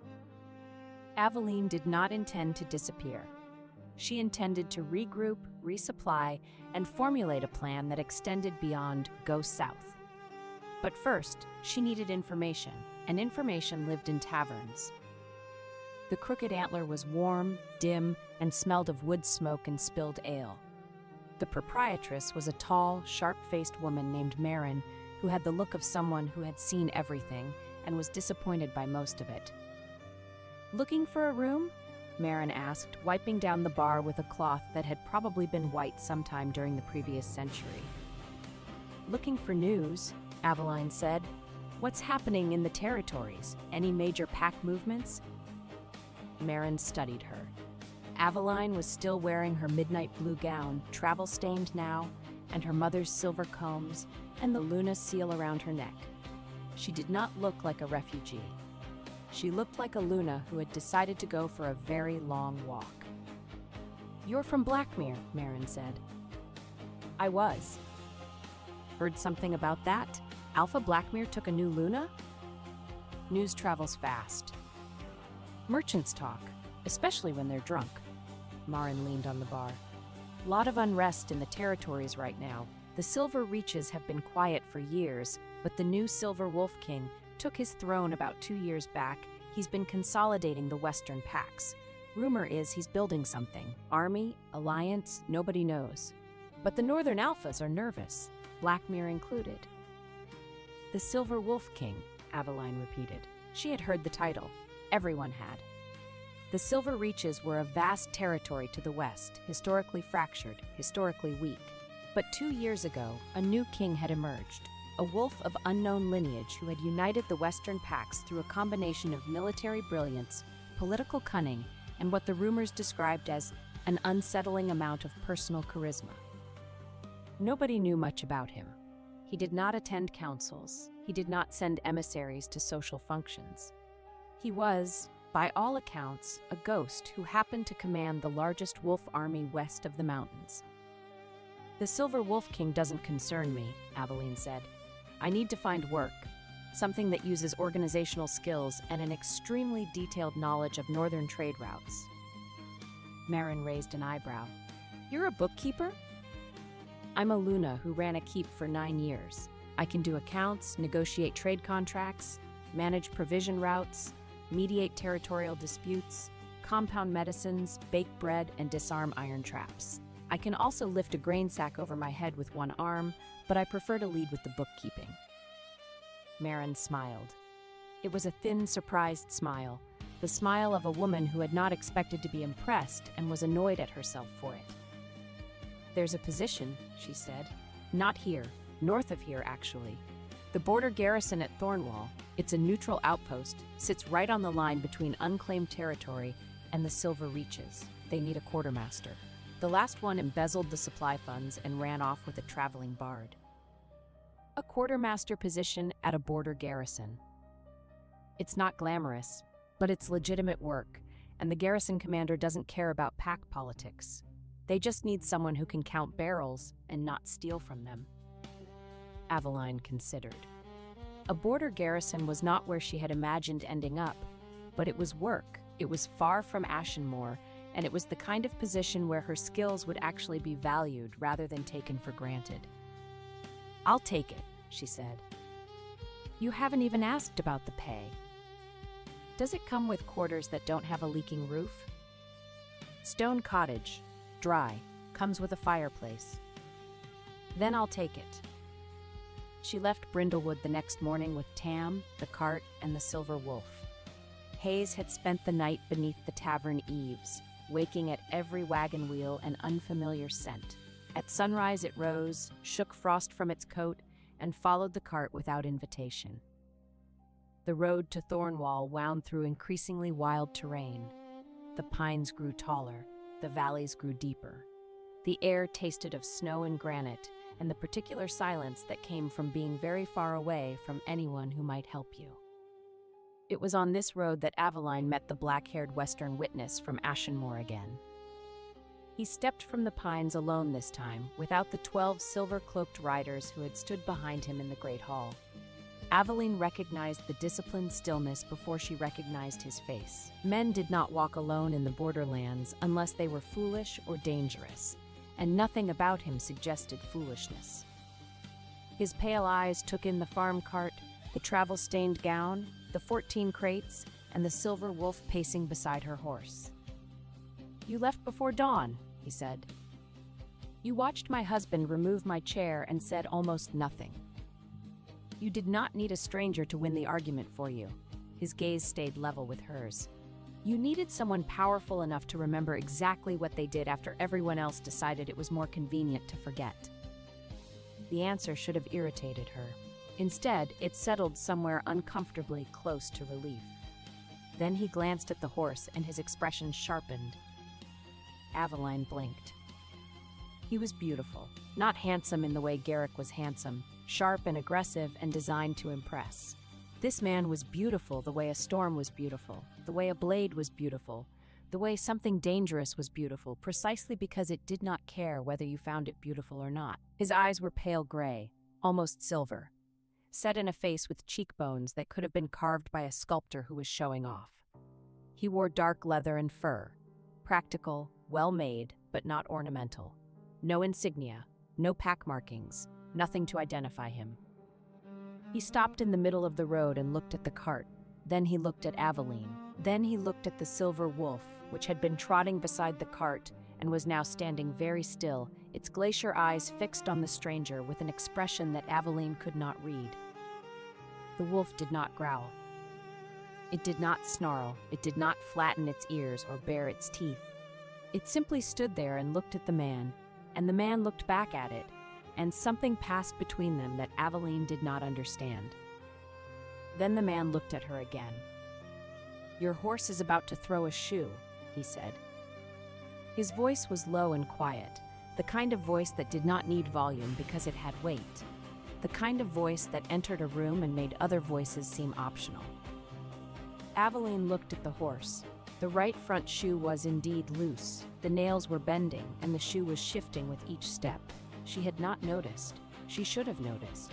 She was better than this. "Thank you," she said.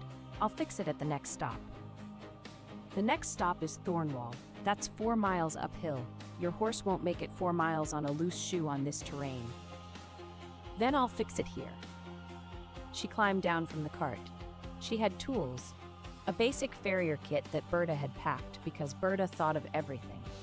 She knelt beside the horse and examined the shoe. The nails were bent, the shoe was warped, and the hoof needed trimming. It was a 20-minute job if you knew what you were doing.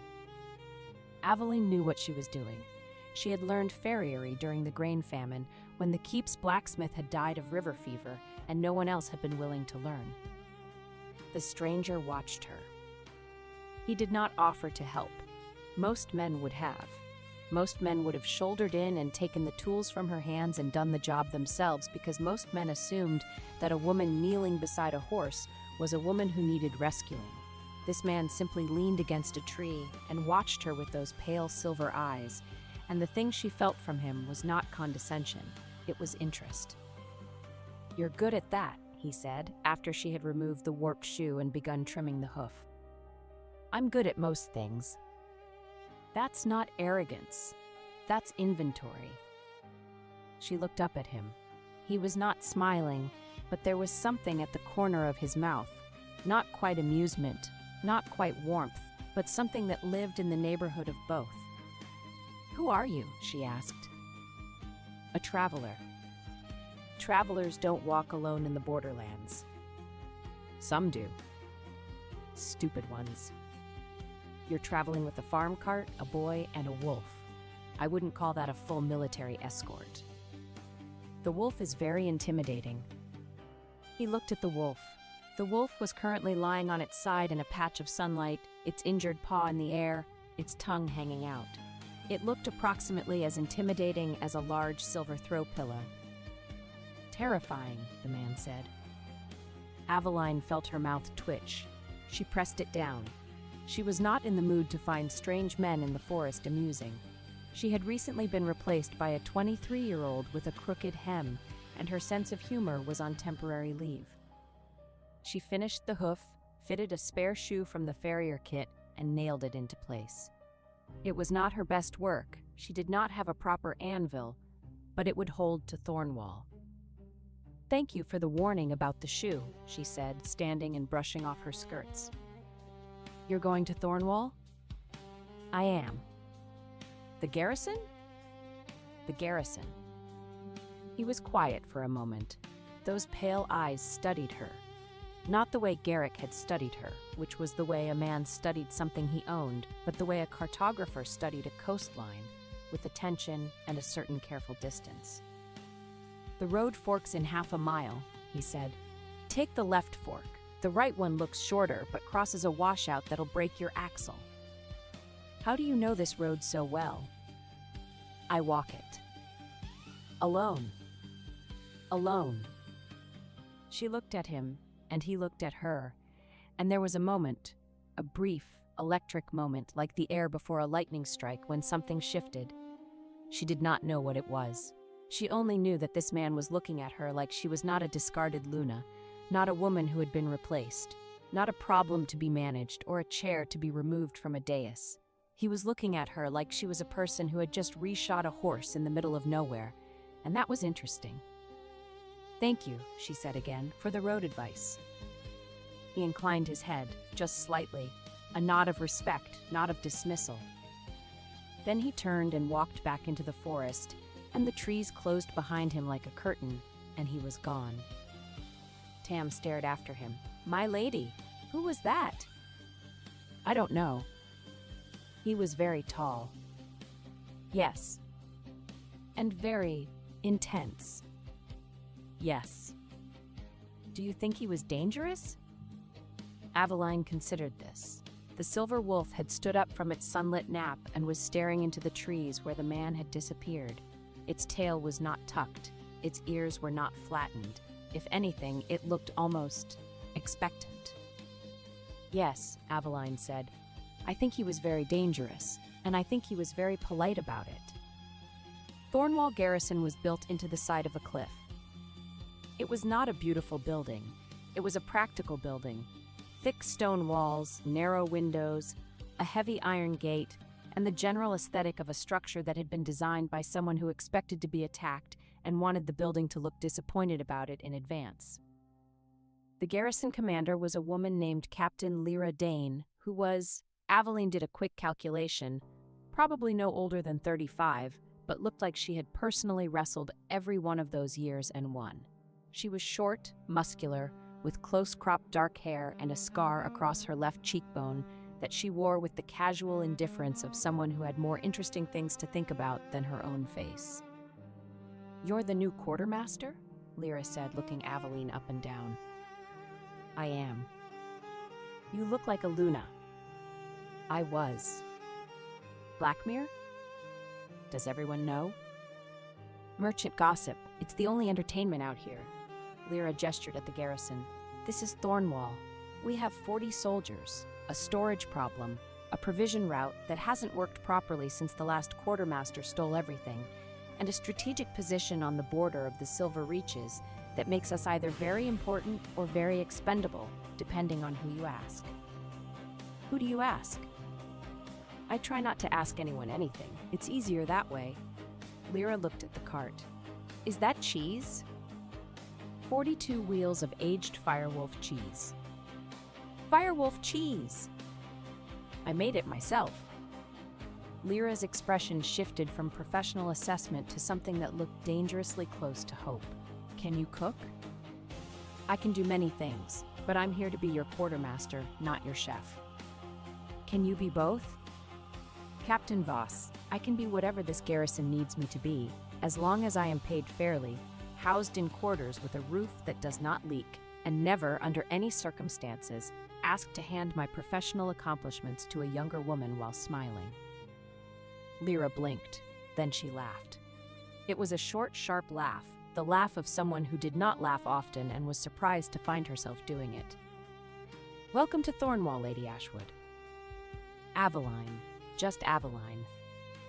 "Welcome to Thornwall, Aveline. Your quarters are in the east wing. The roof doesn't leak. The fireplace works. And if you can fix our provision route, I'll personally fight anyone who bothers you. Aveline moved in. The stone cottage attached to the east wing was small but solid, a single room with a fireplace, a bed with an actual mattress, a desk, and a window that overlooked the valley below. She unpacked her crates with the systematic efficiency of a woman who had done this before and intended to do it only one more time, because the next place she unpacked would be permanent. The silver wolf followed her into the cottage, sniffed every corner with great thoroughness, and then lay down in front of the fireplace and fell asleep. "You live here now," Aveline said to the wolf. "Apparently." The wolf's tail thumped once against the stone floor. She named it Haze because its silver fur blurred against morning mist. She did not pretend it was tame. It slept near the door rather than the hearth, woke at every unfamiliar scent, and left for hours to range the tree line before returning on its own terms.